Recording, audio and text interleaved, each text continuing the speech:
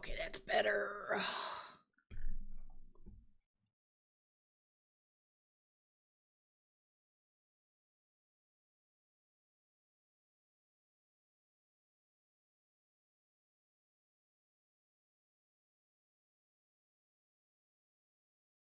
Uh-oh. Uh-oh.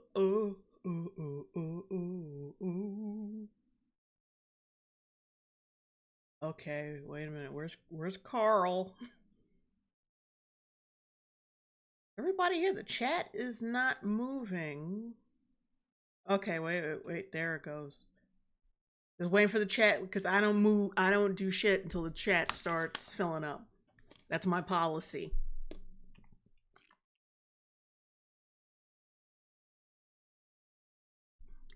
Because I want to make sure y'all hear me. What's up, everybody? Oh boy.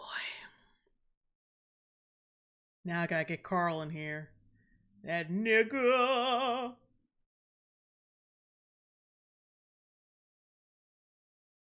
How the fuck do I get rid of this shit? Wait, never mind. All I gotta do is zoom out. Alright. Oh shit, Billy F 93 499 super chat. Evening Jay, glad to see a new NOC. What are we cringing at tonight? Yo, you'll see something that aggravated the fuck out of me. Excuse me. I need a bit of help to talk shit about this, so let's see if we get in a call with Carlito. Yo, what's up, Carlito?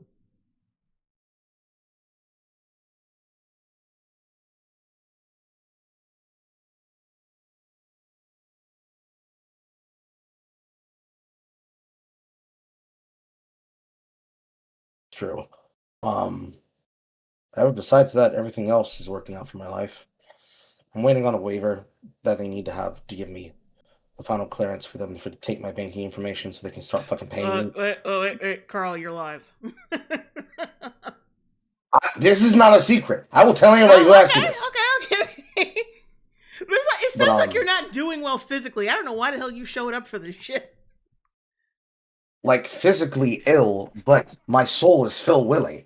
You think I'm gonna pass up on an opportunity to clown a motherfucker? No! Right. That's why I have my work ethic. But no, eventually they're gonna be able to start paying me for the people who are causing my stress. Oh. Besides that, I'm fine.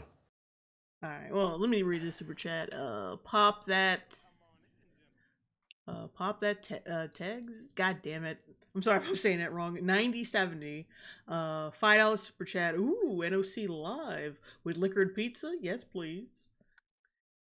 Lucky bastard pizza.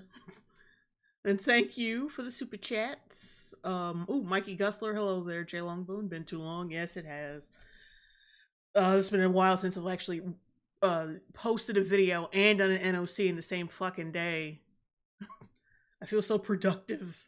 And I'm writing a couple scripts. So yeah, everything is, for me, decent. Kinda.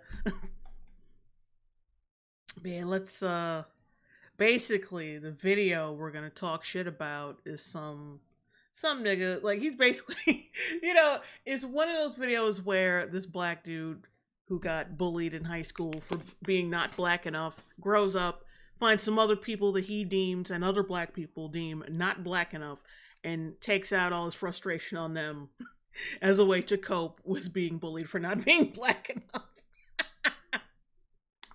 Yeah.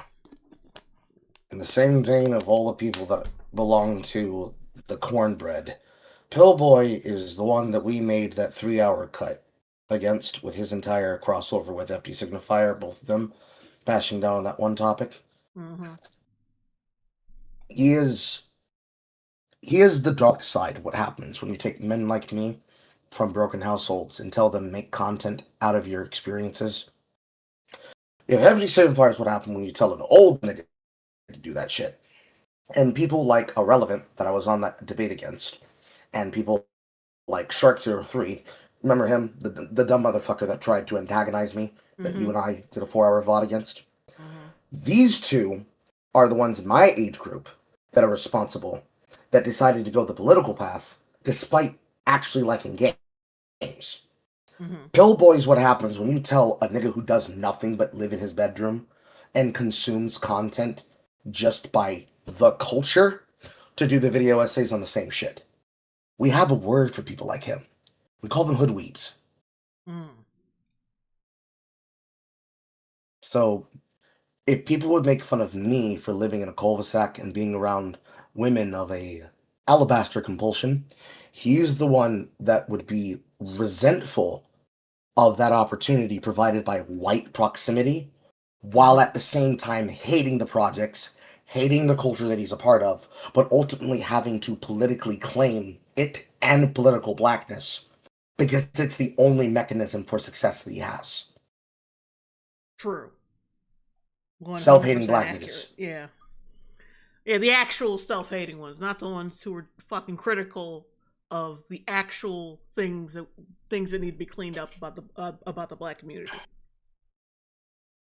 Now, instead of blaming the actual problems that cause issues, they blame people like me and Jay because it's easier. Mm-hmm.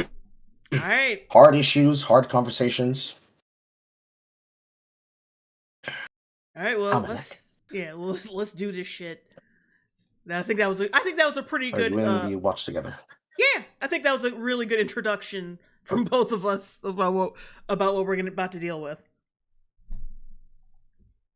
Oh, It's gonna get a lot more annoying faster, guys. It's gonna get a lot more annoying faster before you realize it. Get your drinks now.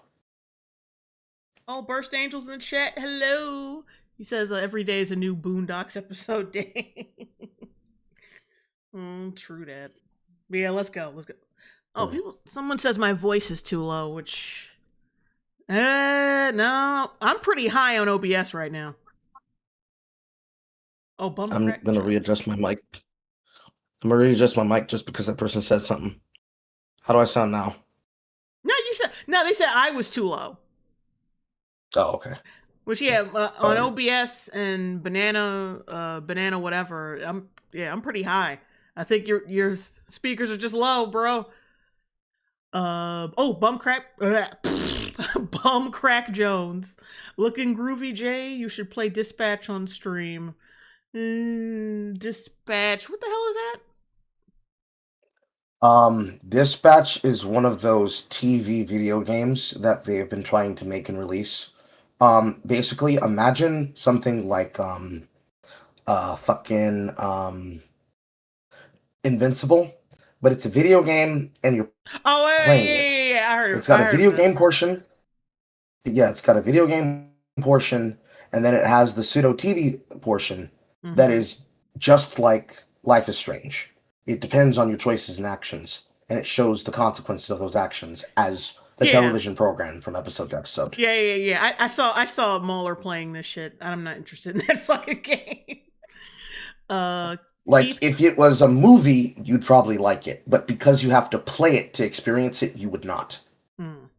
All right, let me read these super chats. Keith Cogain is life 3144 699 super chat. Love you Star Trek video Jay. Here's some money. Spends it well. Lorisha, thank you. Thank you. Shit. Scroll. Okay. Oh yeah, Burst Angel, $10 super chat. The perfect background music for my RE4 playtime. I face one type of horror while you endure another. True that. And yeah, RE4, great game. Is that the new one or the old one you're playing? I hope it's the old one. The new one is alright. But yeah, thank you, Burst. All right, let's go. Let's press play before something else happens.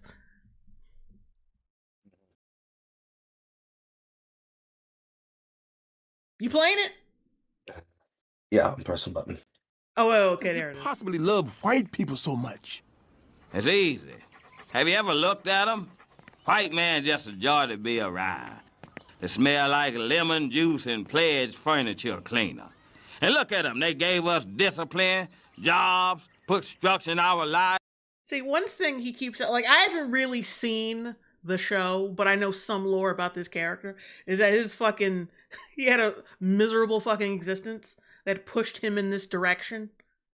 in the first place. Like, he didn't just like, oh, I just love white people because, like, this just to sum it all up, like, he loves white people just because he's a piece of shit is because that's how he's trying to frame these people that he's showing on screen right now. Thomas Sowell, like, I should slap the shit out of you for referencing him in this context, by the way. But Like, yeah, it's a 5-minute go through. Yeah, well, I'm gonna let you finish. Like, I was gonna say, like, there's a reasoning for this here, and the fact that he doesn't pick up on that is and he's misinterpreting the character in order to misinterpret these people is very damning. Like, it's a 5-minute go through, but we're gonna break this down into 30 seconds, okay? So, like, all of these figures that you can see, we start off with Candace Owens. Nigga, I don't care. Yeah. I don't know who this person is, and something that's gonna come up very often. Yeah, that's I forgot his name, but he's a former cop who does like who's a conservative, basically. Something that's gonna come up frequently with a lot of these aspersions and accusations he's gonna throw out is I'm gonna call these some FD signifierisms, these CDisms. Yeah. He presumes that you know who these people are so that you can feel insulted that he's targeting them. The same way how the Birdman would pull out people like fucking Eric July when he was complaining about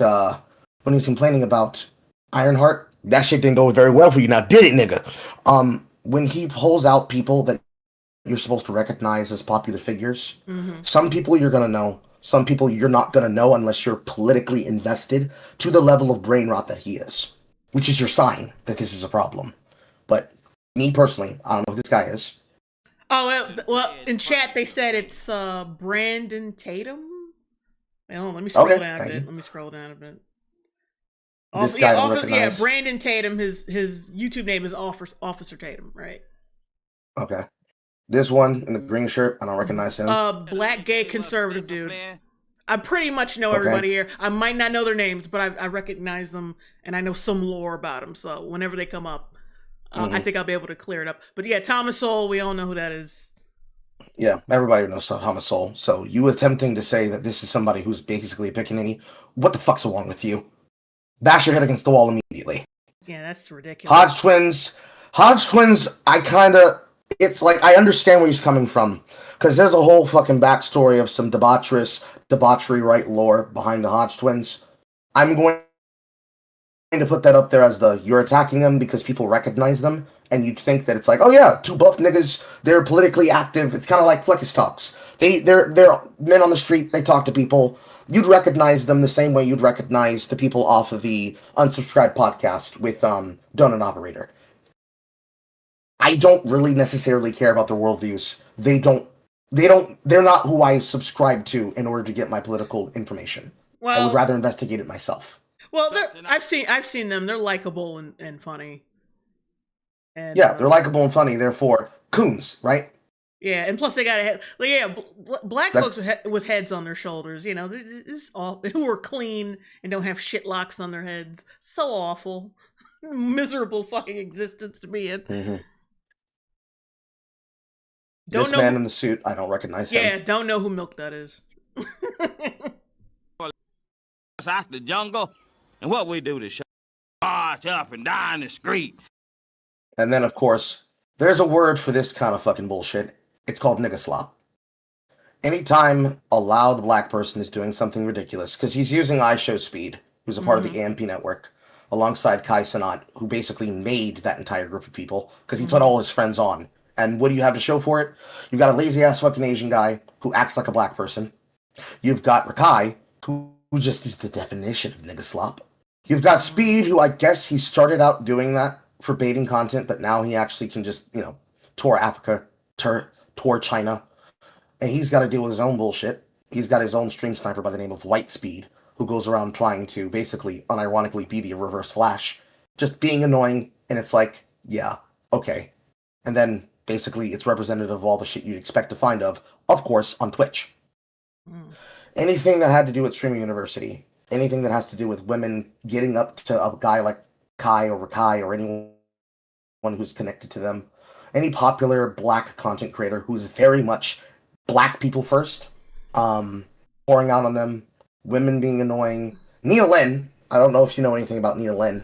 That's the other Asian woman that likes to use a black accent, who went viral for sexually assaulting a male content creator alongside another female. Mm-hmm. All of this is just representative of nigga slop and him saying all black people act like, well, let it play out. Well, hang on. Let me read some super chats. Carry on. Go Oh, ahead. yeah. Blitzen gave me 10 gifted memberships. Thank you, Blitzen. I don't know who you are, but I love you, man. Lyral Croven. I think I'm might be pronouncing it wrong. $5 super chat. Hey Jay, I'm glad to catch another live stream. Loved your Star Trek vid. Also, hi Carl. Hi. Bowman Craig Jones, $2 super chat. Uncle Ruckus also doesn't know he's black. He doesn't? Yeah, Uncle Ruckus was technically. Wait, we'll explain it after we get through this. Just hold on. Keep going. Keep going. Aran Turismu Yamu. I'm sorry if I'm mispronouncing that. Jesus Christ. $5 super chat. Love your videos. We support your channel. Question: will you read Nubia, the Real One comics sequel? Oh Jesus. I don't know. Like, there's so many comics that I want to get together with the boys to read. There's that, and that there's that other shit, that other woke slop comic bullshit. It's an original IP comic, but I don't know. I forgot what it was called. I got it on my computer somewhere. That, and it was something else. But yeah, there's so many comics. Jesus. I might get with the boys on, not that, but the other one. I don't know. We'll see. The Long Boys, not EFAP. I mean, or maybe who knows? She does mean EFAP and not the Long Boys. It could be a mixture of both. You remember when I tried to get both groups together for that 365 days stream, or was it? Yeah, it was just me and you. Yeah, but I tried to get and Muller. Yeah, but I tried to get I try to get him and Rags, at least him and Rags, and us and Jack and Burst together. But Jack and Burst couldn't make it because they always can't make it. So it was just me, you, and Rags and Mauler. Yeah, Jack's computer keeps catching fire. That's the short explanation for his problem. Literally, his computer keeps catching fire. We might have to buy him a computer. $600, cheap, easy. At least as long as we don't get him fucking Windows. Fucking Christ, this shit's trying to fuck every single time. Every single time, Microsoft just makes us have to buy the shit. Just don't get Windows 11. I've been sticking with Windows 10 this whole time, and I'm good. It's probably going to take a second to get him the product key because they're trying to stop all means of using offline authentication programs to. Oh damn, you froze. Oh, what the fuck? Alright, hang on guys. If you don't hear Carl, you're gonna people. Okay. Over on the side while we're watching this and playing a game. Oh, did my shit freeze? My shit freeze? I'm good? No, you froze for a second. I couldn't hear you. And then you unfroze. But I'm live over on my other channel. I'm playing this new shit gotcha called Enfield Arc Raiders while we're doing this. So in case anybody cares, I'm over there doing my thing while we're doing this over here. She's rocking with me while I'm rocking with her. Now we're both doing two things at once at the same time. Yeah. Anyways, let's keep going. Let's keep going through the shit. Yeah, because there's the context behind this dumbass opening will make more sense when we get through it. But you need to accept all of this information he's giving you before we rip his asshole open. Okay. Look, I don't know. Okay. The first 30 seconds is bullshit. If you know anything about the Boondocks, the character of Uncle Ruckus, he is literally a white child with reverse vitiligo. Mm-hmm. He looks black, but he loves the white man. Because this is Aaron Magruder's way of creating a person that looks like a self-loathing black man, just so that he can be a commentary on all of the things that are done by the main characters and other side characters. Despite that, he has a rich inner life and actually has a lot of commentary to say about lazy black people in general. Mhm. However, he uses Uncle Ruckus as a mouthpiece to talk about people that collectively basically behave like nigga slop. And the problem with this is that you don't even have to make this about political propagandists or influencers. People by themselves alone as fucking normies already commit nigga slop themselves. Okay? All over the fucking timeline on any social media platform in general, especially TikTok, and especially now on X/Twitter, especially since they fucked with the algorithm again, and now our tweets are going to an entirely new sphere of people. You do not have to go far to find an ignorant nigga saying something they do not know what the fuck they're talking about. Right now, one of the dumbest hotnesses for them to do that is to claim that if you don't like sinners, you're a racist. Oh yeah. Which is just the same regurgitated diatribe of if you don't like Black Panther, you're a racist. Yeah, it's the same It's thing every tiresome. time. It's like, damn, can y'all just get a sense of self?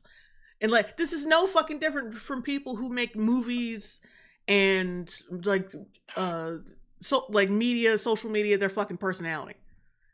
Y'all just niggified it and think that gives it legitimacy. It, like, fucking doesn't. Like, you're fighting for an empty box that's covered in dog shit, but it's your empty box. And goddamn it, we'll pull people back in that box like crabs in a barrel if we want to. Heard, but racism is officially over. It only took 4 centuries of state violence, exploitation, and mass incarceration, but we finally did it. Pause. Hey, you know what would be smart about that state incarceration that you'd deal with for racism to, quote, be over? If you're going to say that being colorblind isn't something to work for and strive for so that people can actually live together. Racism is officially over. It only took 4 centuries of state violence. Sometimes things happen, and things called civil revolutions happen. It took us a while, about 78 to maybe about 85 years, and it's still not done. The political project of peace is never done. But we're thousands of leagues better now. We used to be owned by property, and owned as property, and treated as collectible Pokemon stock, and now we get to watch each other have babies with babies. Ain't that nice? No, it's not. Mass incarceration. Black people murdering black people will always be a problem. Is he talking about like Hurricane Katrina in that video? Let's listen to the statement again. 1 second. Look, I don't know if you heard, but racism is officially over. It only took 4 centuries of state violence, exploitation, and... No, exploitation. He's talking about the fact that black people were supposedly exploited by government facilities, agency, or by people that choose to manipulate our culture against us. Which usually means something along the lines of black people serving not their own interests in the interest of some other particular group that would then promise them something in return.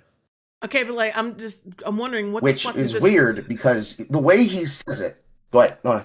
I'm just saying, I know. What is this flood? The way he says it, it sounds like he's saying nature is racist. I know. It's like when you see what he says, and you see the image, it's like, what? Katrina? Racist? I can't believe it. Fucking weather hates Popeyes, nigga. But we finally did it. Look, ghetto and unruly. This channel became dedicated. That's bad. No. The people who are saying it's ghetto and unruly are people that themselves made the word ghetto. White people didn't make the word and didn't make the culture around ghetto fabulousness. Black people did. Also, peep that sign. For centuries of state violence, exploitation, and mass incarceration, but we finally did it. Look. Warning, excessive amounts of black joy may cause white discomfort. Proceed with caution regarding volume. You know what's very funny about the idea of black fragility into just black fatigue? It's not the whites that are tired of us. It's us. We're tired of us. I mean, everybody is tired of us. Everybody who's been in proximity to nigga shit is just like, they're all tired. Everybody's tired, yes. Honestly.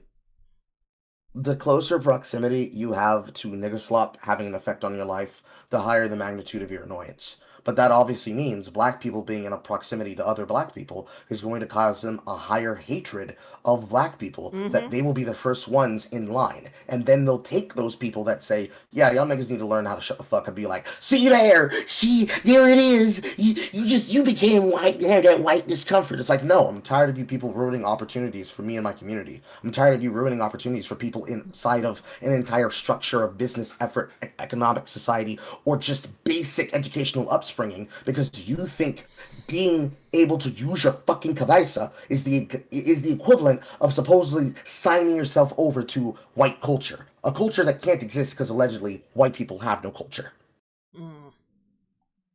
So somebody like me, who is a stepfather to a white child, dating a white woman, and basically has been fully accepted into the family of the biological father as a responsible person, who have actively actually consumed some of my content and supported me in some of my recent shit, me and my proximity to whiteness makes me a race traitor automatically. Not the snowbunnyism, which would have already also made me a white traitor. Not the suburbanite culture, which have also made me a white traitor because I'm not truly experiencing hardship despite how close I am to the line of poverty. No. By saying you guys should probably work on your strategy, you're already a black traitor. Using your voice is what makes you a black traitor. Therefore, it will be seen as white discomfort, even if you have nothing white about you. Because they decide if you're black or not. Yeah. Alright, let's go. Just don't celebrate now, alright? They'll call it ghetto and unruly. This channel became dedicated to black media. Wait, go back. Wait. Because I'm of my just want to go obsession. back to something right We quick. finally did it. Look, Okay. just don't celebrate too loud now, alright? They'll call it Okay, it says, warning, do not celebrate any accomplishments or occasions with too much excitement, raunchy behavior, or lack of proper social etiquette. Well, yeah, if you're like that, remember that video of those college students celebrating their graduation? And then they were fucking everything up in the goddamn stadium. Yep. Oh my god, just bouncing around like fucking idiots, throwing chairs and shit. And then, like unstable electrons in an electron cloud. yeah, and keep in mind that same college got a fucking grant from Trump. Because I think he was giving money out to HBCUs, and I think that was one of the schools that got one of his grants. And then they act like that. And then it's Yes. oh well, you just don't like it because you're white. No, motherfucker, y'all act like fucking idiots. At least wait till you get home to do that bullshit. Wait till you get to a house party to do that bullshit. But y'all tearing up your own fucking school and making yourselves look like fucking idiots. It's like the idea of black celebration, air quote, black celebration, because black celebration is different than, say, I don't know, Jewish celebration, Romanian celebration, Roman celebration, Greek celebration. And them niggas lift chairs and dance and put people on their shoulders and shit. Black celebration is so much more different that you have to allow for indignancy to occur, no matter what fucking is the recourse that is being discussed. That even criticizing the idea of, hey, don't destroy the venue that your graduation is being held at is just barring them from having fun. Retarded shit. Yeah, retarded shit. Yeah, Disparu's in the chat. So someone asked him to act civilized because he was screaming and he got pissed off being held to a standard. Yeah. Yep. And like, I don't edit myself for white people. If I'm gonna call nigga shit, I'm gonna do it. But yeah, like that's how that nigga mentality where they just well, we can act any fucking way we want to because something my grandfather or my ancestors went through. It's like they've been using that shit as a fucking crutch forever. It's really fucking annoying because no matter what you do, it's going to be the answer as it's their thought terminating cliche. It's their first answer for everything. They have 5 answers and they rotate through them. Oh, and ironically, I actually saw a video with the twins he was talking about, the Coon twins he was talking about, and they were watching this video of this black chick It was her and like two other black chicks. I think they were all sisters or whatever. And one of them was pregnant, and they were getting into an argument with the cops.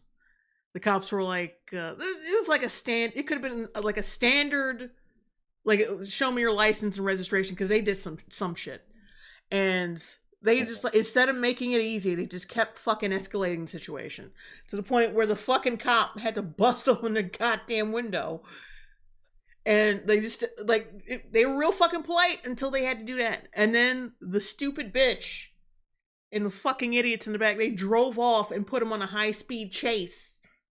Then crashed into a motherfucker, totaling his car, nearly killing him. And then when the cops catch him and got one of them on the fucking ground, she was like, y'all be killing us. I was scared. That's why you cops be killing us. That's why I had to leave. And I got scared. And that's why I had to. And like I said, these cops were calm as fuck up until they knew that they weren't going to comply. Like, they were just, like I said, they were just escalating the situation. Like, apparently, according to this motherfucker, soft serve over here, that is perfectly okay.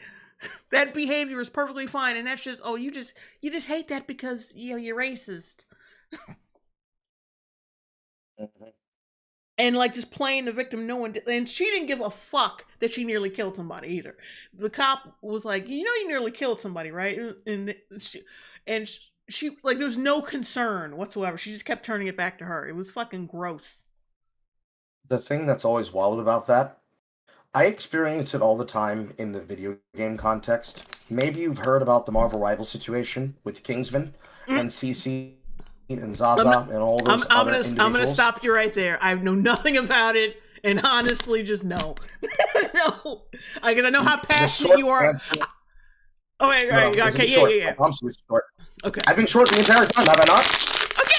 Come on now. All right, nigga. Okay, so women in a game tournament. Man, #1 played Magic character in the world.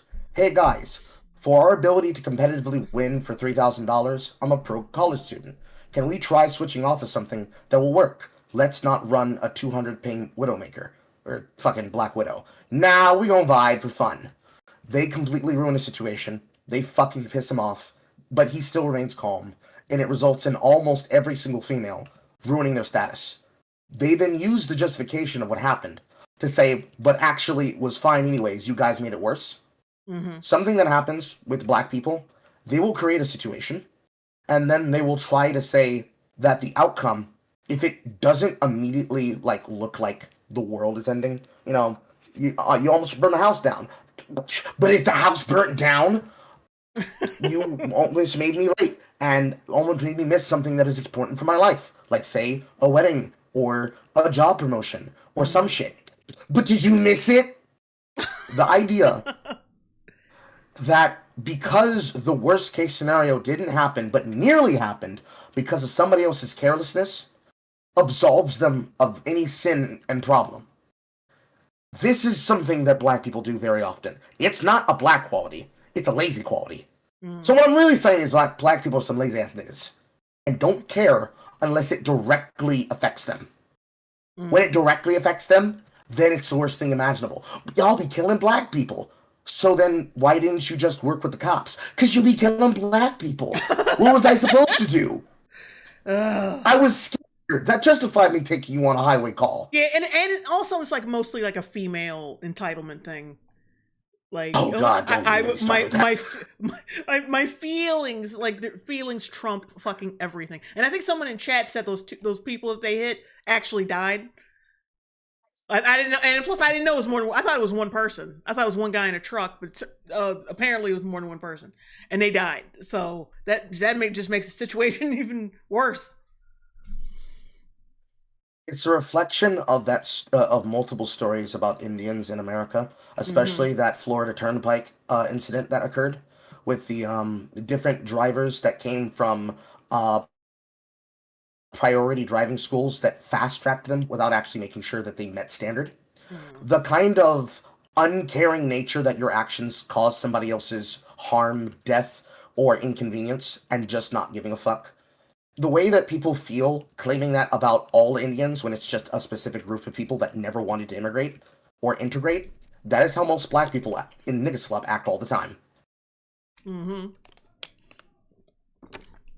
All right, let me read some shit. That's short. Okay, let me read some shit right quick. Neon Wallace Wells, 199 super chat. I still go to sleep to your Batwoman videos. Oh, thank you. Oh shit, wait a minute. Scroll up, because I know I missed some shit. Oh, okay. Take your time.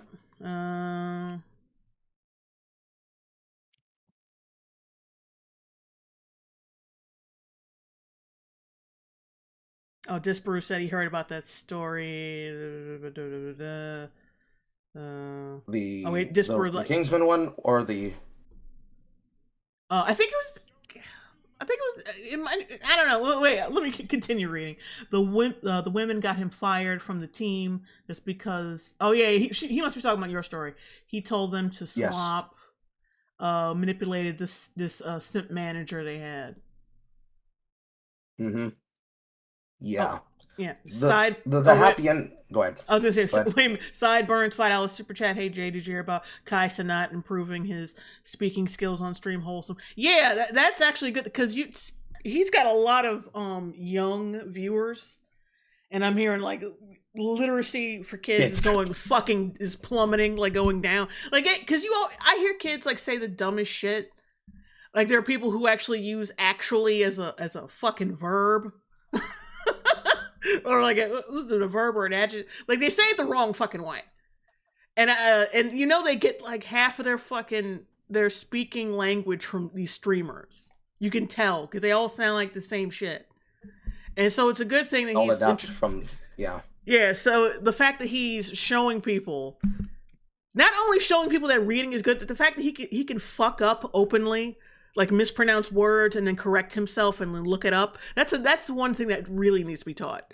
That it's okay to be wrong as long as you own up to shit and as long as you realize that you need to learn. You need to learn things because that shit has like you can tell with it, especially in the politics sphere that art is lost completely. People cannot fucking admit that they are wrong and that they're stupid, and then they need to fix it. Yeah. The good thing about several things. So on the Kingsman shit, he actually received more money in donations and support and direct content contribution from people going to his stream because of that. That basically every single one of those females have resulted in creating a new word to describe people. So Azaza is somebody who will actively throw something because they put their fun over the actual professional business sense of what they should do. Like, he's going to be successful because he was victimized by the definition of women that make content creation and also fun in video games and entertainment so abrasively impossible. Which is sad because when you say women and feminism ruined gaming, people are going to obviously roll their eyes and say, oh, you're just talking about that new age stuff that those anti-woke people talk about. And it's just retreading the same shit from Gamergate. But this is the kind of definitive thing that makes people not want to play online games with other people. And thus, hearing a story about this, because it happens all the time, mind you, you only ever hear about a person being victimized by it, and that they then lost something because they were victimized by it. So they have to put in a lot of effort to, get back what they basically lost from the event happening. You only ever hear about the victims.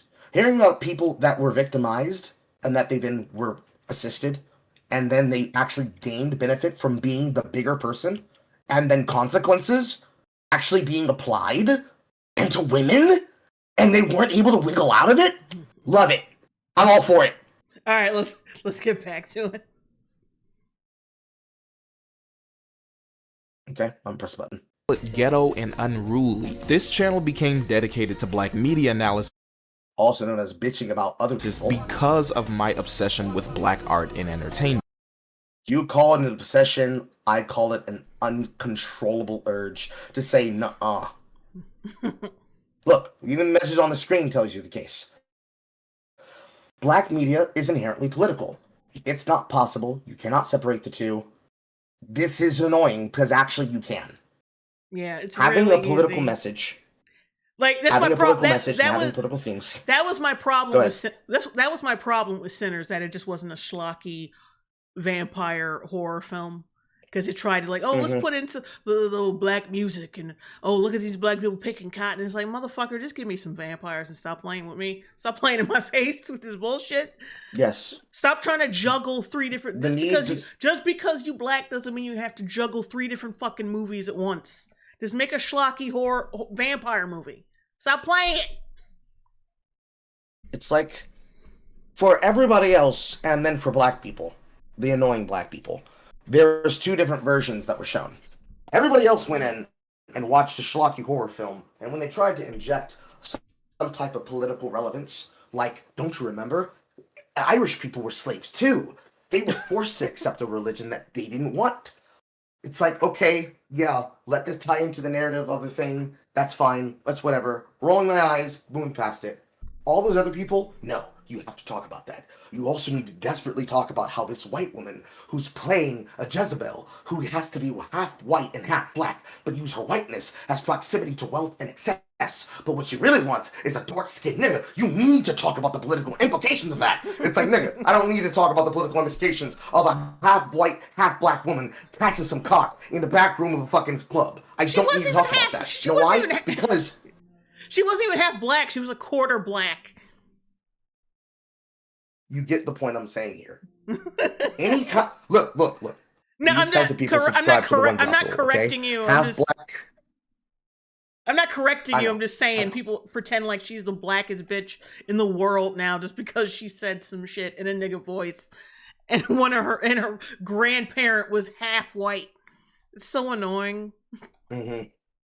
It's like, we don't have to talk about the implications of a character portrayed by Haley Stansfield having a deep discussion about how people would shame black women for being a part of these two different worlds. Because ultimately, most people, myself included, only watch this film to hear her say that one fucking line when she's a vampire. Okay? Like, you can separate the political themes from the actual intent of the media. In fact, that's what you do to describe if the actual means of including political content is actually salient to the work's value, or if it's just you doing bullshit. Example, when you do that with Star Wars Outlaws, you make a content creator making an 18-hour film about how dog shit your work is.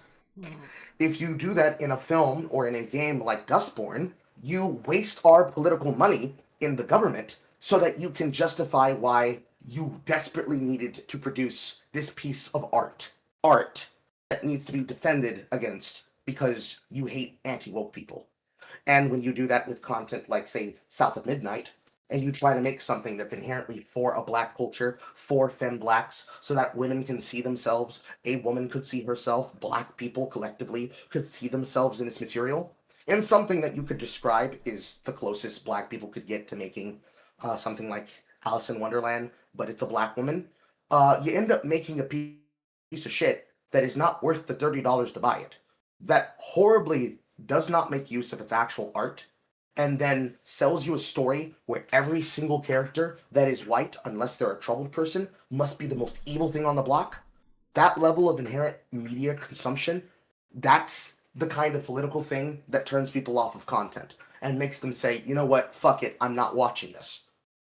Either because they don't want to put up with it, or they don't want to put up with the other people that say it's the greatest thing since sliced bread. Oh, wait. And Wait, record at this point, but let me read this.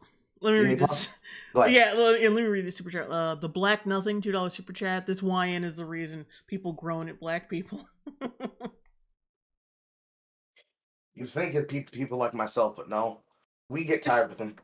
Yeah, it's somebody mentioned like Coogler being a closet case. The fuck? Like, yeah. Kyler 3500 says we're gonna talk about the political implications of Ryan Coogler being an obvious closet case. What the fuck? Is he secretly gay? That would be interesting. Yeah, source on that one. Like, if it's about him being gay, it's like, what does that have to do with anything? I don't care about him being a gay man. I don't care about Jesse Smollett being a gay man. Gay Tupac does what he wants, okay? Oh, the Black Nothing $2 super chat at Carl Cheeks for Malik. damn impossible to separate racial politics from how we as black people interact with media. It doesn't matter what form it takes, be it music, film, dance, poetry, hell, even something as simple as streaming or podcasting. Every single expression of black media is shaped and contextualized by racial politics. But you can't criticize it. You can Bullshit. only celebrate it, though. Even though, like, even though I'm all about that's criticism and depthful conversations about Black culture, and it's so deep. Even a live stream, even a Twitch stream has like depth to it. You can only say good things about it. You can't possibly point out the depth of the jigaboo-ness of it. Mm-hmm. You can't point that shit out. Because then when you go through this and you really analyze what he's claiming here, there's some obvious caveats, all right? Damn near impossible to separate racial politics from.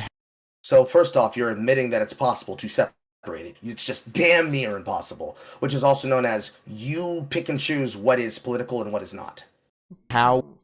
Obviously, when it comes to obfuscation, we have to be able to agree what is something that inherently you cannot separate versus something that is just your opinion, because that's how content works. Obviously, you can have your opinion, but there are some things that you just cannot lie about. Like, one, black hair. That is inherently something that for some people is a political statement because our genetics make us have hard to work with hair. If you wanted to tell a story like that one story that we watched, that one movie, that Bad Hair, Good Hair, what's it called? Bad Hair. You remember what I'm talking about? Yeah. Bad Hair. When you watch a film like that, which is a horror film, that is talking about the effect that fashion and music and hairdressing has on influence and influencing people. And the entire horror film was basically women are getting hair extensions to fit in with what could be considered white culture. I think it was like pop music from the 80s or something. And that is being used as a narrative to talk about how, as women have to give away parts of themselves and tie in culture, weave culture literally into their skulls. The fucking villain was like witches that came from an old African witch hair tree being used as the extensions. You're selling away parts of yourself to integrate into a culture until you basically become a puppet for the culture, therefore becoming a puppet for the witches. That kind of message and narrative, we could probably argue, yes, actually, if you give something of yourself away to integrate yourself into a culture, you inevitably can become a puppet to it. I'd say that's something that is inherently political as a message, that it can be separated from blackness, and you can then invent anything with that. But it's not inherently black. Black hair, in the sense of how black culture likes to look at fashion, definitely. But black people in fashion, no. You could take any other culture and put it in there. So that's bullshit inherently. Black people interact with media. Black people are no more special interacting with media than British people. British people are no more diverse in how they interact with it than Indians, and so on and so on. In fact, it is the cultures and how they differ that actually create good stuff. What form? All right, hang on a second. Let me read the Music, super film. chat. Taylor Evans, 1979, 199 super chat just got here. Ugh, what did Jaden do now? I mean, it's not the actual Jaden Smith. Retarded shit. It's some whack ass nigga. Damn. Even something as simple as streaming or podcast. So all of those things there, black fashion, black stories, black music, black poetry, writing. Black people interact with media. It doesn't matter what form it takes, be it music. Music, I'll let you have that. Sure. Use music to be political. Black cinema, same thing too. We can put all this on the table and put it under a brand stroke of yes and or maybe. Film. Black dance, I mean, what do we mean when we say black dance? Specific African tribal dances, or people in the dance troops creating choreography, like for fucking Chris Brown. Also, like, slam poetry always sucks, especially like the new age shit from the 2000s. It fucking sucks. Stop trying to hype that shit up. Poetry. Something as simple Black fashion, Black fashion, I can definitely probably give you, in the sense that black fashion likes to segregate itself off from the rest of the textile industry, specifically because all of those people have either had to self-make their content, or the worst version, you have a friend of a friend of a friend who released their own line of sportswear slash outdoors wear, and it's just a copy of the same shit created by people like Kamora Lee Simmons. Mm-hmm. You know, baby fat line. It's just a copy of that shit. They have a problem where they don't want to interact with other people, and therefore other people don't interact with them. That's not a case of black politics being ingrained to the fashion sense in terms of women. Just the women. These niggas don't got this problem. Sean Carter will take a white man's money any day of the week. Okay? It's just the white women, because it's almost all white women in the fashion sense. White women, fat white women, gay men, and French men. They don't want to do business with them because they don't think they understand blackness and understand black bodies. So it's a segregation issue, actually. They make the problem for themselves. Mm-hmm. Surprise, surprise. But black streamers, black podcasts, black radio, that's a culture conversation. Black culture cannot be used as a self-descriptive answer to why black culture is unique. Mm-hmm. Okay? That doesn't work. It doesn't work in etymology. It's not going to work here. Streaming casting. Every single expression of black media is shaped and contextualized by racial politics. Whether or not that was the creator's intention, and whether or not the audience even notices it on the surface. If it's not intended on the surface, then it means it wasn't in the work by its purpose. It's something that the reader chose to inherently read into, and if the author's will is to then make it word of God that it was intended, then it then becomes a part of the work.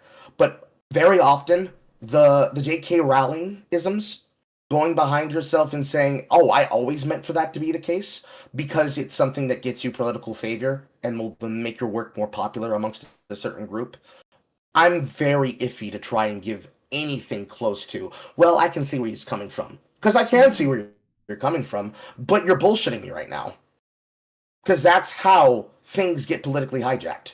Mm-hmm. If I read a story and you see something in it that you can relate to black politics, and I inherently did not put that in there with the intention of it being a part of the politics of the work that would be disseminated from the situation, the dialogue that I wrote, or that I printed, or the scene that you saw in the video game that had my fingerprints on it. You do not get to then say, it's inherently political, therefore you cannot disconnect it. Because if I didn't say it, it's not true. That's what we call headcanon. You can headcanon whatever the fuck you want into a work. If it's not the actual word of the author, you don't get to do that. But they have an answer for that too. That's definitely the author. Well, I say that it is, because fuck that person. Go ahead. And I keep hammering this point in my videos because acknowledging that reality isn't just important, it's inescapable. These politics don't just shape our art, they shape us. They affect how we move, how we operate, how we present ourselves, and even how we succeed. Pause. There are 4 examples here. We're gonna go through these real quick, Jay. Capable. These politics takes less than a minute. Just shape our art, they shape us. They affect how we move, how we operate, how we present ourselves. 3 black men. What are these notable situations that he's referencing? When Will Smith had a nigga moment and slapped the shit out of someone smaller than him for doing his job at the behest of a fucking witch. Colin Kaepernick is a bitch who didn't like that he was being benched by the NFL because he was a terrible fucking player. So he used his race as leverage to bully them and to get more clout for himself because he knew that football shit was not gonna fucking last. And Tyrese, well, he's just a crying ass nigga, but he had a legitimate reason to be crying because I think he was being fleeced for like child support and a bunch of other shit. He was going broke and struggling and crying. Okay, but and my question is, what the fuck does this video have? What do these situations have anything to do with the topic of this video? In my opinion, Tyrese has nothing to do with it. Whereas the last example that he scrolls across the screen, fucking Obama and Michelle, would have everything to do with it. Just those 3 examples. Oh, black people, the way that we're perceived on television dictates the way that we are allowed to live and exist and even how we're allowed to succeed. Wouldn't you then say that Barack Hussein Obama is a case example of someone who broke the glass ceiling on black representation? And therefore, your argument itself is moot? Mm-hmm. What limitation? And then you include a father crying about himself being fucked over for money over a person that he cares deeply about, assuming, black men are allowed to care about their children. You try to use a man in distress and duress about financial manipulation over his kid with a man who besmirched his own image at the behest of his wife because she got mad about a joke, and a fucking lame-ass poser using political careerism and political optimism as a means of increasing his own stardom. And then I'm sure you could probably use some post-presidential shit about Obama to try to antagonize him too, but those 3 examples have nothing to do with Tyrese. And they have nothing to do with the inherent nature of how you choose to perceive black culture. Unless, of course, optics control you. Yeah, let me read the super chat. The Black Nothing $2 super chat. This guy probably thinks Piccolo is black. Yes, they do. All of them do. Joey Choster. Remember the Long Bros? The pink is hurting my eyes. Ugh, yeah. Oh no, I'm sorry about that. But this dude, like, you know how people how that whole stereotype, people use pastel colors to project an image of like cutesiness when they're really like the worst fucking people. Yeah, that's probably this guy. Let's keep going. Even how we succeed, and that success is never neutral. And also, it's been like an hour, and we haven't even got through 2 minutes. So let's just not pause at every couple words anymore. It's tied to the implicit roles you're boxed into as a black person. Even those roles aren't wide open. They come with boundaries, expectations, and a silent set of rules. You end up walking a really scary tightrope, one that forces you to balance your authenticity against white comfort. Why do you have to be abrasive and an asshole? Why do you have to be abrasive and an asshole in order to be authentic? Why do you have to talk like a moron in order to be authentic? Like even even like rednecks or like hardcore, like Ben Affleck is from fucking Boston. Ben Affleck, for this is an example. Ben Affleck and Matt Damon, Mark Wahlberg, all from fucking Boston. And if you would not fucking know it, talking to them, they do not have the accent. Well, Mark Wahlberg has a little bit of an accent, but you know that damn well they sounded incomprehensible before they got to fucking Hollywood. You know they did. And they cleaned that shit up to be more presentable in their field, like in a more professional setting. Like white people have to do that shit too. You're not the only ones. It's nobody's singling you out for this shit. In a professional setting, you can't bring in that fucking bullshit.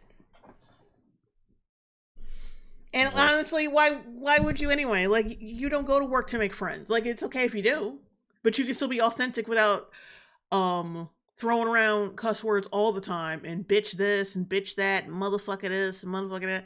You can be professional while also being real. Like, come on.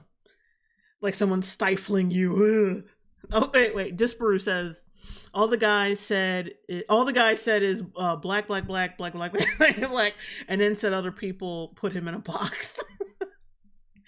Yeah, true. Lean too far into honesty and you're branded angry, radical, or ungrateful. Pull back too much and you're seen as safe at the expense of. Well, fuck those people who call you safe then, including you doing just that thing. Pop that Stegs, I think I'm saying that right. 9070, $10 super chat. Jay, embrace the long, become the EFAP of black YouTubers. Keep pausing. Oh, thank you. Hollowing yourself out to fit inside an acceptable comfort. Wait. No, yeah, I just want to point out something somebody said in chat. Rough 40, is white comfort going to be used as a shorthand for common decency? I don't know if I can do this. Yes. Yes. Yeah, you're 100% right. Like, being proper being proper in a professional setting, having manners, being nice, and not combative. all of those things are considered white, while the exact opposite of that is considered black and good. To motherfuckers like this, basically. Black people are chaos, white people are order. By trying to convene yourself towards a directed means of order, that means that you are saying that black people are lesser. But black people being incapable of being organized is good, because black people must be unkempt and allowed to express themselves in any which way. Any sense of criticism itself derives them of that blackness. Oh yeah, and So black people are cavemen. Yeah, somebody in chat was like, when that came up, somebody was like, Don Lemon. And then, like, oh yeah, somebody said Don Lemon just barged into a church to scream at white people. yes, yes, I think that's there. That up, actually. Grateful. Pull back too much, and you're seen as safe. At the So, like, you're about to tell me that you're gonna take the example of the black stereotypical everyman of fucking, I forget his fucking first name, Dubois, and you're gonna tell me that Dubois is comparative to Don Lemon going into a church and really trying to push the patience of some normal individuals that are parishioners trying to praise the religion, and you're gonna tell me that that's a case of somebody who's playing it safe? No, it is not. He do that in a mosque. Yeah, not to mention I'm gonna say what we're all thinking. Yeah, not to mention he said that the number one threat to America was straight white men. Like, the thing that we're all thinking. Do it in a mosque, okay? Just bring up the point of that one song from that one guy who got fucked over by his wife when he tried to sign that music deal about his song. Try that in a small town. Do it in a mosque. Do it in a mosque. Do it in a Presbyterian AMC black church that hates the type of black people that listen to the content of Pillboy and other such black intellectuals. Do it in a religion that is going to react violently when you disrespect their religion. And you come then tell me that that's something that a agreeable, kind, playing it safe person does. No, you are picking and choosing people whose patience and their agreeability, and really their limitations, is what you choose to tramp on, to punk them. Mm-hmm. You gonna roll up on the right one, and that right one gonna put you in the right box. All right. Oh, yeah. Oh, let me read these super chats right quick. Juan Wick, $10 super chat. Obama prob. My fellow Americans, I've broken the glass ceiling on the black representation. We must continue complaining about being put in a black box and white comfort, and pause every couple words. Billy F, $4.99 super chat. This dude, I'm black, y'all, and I'm black, y'all, and I'm fucking black, y'all. Pretty much, yeah. The expense of yourself out to fit inside an acceptable comfort zone. So what do you do when you're in that position as a black person navigating these spaces? Do you play by the rules, sanding yourself down just enough to fit in? Or do you push back and risk being branded as too extreme? Well, there's always a third option. Be a coon! One that pays well, works every time, and never fails to get applause. I thought the softing thing was the coon shit.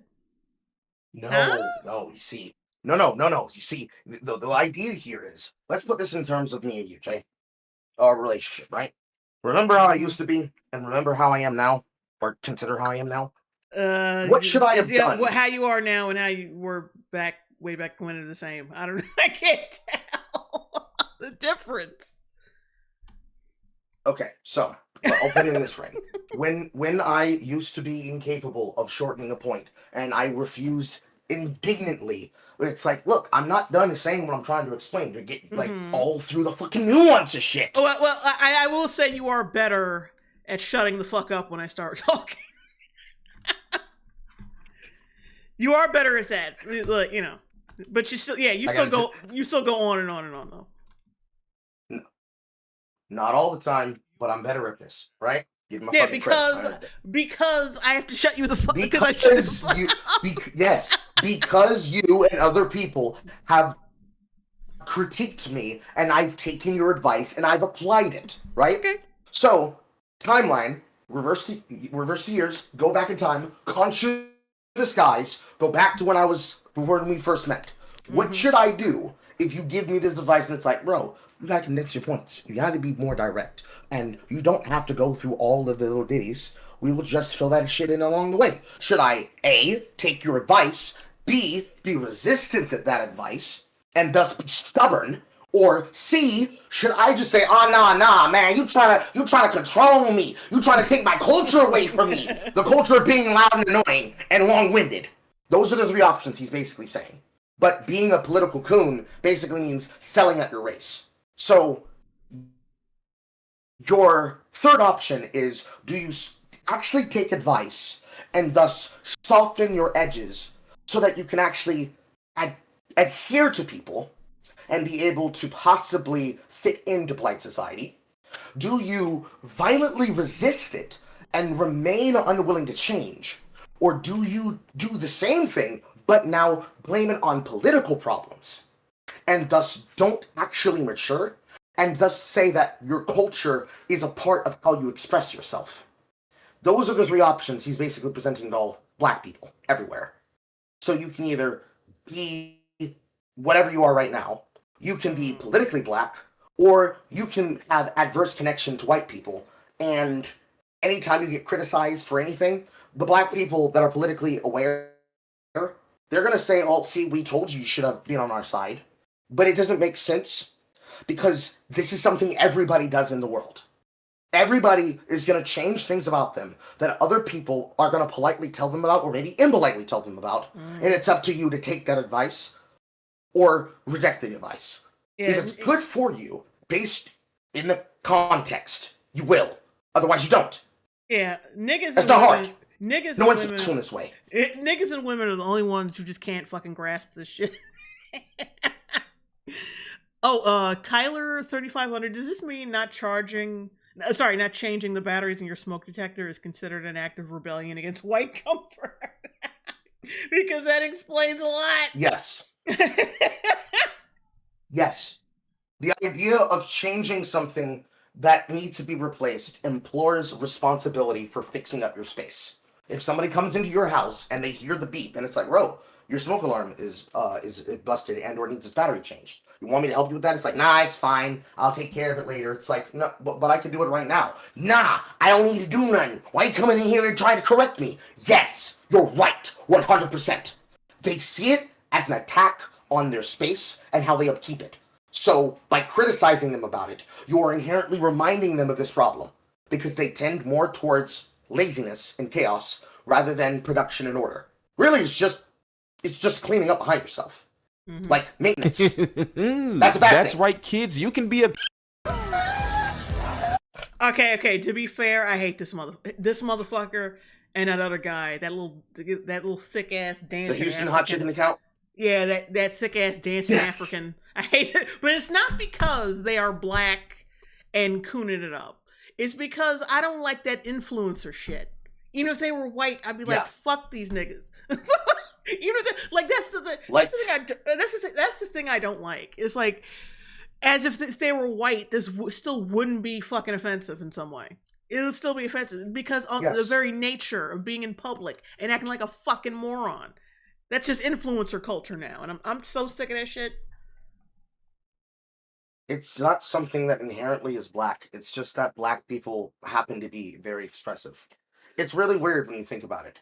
Our inherent nature of what people would claim makes African Americans entertaining people to be around, both as public figures and as private people, is the thing that results in digital blackface.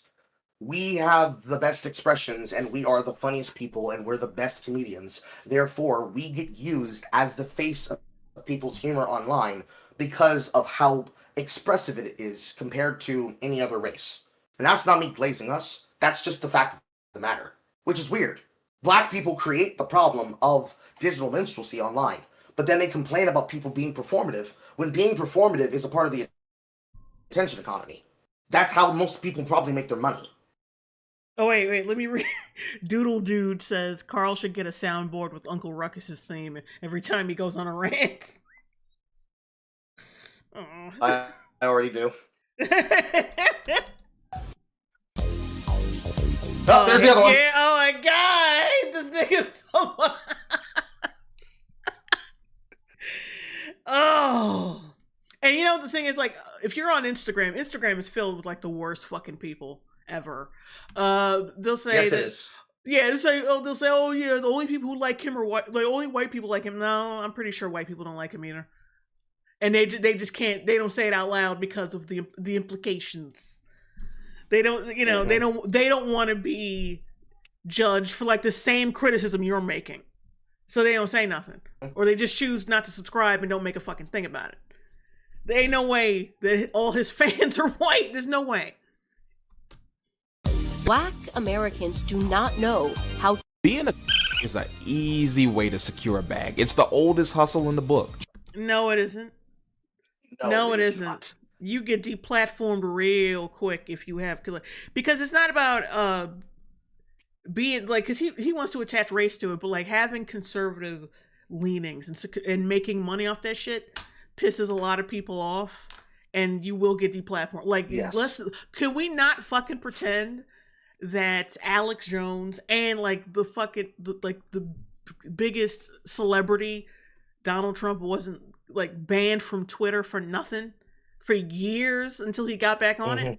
The president couldn't get on fucking Twitter until like Elon Musk bought that shit. Think about that shit for a minute. It ain't got being a coon is lucrative. Shut the fuck. You don't know shit. The problem that happens here with just this premise alone, the fact that we had to buy Twitter, the public, through Elon Musk, had to buy Twitter in order for free speech to even be close to happening. There's plenty of problems that happen on the platform, especially people doing the attention economy shit to gamify monetization. The problem with this is that being a coon, in his eyes, is being against black culture. Meanwhile, the easiest way to secure a bag is actually being performative and agreeable for the left wing.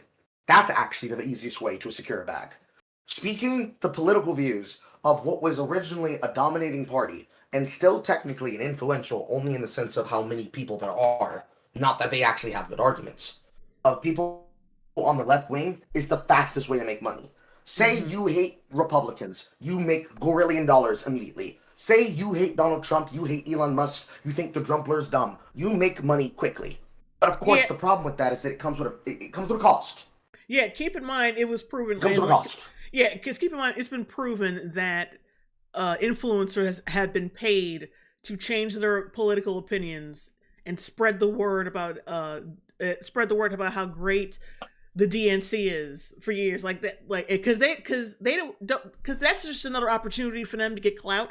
They blabbed immediately after the check cleared. Yeah, they paid me to say a bunch of bullshit about the DNC and to lie, basically fucking lie deliberately. You think Republicans is gonna pay you shit for saying anything? No, they ain't giving you nothing. And that's not to mention the political groups that were being put together as think tanks to basically train influencers on how to become these types of crisis actors that would performatively do this content for the left wing. And that as soon as they revealed them, they fucking disapparated into the wind. Because if you reveal that this is what's happening, then no one's going to trust what the fuck you say, because they know you're a shill. So basically, in this statement, being a coon should be replaced with being a propagandist. Being a shill is one of the easiest ways to secure a bag in America. Because yeah, of course it is. You tell people what they want to hear, they'll give you money because you're giving them the content that they want to hear. But it will always have a cost. And the cost is, the second you stop giving them what they want, because you aren't using your own personality, they're going to leave you. Period. Well, all right, let me read the super chat. The Black Nothing, $2 super chat. Bro thinks holding yourself to a standard is cooning. Yeah, which is totally it's counterproductive to trying to uplift black people, like saying that our worst attributes are actually good actually, and doing the opposite of that is cooning. It's just like, do you want black people to succeed or not? Like, I'm confused. I'm really confused. Trade dignity for a seat at the table, even if that seat is just for show. And in a media landscape where white comfort is currency, really, you gonna pick at these guys? Really? Pretty much, yeah. Anybody who doesn't do it right in the way he thinks it, they're going to be picked at. Enough telling racist white folks exactly what they want. Really, this guy? Context. I don't know many of these people.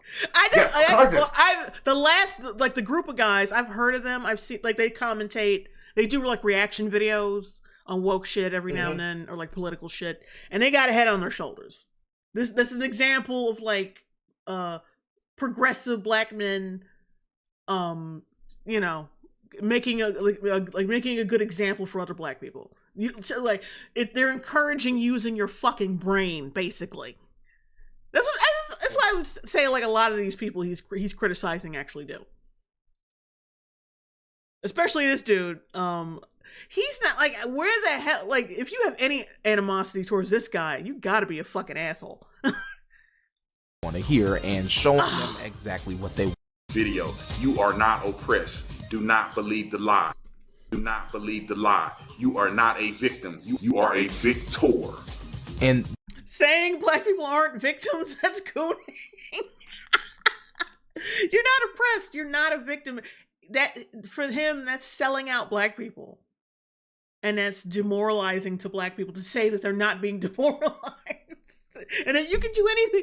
Like, imagine somebody telling you, you can do whatever you want. Like, you can be who you want to be. You're smart. You're not oppressed. Like, and stop believing the bullshit that you ain't shit and you ain't ever gonna be shit. You know, and following after this fucking political ideology that doesn't do shit for you. And then you rebutting with, oh, you just hate black folks. What kind of bullshit is that? that's why it's important to be precise here, because it isn't just an insult we throw at another black person we don't like. Yes, it is. Or disagree with. Yes, it is. It has a very specific meaning. No, it doesn't. It's a the same way that people can throw being a nerd at me as an insult, people throw that shit all around. Yeah, corny nigga, and yeah, see, it all starts in like maybe elementary school when you get more of a sense of academics, you know, showing academic prowess and shit like that, and then because I used to get this in school, like people, like the kids would be like, "Why you talk white?" and I just spoke correctly. See, but like that's back then. We were kids. So it's like that's nothing to me, because like people, you know, you kids, you live in a certain neighborhood, whatever, it's whatever. But when they grow up to be this nigga, and they try to intellectualize that shit, like they never grew out of it, and they just keep thinking that shit, like they just bring that shit into their adult life. That's like, damn, like There's my internet fucking up. Like Yeah. Deliberately performs or promotes harmful stereotypes about their own community, not a. How is being rich with a big house, articulate, not subscribing to like that we need welfare, and criticizing criticizing baby mama culture, criticizing criticizing sloth and degeneracy in the community. How is that? Like, you got to explain. Like, how is that promoting stereotypes? How does that promote stereotypes? It seems like they're criticizing it, and they want to eliminate the stereotypes. I can explain it. I can explain it. Wait, hold on. Let me give an example. Remember that video that came out a few years ago? It might have been during COVID. I'm not sure. Of that video of black strippers, like the twerk, twerk the vote or some shit to get people to vote Democratic. Yeah, Remember that shit? That fuck. Now, if you want to talk about coon shit, oh my god. And not to mention, of course, when Kamala invited Megan the fucking Stallion to twerk at her fucking rally and shit, like, how are y'all not putting two and two together at this point? How are y'all not getting it? Who's really promoting fucking like, I didn't see Nicki Minaj twerking with Erica Kirk on that stage. I ain't see that shit. I didn't see her talking about, like, just be straight up ghetto and ignorant on that stage. Mm-hmm. Mm-hmm. That's all I'm gonna say about that. Like, yeah, you could probably make the case that Nicki Minaj is not being genuine, and she's just like, her career is kind of dying down, and she's just trying to, like, yeah, piggyback on it. But she held herself with poise, and she was not exploited to be just some nigga teaming up with the Republican Party. Mm-hmm. You know what I'm saying? With the superpower, yeah. Yeah, this was in a light we had never seen her in before. Which is a good thing, and she's promoting a religion that she supposedly feels strongly about. I never fucking see that with these fucking Democrats. I'll never see that shit. They completely abandon the whole God thing, like the religion thing, because they don't want to upset all the brown people they done brought over here. Not just the brown people, but also the fucking liberals that themselves are atheists. Mm-hmm. Oh, wait, Juan Wick, 4848. Oh, I just want to read these super chats real quick. Juan Wick, $5 super chat for clarity. Right. No, they don't want black people to succeed. They want y'all to be perpetual victims for DNC votes and money. It's annoying and sickening. Yeah. But I'm just, like, him specifically, though. Mm-hmm. Like, because a lot of these motherfuckers are true believers and truly believe, like, are so dumb that they think trying to get away from black stereotypes is promoting black stereotypes. It's like, it's crazy. Billy F, $4.99 super chat. So by this guy's own definition, he is what he's defining. Yes, he is. Mm-hmm. Was that the last super chat? Oh, yeah. That's the last one for now. Yeah. So, like, ignorance, or passivity. So, like, there's a 30 to 60 second explanation of how he thinks that the dissuasion of a culture is actually promotion of the culture. And the reason why is because political realness requires you to believe yourself or to be physically provable as a perpetual victim of the system in order for you to be considered legitimate. So you can only be able to speak on the reality of being impoverished if you live in poverty. Because how can a person who's never been impoverished understand in poverty? There's a reason why, and it's a very big word, and it's a $5 word called empathy. But basically, the problem is that anything that you consider to be circumspective of black culture requires you to have empathy to consider how another person must think and feel with how they think. Mm-hmm. There's obviously content from creators like Home Math that breaks this down, especially a recent piece of content on Renee Good.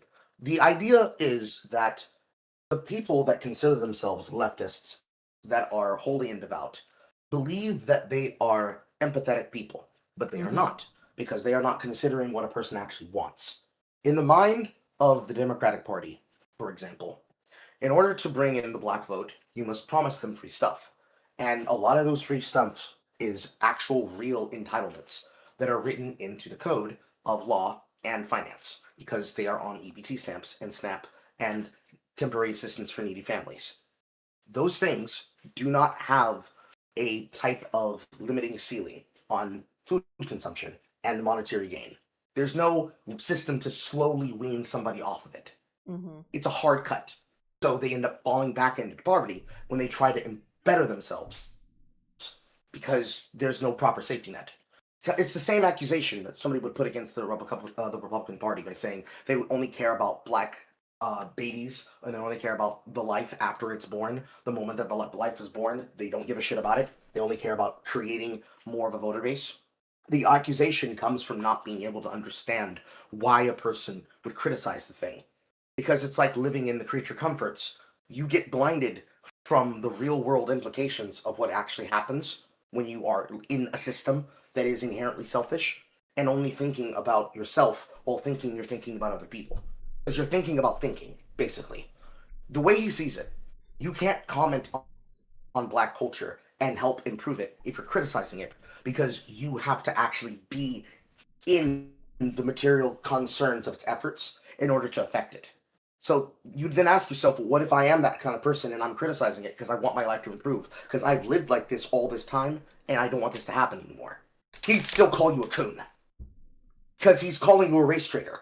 It has nothing to do with you actually doing what he describes here in this definition about coonism.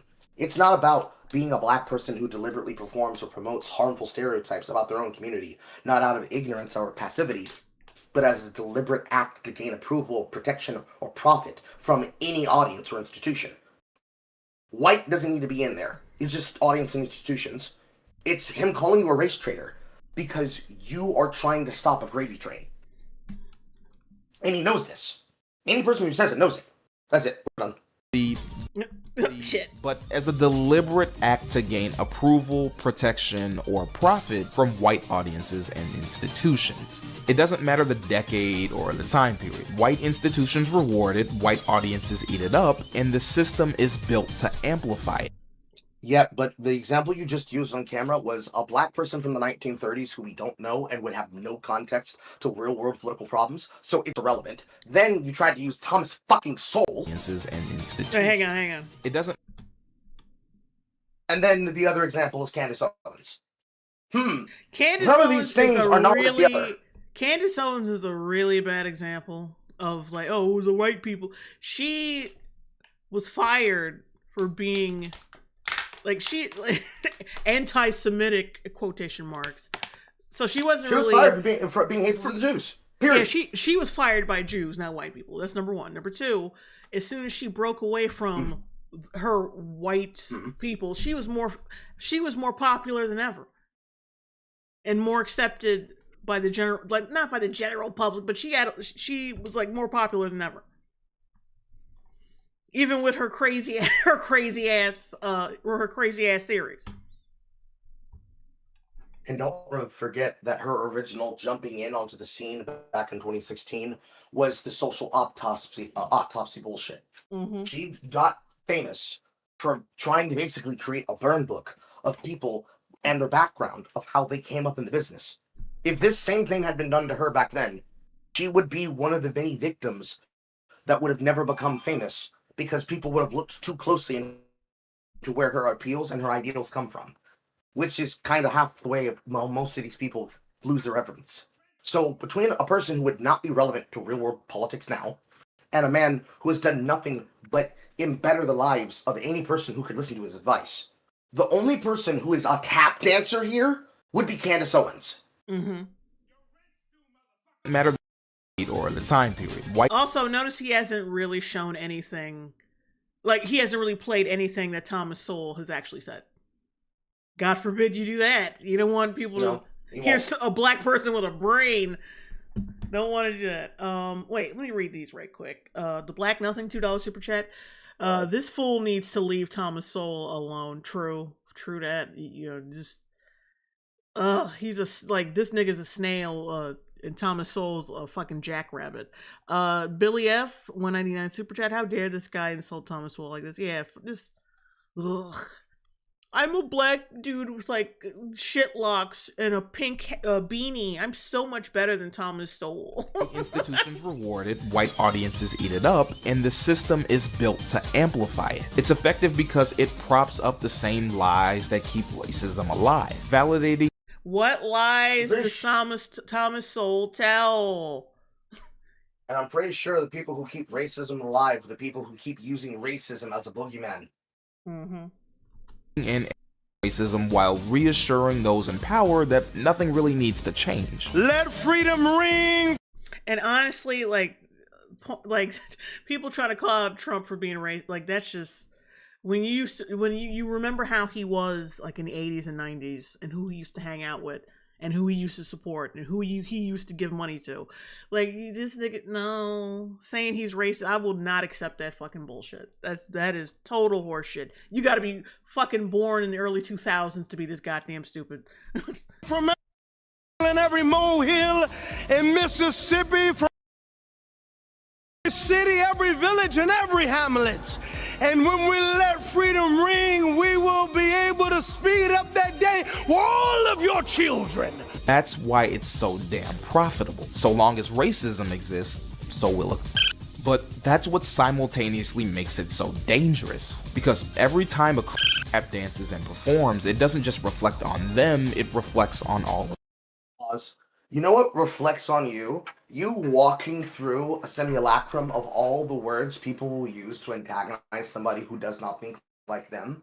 That is what actually creates a perpetuation and a simulacrum of the environment that continues racism. All those words. You could have done that without using all of those words to justify those ideas. Even the idea of, air quote, them being one of the good ones. That's what perpetuates stereotypical racism. You could criticize people without that, but then you wouldn't be able to do the same thing Signifier does. You wouldn't get people clicking on your content to say, yeah, get them.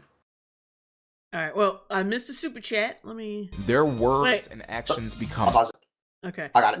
Laura Hugel, $2.99 super chat. What do you think of the Somali scam, by the way? Oh yeah, that's some.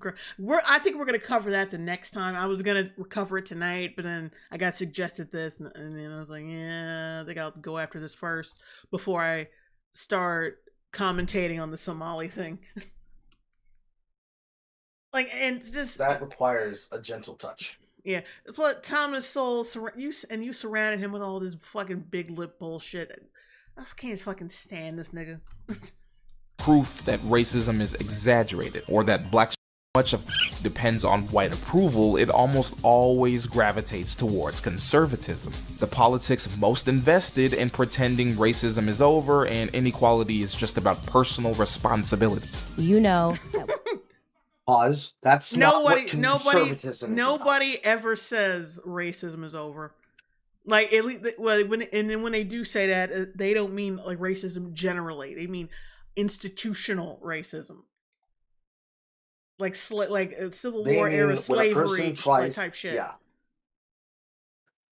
Like when people say that racism is over, they mean no one is going to be able to stop you from trying to go after your form of liberty, freedom, and pursuit of happiness because of them trying to specifically isolate you because of the color of your skin. Because for any example where you say, well, yeah, they do actually, show me an example of it, and did you sue over it? I can promise you the answer is going to be no. And if the answer is no, obviously the follow-up is why. All right, let me read the super chat. Allie the Wolf Cat, $5 super chat. I guess Neo Yokio wasn't enough. He had to point any black wrong thonker, the cooniest of raccoons. Yeah. You know that white supremacy and white nationalism ranks nowhere near the top of the issues that are facing Black America. And the reason that you are bringing them up in this room is because it is attempt to make the election all about race as the Democrats. Not in my case. That's what makes a so valuable to white audience. Like, prove her wrong, dude. Prove her fucking wrong. And I bet you in this, like, how old is this video? This video should be only about like 3 weeks old. 3 weeks. I'll bet he brings up that shit that happened in, the black kid who got hung from a tree. I can't remember if he does, but it sounds like he should. But like, I think he's gonna bring that up, and it was already like they've already said like it was a suicide, and they've already like closed, like, even like I think the family. Not the family, but somebody was like, basically, it was seen to not have been done to him by anybody else. Like that he took his own life. I bet you he'll bring that up as evidence of white supremacy. I bet money. Blackface echo their talking points back at them, wrapping white comfort in black credibility. The more that caricature circulates, the more it solidifies until it hardens into policy, into prejudice, and into everyday Really? Really? What the hell is it? What was that? Black people. What was that nigga's name? That's Schoolhouse Rock. No, the dude, the Rodney King. Yeah, Rodney King. Rodney King, really? Really? That old ass like shit? Black people saying, hey, you're not going to be pulled over by cops just because you're black. It's probably because you didn't change your taillight. That's why they beat Rodney King's ass. And therefore, that's the reason why people voted that actually he did not kill his wife in the fucking case. That happened like, what, a fucking week afterwards? Concerning OJ. Mm-hmm. Yeah, that's definitely how that works. Justifications for inequality is damage. The individual cashes the check, but the community pays the price. How? I hope he explains all this Be it bullshit. minstrelsy or I need a laugh. pundits, we've always looked down on the folks who choose to perform like Really? Some of these motherfuckers, like, come on, bro. Plus he got what's her name on here. I forgot her name, and it's complicated to say, so I'm not gonna try. damage. Hang on, let's go through these heads. But the community pays the price. Be it minstrelsy or political pundits, we've always looked Well, yeah, Thomas Sowell, of course, but Stephen A. Really? down on the folks who choose to perform like this, and for good reason. I'm not saying what do you Condoleezza do? Rice. I'm not sure about that one. I don't see how Condoleezza Rice is a part of political punditry.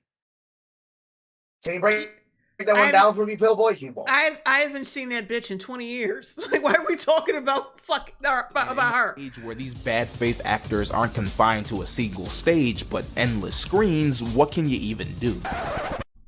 Wait a minute. Really? Really? Be better than them. The Make better African content.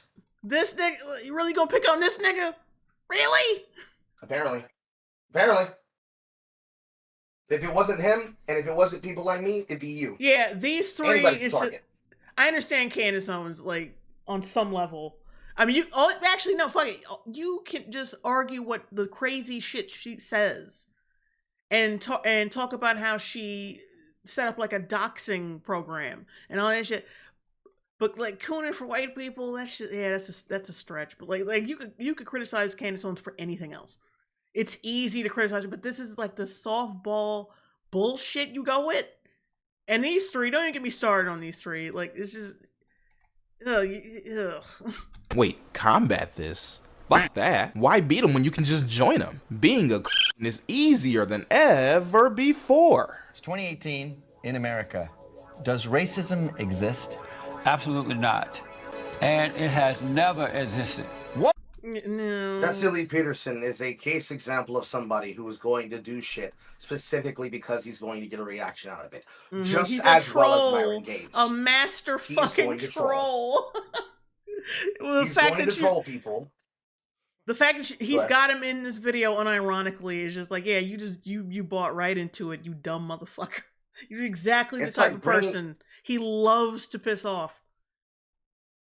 It's like bringing on the content that Sam Hyde did with not only Jesse Lee Peterson, but also with Myron Gaines. And you're going to say, oh, see, this is proof example of why people like Sam Hyde should be deplatformed. It's like, this is a long-form shitpost joke. Certainly Sam has politics that would make him somebody who would be seen as an extreme or radical if you don't actually understand what his real-world politics are.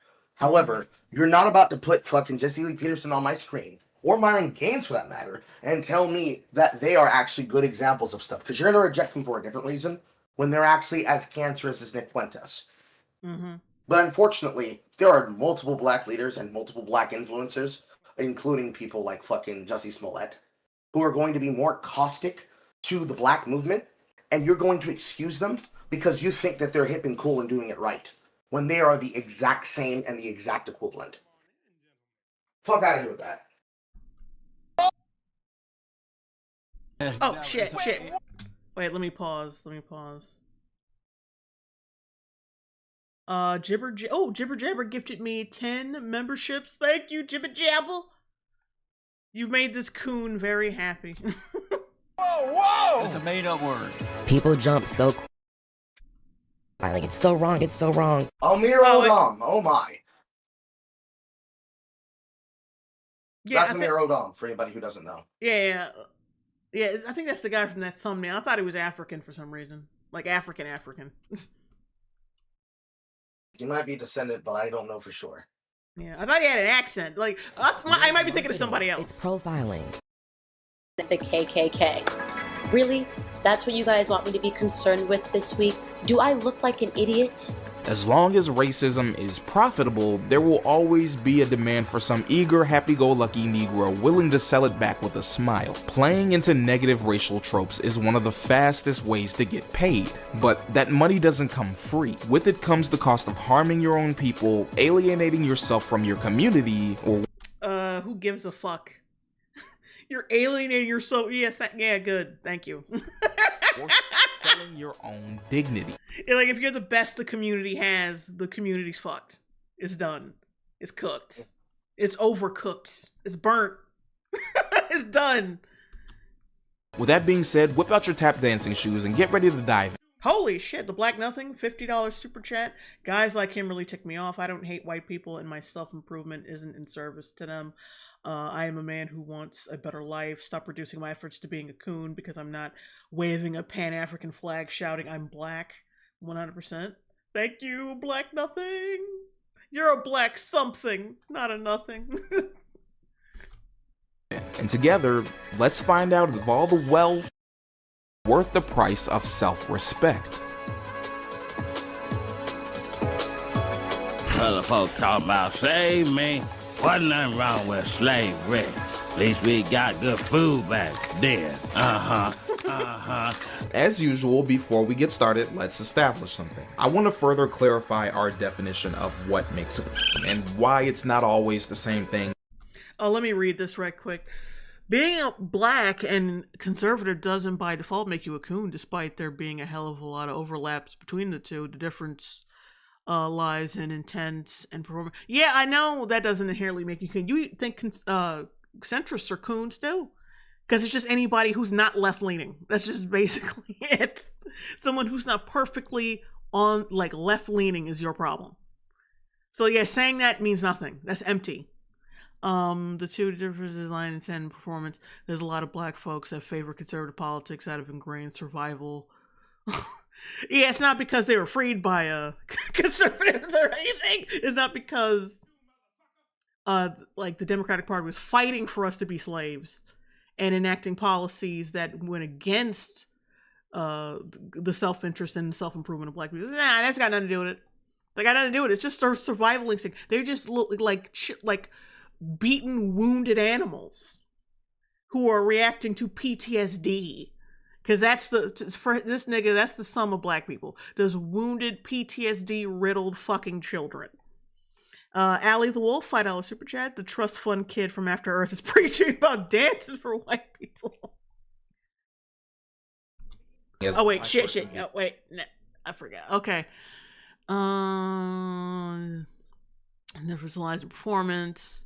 There's a lot of black folks that favor conservative politics out of ingrained survival. Centuries of this nation's history have taught us that black people. The fact that you don't know that we were freed by conservative, the Republican Party is like, yeah, you a dumb nigga. Like, you dumb.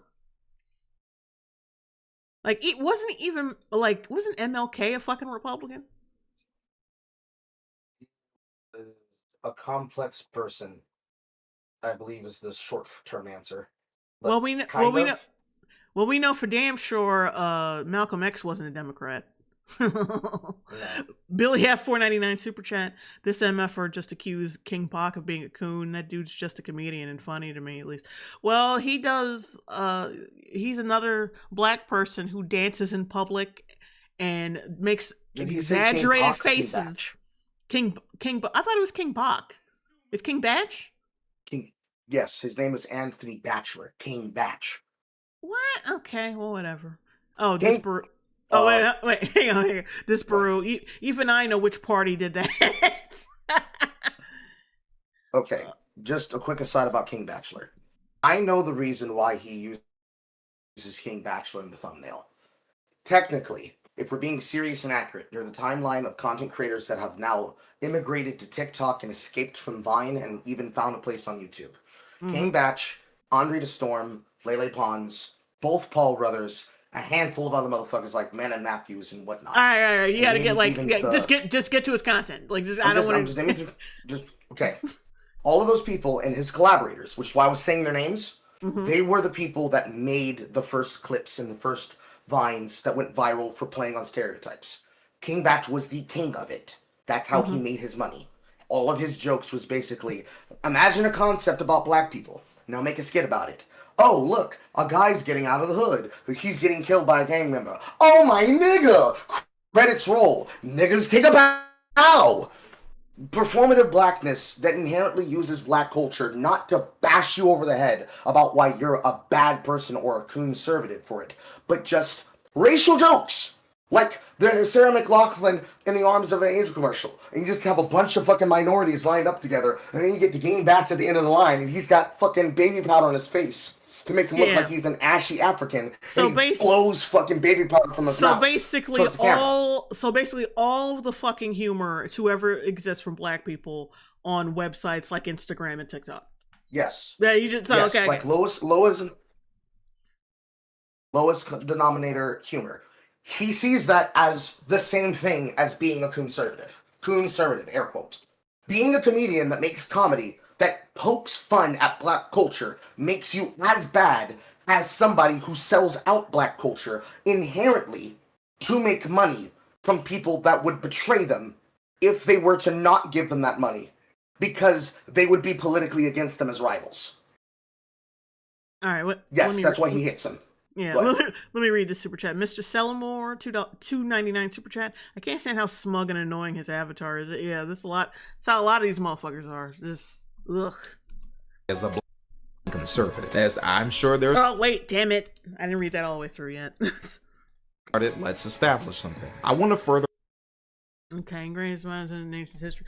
Toss out black dissent, resistance, or even just demanding equity. Not equality, equity.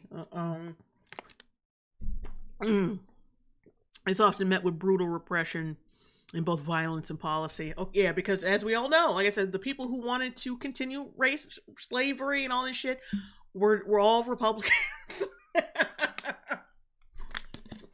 Yep, my nigga knows his history. Clarify our definition of what makes it and why it's not always the same thing as a black person being conservative, as I'm sure there's some black conservatives out there just waiting to pounce on this video and cry with the whole independent thinker spiel. Being black and while using a joke from Key and Peele, who is a case example of a race traitor in the opposite direction. He abandoned being comedic and immediately became a part of the woke cathedral and sealed it with the impregnation of his Jewish baby mama. That's how they get you on the left wing. On the right wing, it's supposedly fucking Snow Bunny and mind control. On the left wing, it's Jewish bunny mind control. Also, like I said before, I'm not saying you're a coon if you're conservative. I'm saying you're a coon if you're just not left wing. Like I said, that's an empty. This thing, conservative doesn't equal coon. That's empty, because you think like you had Stephen A, who's clearly a fucking centrist, up on that fucking board on your screen when you were rounding up all the coons. So yeah, I know you don't think every conservative is a coon. You think anyone who isn't left wing is a coon, which is worse, nigga. So this whole thing, I'm not saying that. No, it's actually worse than that. What you're saying is like you're trying to appeal to people's you're trying to appeal to some kind of like reasonable argument. But no, you're not being reasonable. You think anyone who just isn't left wing is a coon. I'm very indiscriminate with my bigotry. Just to let you guys know. Doesn't by default make you a coon, right there being a hell of a lot of overlap between the two. The difference lies in intent. Why the fuck would you put up a big ass block of text beforehand if you were gonna say it already? I'm just now noticing he's doing that. That's so annoying. Because this content is made for people who aren't paying attention. The people who are reading it and watching it, like people who engage in your content or my content, when we do an edit, it's because it plays into a visual gag. When he does it, it's because this is a think piece that can be listened to, and it's a bonus to the people who are watching so that they can be able to connect point to point. But it's because they can't think for more than 30 seconds before their brain tries to interrupt it with a thought. It Yeah, is the so he's equivalent like- of Subway Surfers. Yeah, so overlaid. he's like a Netflix activist then. He's trying to get that Netflix deal one day. Yes. The Black Nothing. Yes. The Black Nothing $2 super chat. We went from Uncle Phil to Robin Hood thanks to him. Yeah. Jibber Jabber gifted me 10 memberships. Thank you, Jibber Jabber. And performance. There's a lot of black folks that favor It lies in intent. Yeah, you're gonna have to prove, like, a lot of these motherfuckers, you're gonna have to Intent prove and that they, performance. that they have ill intent. Like Thomas Sowell, really? You gotta prove that. I'm desperate to see how you gonna prove it. conservative politics out of ingrained survival. Centuries of this nation's history have taught us that black dissent, resistance, or even just demanding equity is often met with brutal repression in both violence and policy. Demanding to take somebody's things and saying you have rights to people who don't like people that inherently they still see as property. And in the places where it's the good people, not demanding equality, but demanding equity.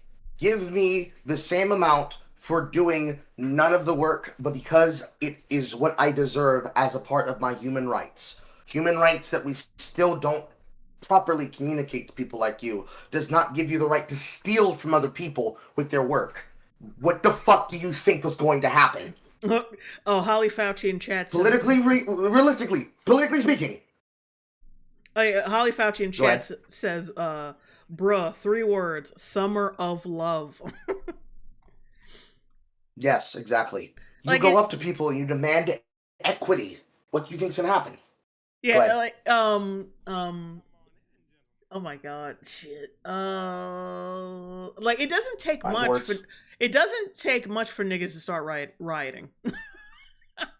Something doesn't need to be taken away from us. doesn't It's take like, much. it's gotta be, it's some fentanyl fucking addict, who, points a gun at a pregnant woman's stomach, and, robs her and shit. Like, just getting, being pulled over and dying of a fentanyl overdose. That's pretty much all it takes. That's all it takes. For some, leaning into conservatism navigate a system that punishes resistance. Mind you, this logic is still extremely counterproductive and harmful. There isn't any reputable data that shows that conservative policies benefit black Americans economically or socially on any mass scale. It just denotes Pause. All of that bullshit does not undo the reality of the fact that you're trying to tie it to political theory instead of the reality of, hey, if I try to make my neighborhood better, it will literally have a blowback effect on me where I now benefit from the positive consequences of not getting robbed by people who are stealing from me in my neighborhood. And Like, plus, you can cite whatever...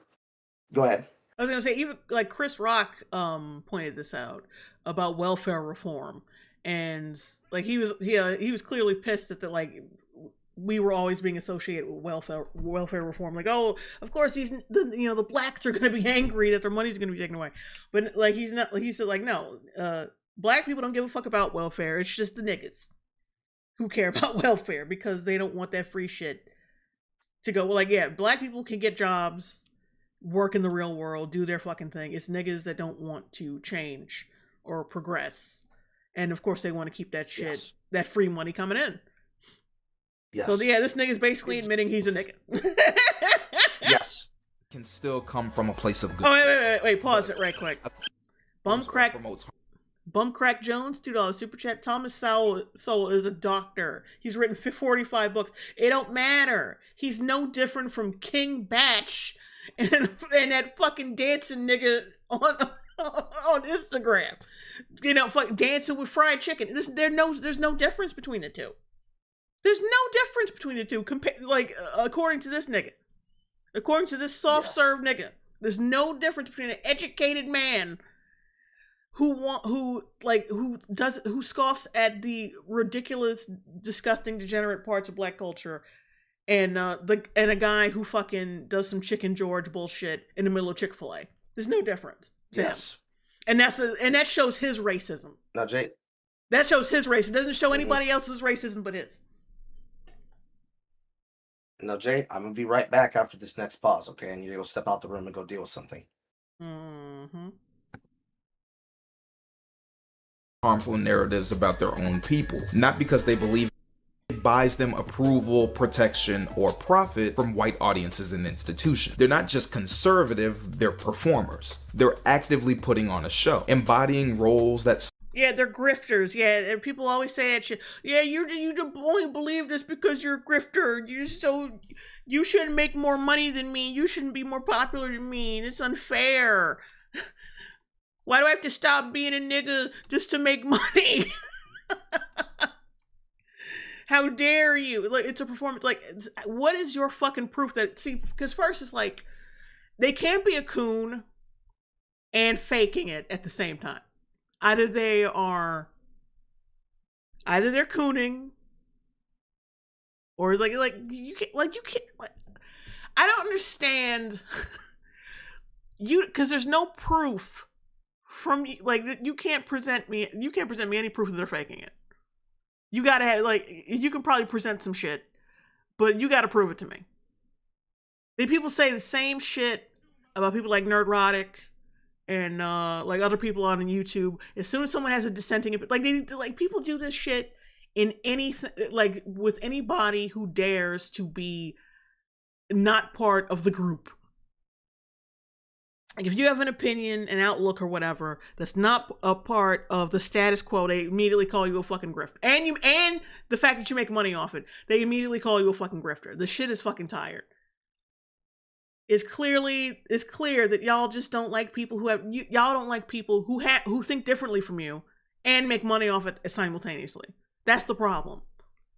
You gotta be faking it. Nobody else, my friends don't think this way. You gotta be faking these opinions. Billy F, $4.99 super chat. Part of me doubts this guy has ever read 45 books, unless it aligns with his politics. Yeah, he's probably got oh my god, he's probably got every oh my god, what is that motherfucker's name? I blocked out his name a long time, but that dreads having motherfucker who tried, like, yeah, there's a lot of like left-wing fucking assholes who, like, during that period, during the Summer of Love, tried to come up with their extremist bullshit. I forgot what I think his name is Ibrahim something, whatever. Anyway. Serve oppressive systems while personally benefiting them. And how are you in an oppressive system? How are you oppressed, dude? When you have the ability to not only have these stupid ass fucking opinions, but the ability to post them publicly, have a pretty good fucking engagement, and a pretty good rating on said video. Like, how did benefit from it? Oh, Ibrahim I'm back, by the way. Ibrahim Kendi, yeah. FD signifier, they all the same motherfucker, honestly. You pronounced his name so fucked up. Now I know that is who they're talking about. It's like his name is pronounced Ibrahim X Kendi. You get pronouncing it like his name was Ephraim. Oh, well, whatever. I don't respect these niggas. I don't have to pronounce their names correctly. It's deliberate. It's a show. It reinforces racist myths. But Jay, and most important, that perpetuates evil stereotypes, like not getting black people's names right.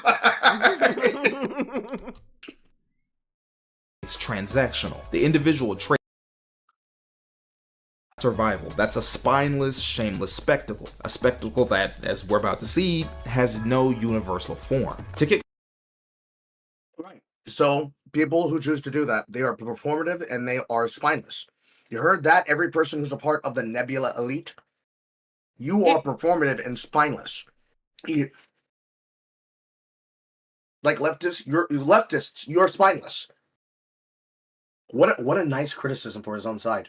As if he's not being fucking performative with his pink overalls and the cutesy fucking cartoons and shit. As if that's not also performative. Like, I would accuse the left of being performative way more than the right, honestly. I mean, the right like will. There's an era.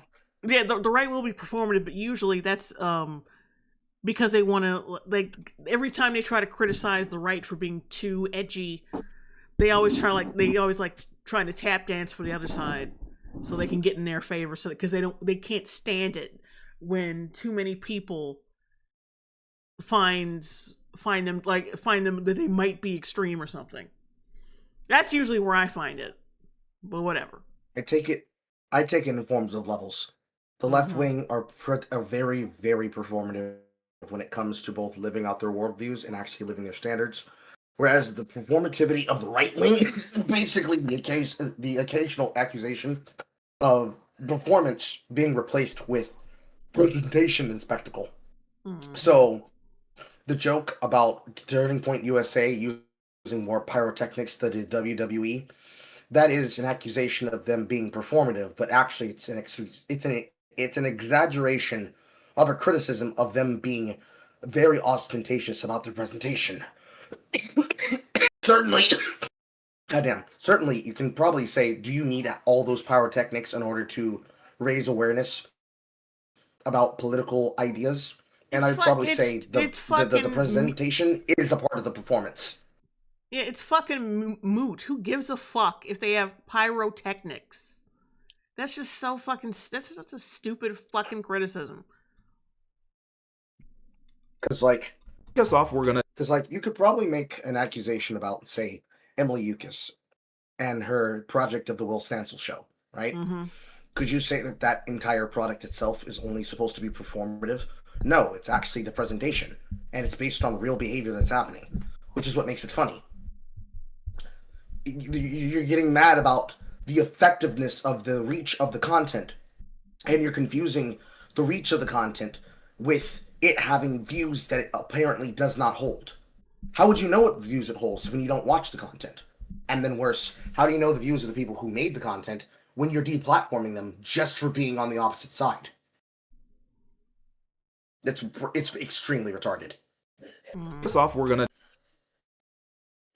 off, we're gonna dive into the main archetypes that like to perform, exploring not just how and why they're so lucrative, but how they ultimately do nothing more than Yeah, like that barking shit he used to do was like that bullshit, and they only do that shit to people who aren't black, and it's so that shit pisses me off because they'd never do this shit to another nigga like ever in their life. There's like that little bastard who was like sneaking into like white people's houses. He was British, and he kept sneaking into white people's houses like as a prank, quotation marks. Like these like cringe like black streamers, they always do that fucking bullshit, and they only do it to white people, either white people or elderly people who can't whoop their fucking ass. White supremacy at the end of the day. You look at the cash in, white folks laugh and hate you at the same time. No, they do. No, if they hate you, they just fucking hate you. Like you're putting two demographics of white people together in the same boat. You moron. No, there's a demographic of white people who can't fucking stand I Show Speed and hate him and don't laugh at that shit at all. And then there's like the teenage white kids who laugh at the shit just simple on the fact that they fucking think he's cool and funny because they're young and stupid and don't know any better because they watch these streams. Like you're putting both of these demographics of white people in the same boat, and you're not like to make it seem like because in his mind, white people are all one person because a lot of niggas are all just one nigga. And they think that carries over into other races, that herd mentality carries over in other races, and it doesn't. That's like the really that's the thing that makes you you pity how stupid some niggas are. It's like you really think some of this dumb shit they do, like you think people in other races really do the dumb shit we do. You really think that? You really believe that? It's sad. Don't worry, just the right pair of white gloves for you. Enough is enough, and that's what I've had a abundance of.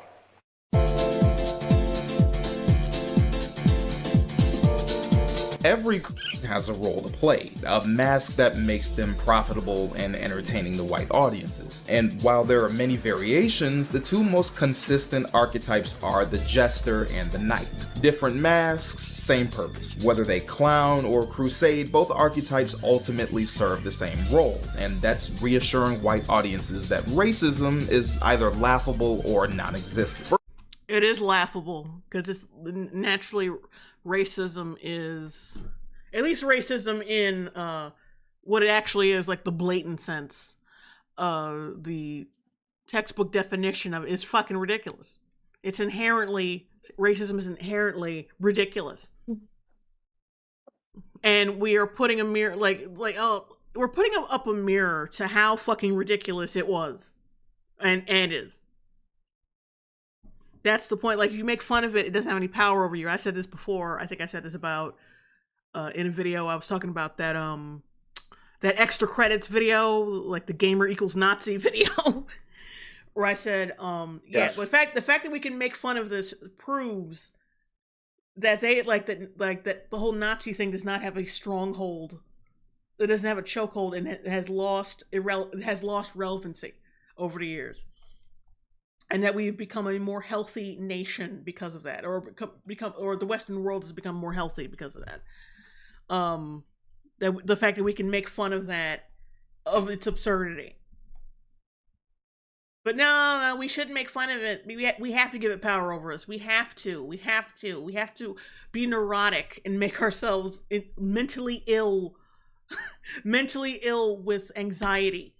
First, we have the oldest and most recognizable archetype of the entertainer who survives by making a spectacle of themselves, often at the expense of their own people. At its root, the jester is a performer who embodies and exaggerates racist caricatures so that white audiences can laugh, feel at ease, and avoid confronting the realities of black life. And this figure isn't new. It stretches back to the minstrel shows of the early 19th century, where white performers would don blackface and prance around the stage mocking blackness, painting it as ignorant, lazy, and buffoonish. You know, a real staple of American culture. White folks just...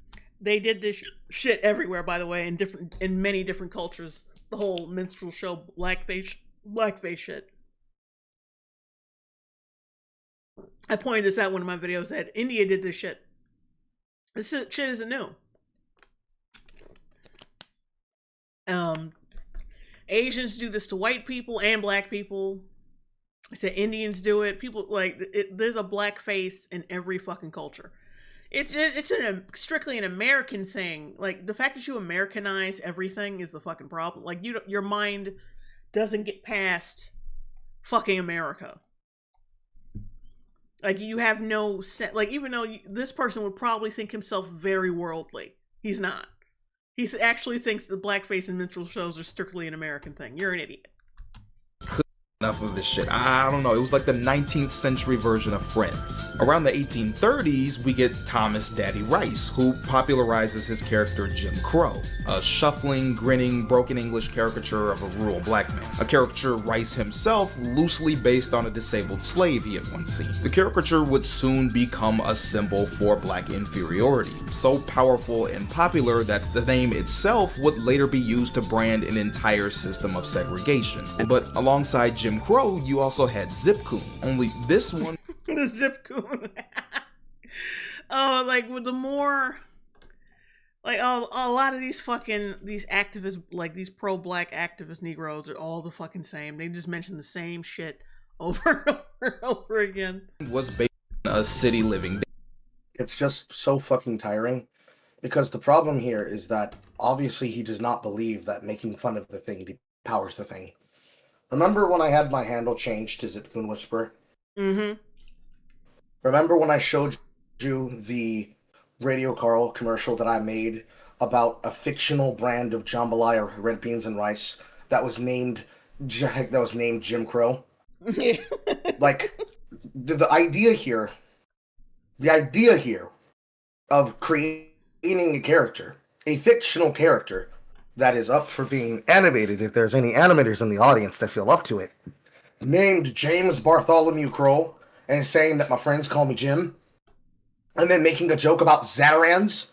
You think that is destroying black people in society in such a way that by even choosing to do it, it's psychic damage that affects the entire society? Are you sure? Are you sure that's what happens?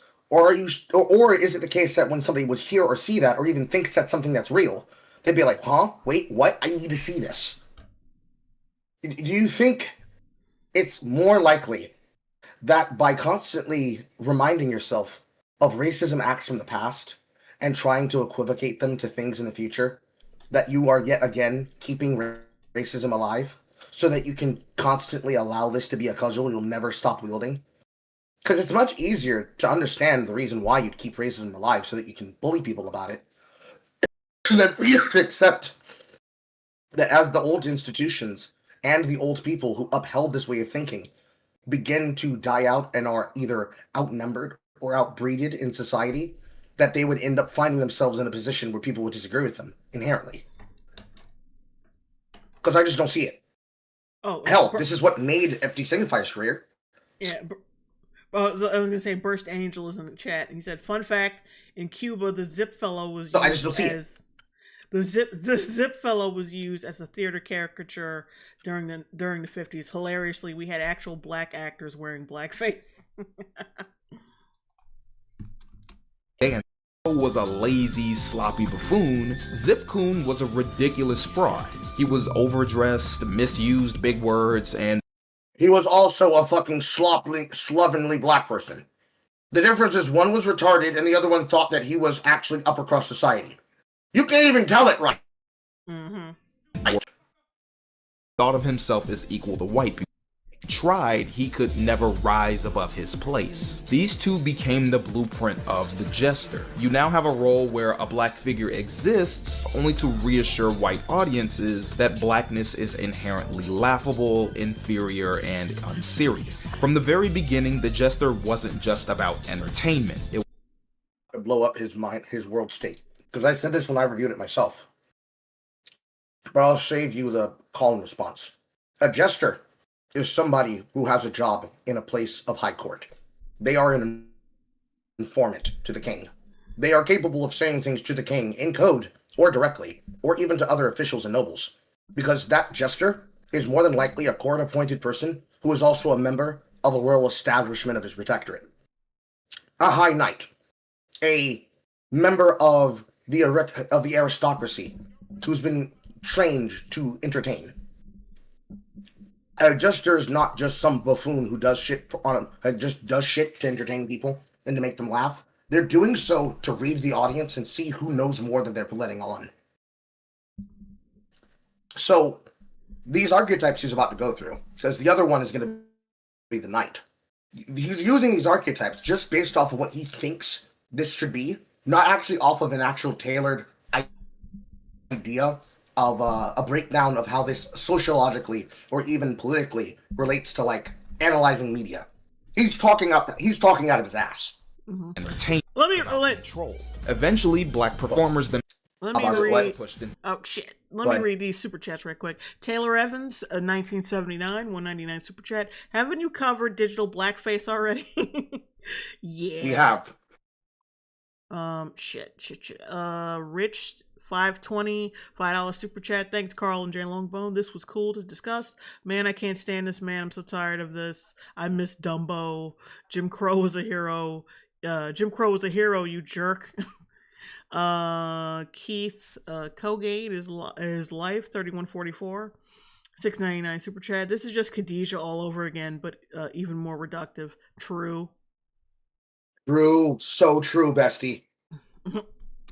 To these roles, forced to mock their own people just to gain access to stages otherwise closed to them. The costume changes with the decades, but the script remains the same.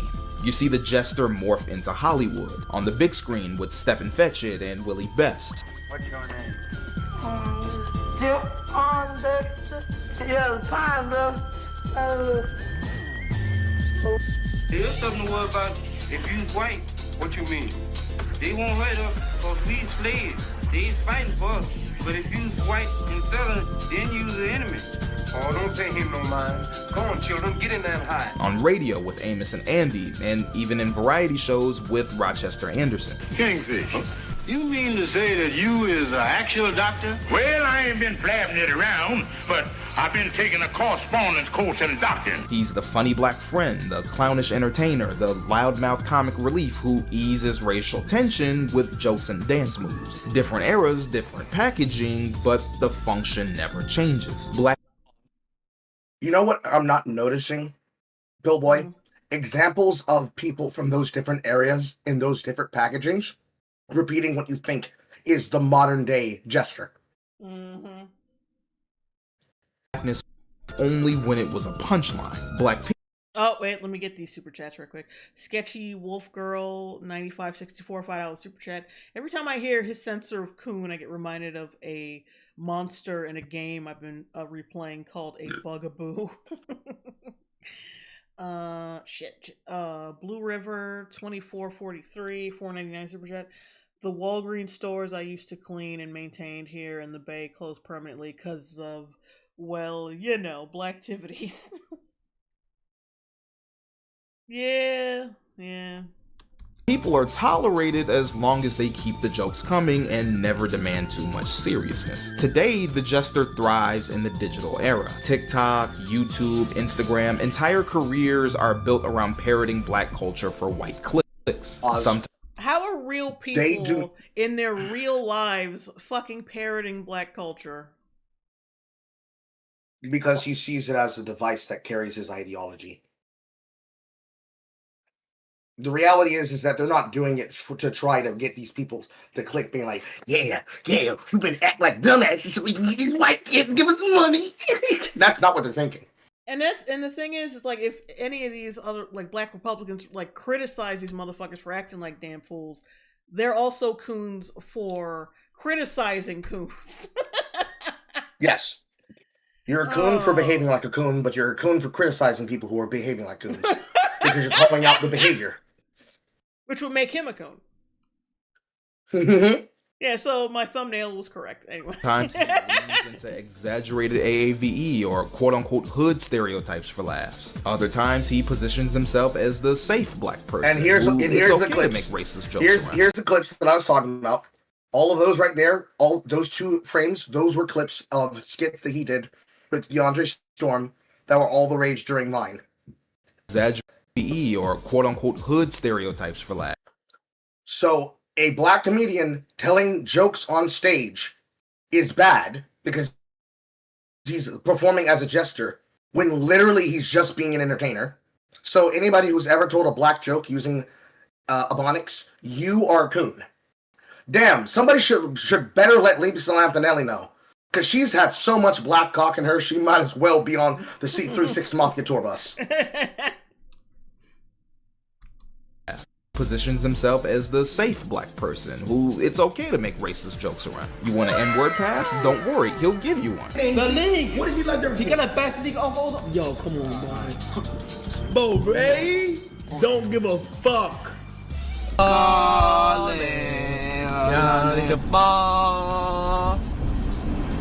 Damn. Shit. Nigga, please. He might even make fun of real issues such as police brutality or systemic inequality, as if centuries of oppression, violence, and pain are nothing more than material for a punchline. It's how we get. Mind you, he didn't. Yes, but first off, yes. Mind you, in all of those clips, Kai never gave them a pass. He just did the thing where the streamer assumes the best profile clipping position to make a thumbnail from. She said, "What on my stream? Crazy compilation reaction clip." Yeah, I mean his reaction, right? His reaction right there, like just like basically tells you that there is no pass. He's just going along with it because it's a fucking stream. And on one hand, he's selling a moment. On the other hand, are you really going to tell me that a person who talks to these kind of people on a regular, who associates with him on a regular, like me and Jay, or the Long Boys to Jay, or me to my own audience, or anybody else who crosses over like this, you think we're not going to talk about what would be acceptable to say on somebody's broadcast and what's not? I bet you... Are we really being that stupid? I bet you this motherfucker thinks that him trying to read on stream is also cooning. How dare you look like you don't know words in front of these crackers? That's actually an interesting question.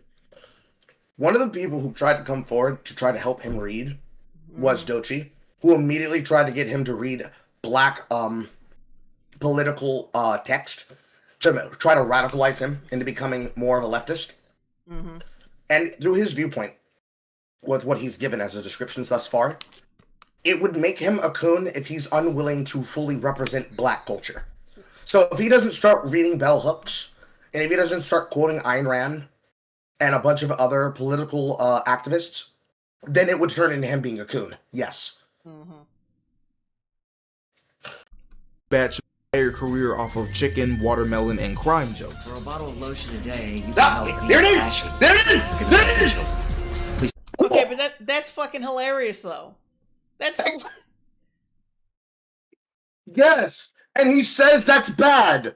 Black people making fun of themselves and other people at the same time, that's bad. Yeah, it's called self-deprecating humor. It's called self-deprecating humor. But see, that's the thing. A lot of these niggas, not black people, but niggas, don't like making fun of themselves. They sensitive as hell. God forbid, y'all ain't the most athletic, the most intelligent, the most funny in the goddamn room. And like when people point out that, yeah, maybe you're not, and you have all these flaws with your community, then they try to turn it into that bullshit into something positive. Like, I'm sorry, but that black guy who sucker punched you in the face for no reason on the street, he's basically, he could have been a boxer if he wanted to. Clearly. Clearly.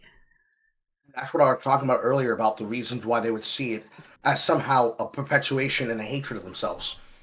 If you can't self-deprecate, that means every time somebody makes a joke about something that shouldn't be tied to an identity, and you make it your identity, you must be inherently offended. And thus, it's not just a criticism about a type of behavior you can find in a culture. The same way you could say, oh, you're looking for Mexican spices? You'll probably find it in the Mexican aisle, alongside all of the Mexican culture food. It's an attack on you, inherently.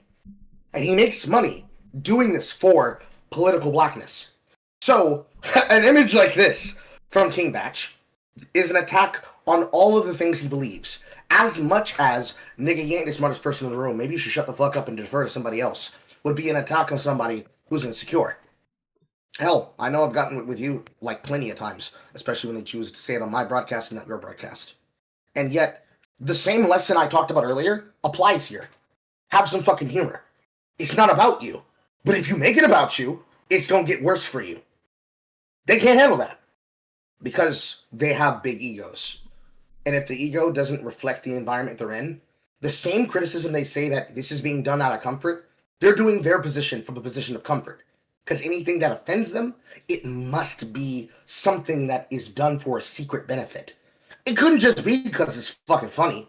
Nah, it's because they're getting something out of someone. Someone's paying them to say these things. Oh, it's very small-minded. Oh yeah, Burst. But you got super chats. Oh yeah, I was gonna say Burst Angel gave me a super chat, $5 super chat. For someone who started his video with Uncle Ruckus, he sure sounds like Cairo.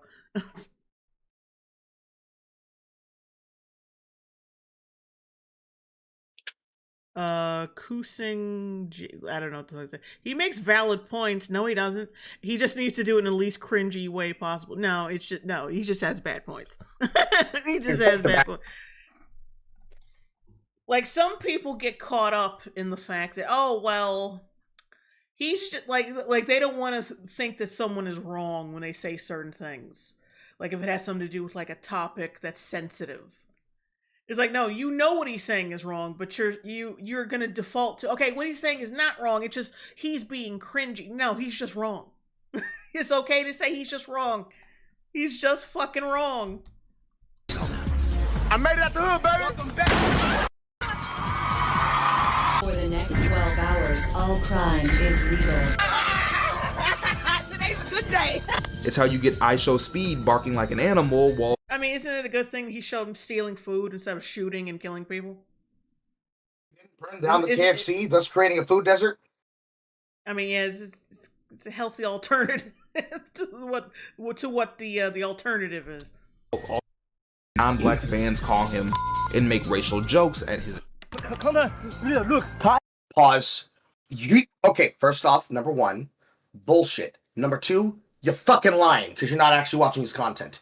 He's not letting his fans do this.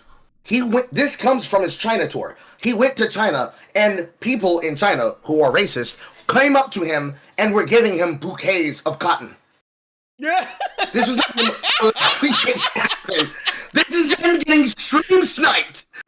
Hello? But you know what? Yeah, that's what he fucking gets for all that content he made barking at white people. That's what you fucking get, nigga. That's what you get. Like, for every single clip of Speed when he was doing the nuisance streamer arc content, there's moments where he has embarrassed himself and dealt with massive embarrassment, such as the moment of I Show Meat, and then people mocking him about I Show Meat. For every single time that he made fun of some stupid idiosyncratic social issue or person or situation, there's people making fun of him over all his gaffes. And for every time he's done something negative, he's tried to turn around and do something positive, like going to other countries and just experiencing the culture of the country and hanging out with people. And there have been people that have seen the opportunity to stream snipe him, both as normal civilians walking up to him because they're people from the nation, or, like I said earlier, to be stream snipers of him just to photobomb his content, like White Speed, just because it gets them clout because they're near him by proximity. There's no fucking way you're going to tell me that this is him allowing things to happen because it increases his profile, in which case, there's such a thing such as playing along with the situation. Gray rocking, so that a person doesn't get the emotion out of you that they want. Oh, look, I'm gonna go up to this black guy. I'm gonna make monkey noises to him while I hand him a bouquet of still unpicked cotton. What do I want this person to do? Have a crash out and have a nigga moment? Oh, he didn't have a nigga moment? Well, clearly that's him promoting the culture. Because what he's supposed to do is fly up into a rage, but do so indignantly for the left wing by saying, I can't believe you would do racism here. Because that's what a content creator does in a moment of creativity, right? They do the cringe thing. They do the cringe thing all the time. You don't watch his content, so you have no idea what the fuck you're talking about, guy. Yeah, look. I never got gifted cotton. Why did you give me cotton? Yeah. W give chat. Open that shit. You'll love it. You're gonna love it. You're gonna love it. Also, I'm not fully convinced this isn't scripted. By the way, this isn't set up this way. Not to say like there's no like Chinese people who aren't this fucking wild, but I'm just saying it feels so scripted. And anyways, you're gonna love it. Wait, you gonna love it. Like he knows it's gonna be funny, so he just sets the shit up. I don't know. Come here, motherfucker! Basically, what he's saying is that that's how they should react every time. They should immediately crash out because, oh no, racism has happened to me. And sometimes, I'm almost on your side too, that some of it might be scripted. There's so many big production entourage members around him that keep him safe in ways that normal broadcasters IRL just streaming to themselves would not be, that I feel like there might be something going on. I'm not going to say it's happening all the time. I'm just going to say in moments where it's like, there hasn't been a controversial thing that happened for a moment. We haven't made an appearance on WWE. I haven't been chokeslammed by a professional wrestler in a hot second. Let me create something to get some drama and break the internet real quick. In that way, probably. But in general, especially since now he's showing examples from his older era content, there's no way that I Show Speed does this all the time and fakes all his shit. And there's no way that he's doing it for specifically appealing to conservatives or Republicans. Yeah, really. What the fuck? Like, all his fucking fans are kids. Another job. Okay, hang on a second. Because, like... Wait, I gotta read this. I gotta read the super chat right quick. Okay. Juan Wick, member of the Long Bros, real talk. Where do you get the cotton bouquet? I mean, it's not hard to, like, make those yourself. Just go to a place... Like, there are cotton fields in the rural areas of China. Yeah, plus I think they have them where they sell flowers now, too, because I think that's becoming more popular these days, the cotton thing. Yeah. The fabric of our lives. And also, this is the reason why we call it nigga slop. It has nothing to do with racism, and it has everything to do with just the worst behavioral patterns of African Americans on display for people who are willing to engage with it for money and clicks. Mm-hmm. That's how you get all these tomfoolery ass niggas on TikTok eating food in a messy manner while dancing but chimpanzees. But that's... Oh wait, let's just watch it first. Okay.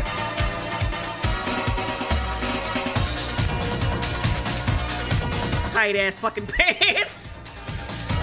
Dressed like a goddamn gigolo. Oh yeah. Like I said before.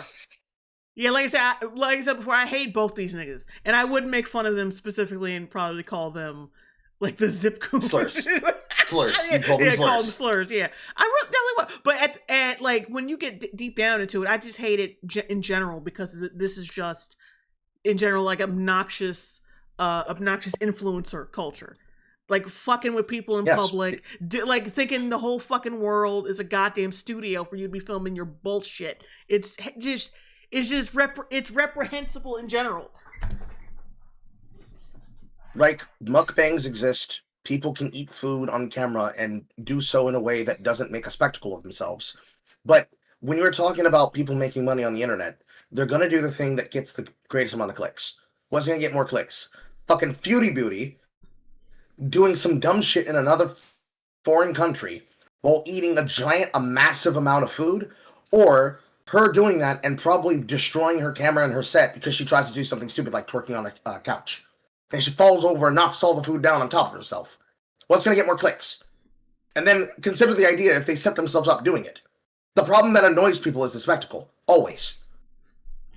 They don't have to be black while doing it, but them doing it while black definitely causes some psychic damage. Because, well, it's something that people are going to point towards. You could remove the black people from it, and it would definitely not change the inherent nature of cringiness.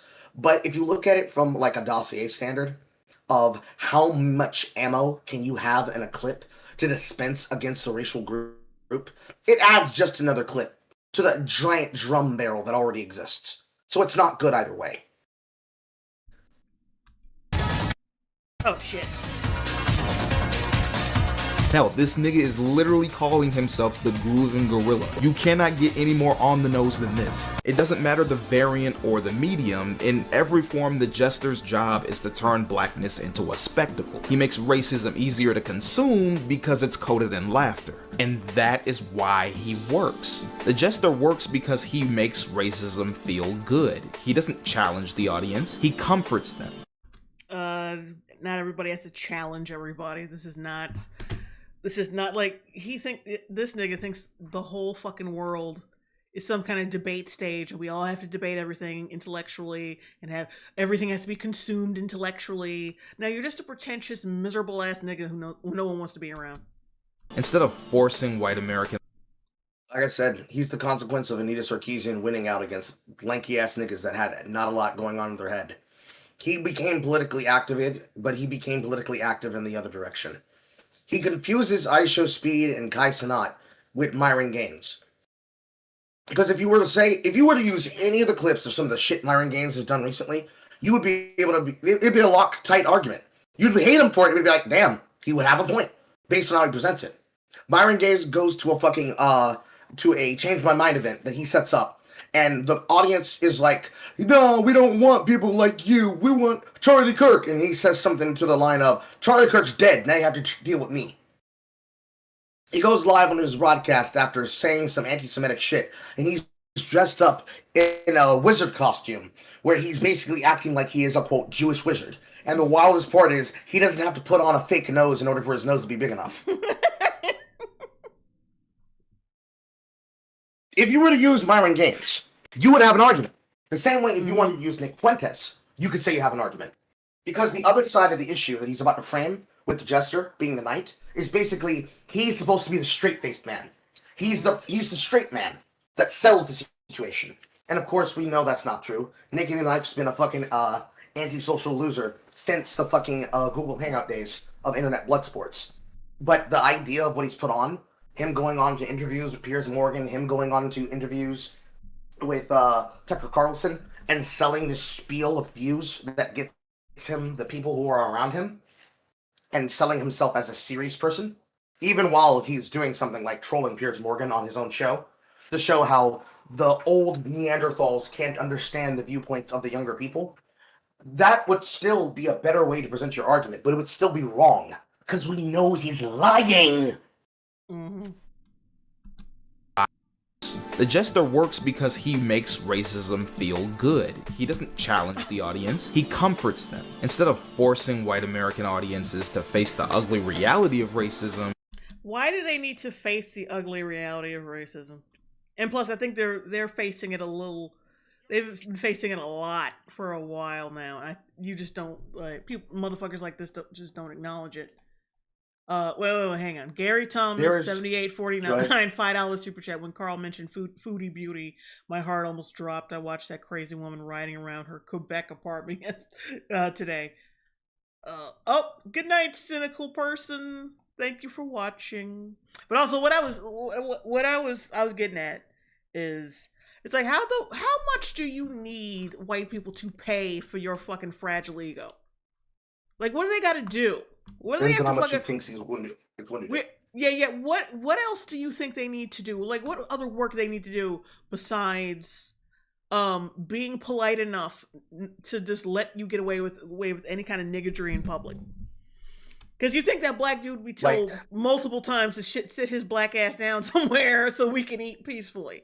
But no, they just sit there and fucking watch. Because what the fuck else they gonna do? Tell them to shut the fuck up and get accused of racism?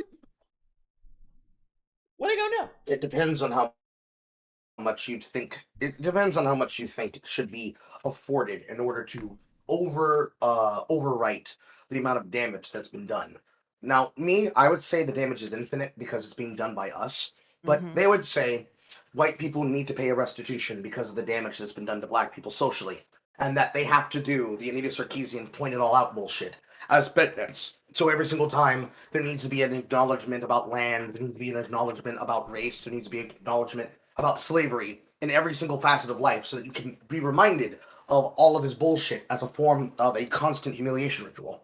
Which I'd say, nigga, haven't the fucking white people suffered enough?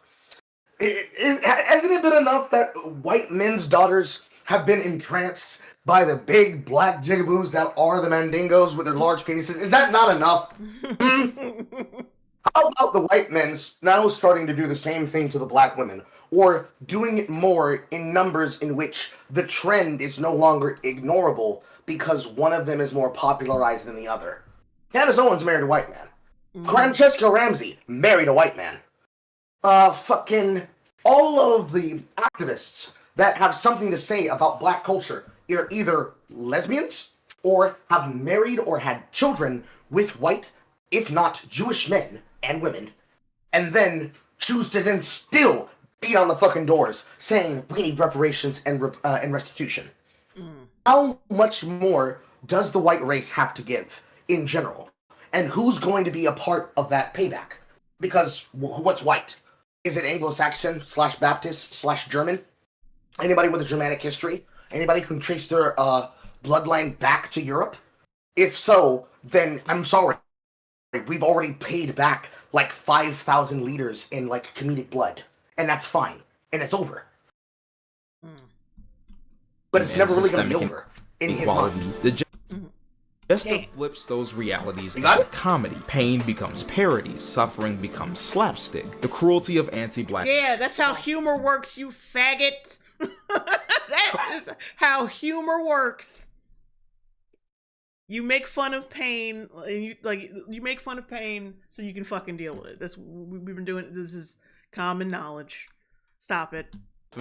Laughter and handed back as entertainment. The audience can consume stereotypes without guilt because, at the end of the day, it's all just... How else would they consume stereotypes? Like, what do you fuck you mean by consume stereotypes? Like, what other fucking outlet would people need, like, or white people would need to consume shit? Like, what are you saying? Like, what, you think they would just round up, like, fucking people off the street? And like, dance for me, nigga, dance. Like, what do you? What he's basically saying when he says they consume these stereotypes is that when they consume something that inherently must be rooted in some type of black stereotype of culture, that they are extracting a value that needs to be given back. Because the extracted value is something that they can then apply to themselves. Like, if they were to watch that movie I talked about, Black Hair, if they then decided, oh no, that's a real cool thing, you know what I'm gonna do? I'm gonna get box braid weaves. They then inherently have missed something that he thinks should now be paid back. They stole from us. They watched a film about how you're erasing our culture, and they got the idea that that's a cute hairstyle they should try. I deserve 15 black children today, or I'm gonna blow up the city, Batman. The joke. Just the joke is exactly what makes it powerful. Laughter disarms. When racism comes dressed as comedy, it doesn't feel like hate, it feels like permission. You're not. No. Humor only provides permission to be humorous, or to consume humor. Doesn't give you like that's not how that works. It's more direct than that. Humor is funny because it is funny. Ergo, humor does not need to give you invitation to laugh. It already invites you to laugh by the inherent nature of the humor. I'm not laughing because it's a black joke that's making fun of black people, therefore I can laugh at the black people while I'm in a room full of white people. I'm laughing because the joke is funny, nigga. I relate to it. It relates to humanity, which relates to me. If you can only relate to it because it relates to black culture, nigga, you're not human. Laughing at black people, you're laughing with them. You get a pass. Yes. That's exactly how that works. Yes. Black guy telling you the joke wants you to laugh. White audiences can laugh at caricatures of blackness without guilt because humor provides cover. And pause. It would be more than just white people then. It'd be everybody. Why does your worldview mean that it must only be white people? The short-term answer is because he thinks they don't have culture. Therefore, they have to ask permission before they can steal. Air quote, steal. That thin makes the jester effective, turning mockery into entertainment and entertainment into normalization. Pause. If I'm on a stage and I'm performing a play, the invitation was a part of the fucking sales ticket of admission. Come, witness Carl on stage perform his jokes and do a routine. But I didn't inherently give them permission. Isn't there someone you forgot? I consented to listen to Carl's jokes. I didn't consent. He didn't apply enough ideas from Bell Hooks and from Candace Owens. He's not doing it the right way. Shut your ass up! Wait. Burst Angel has something to say in chat. He only relates to it in how he can be further offended by it. This man craves the addicting high of self-righteousness. Yeah, 100%. Yes. Have the knight. Well, one is an entertainer, the other is an enforcer. Unlike the jester, the knight doesn't play for laugh. Instead, like, how does an articulate, beautiful, thin black woman who's not ghetto enforce stereotypes? She's like the opposite of that. If we had to do it by his worldview, she enforces it by proving that it's achievable, therefore you have no excuse for not doing it. Something like that. Yeah, there you go. Aligning them with whiteness and defending the very systems that harm their own people. They're the moral enforcer, preaching discipline, respectability, and obedience. Niggers. How dare you believe we are capable of these things?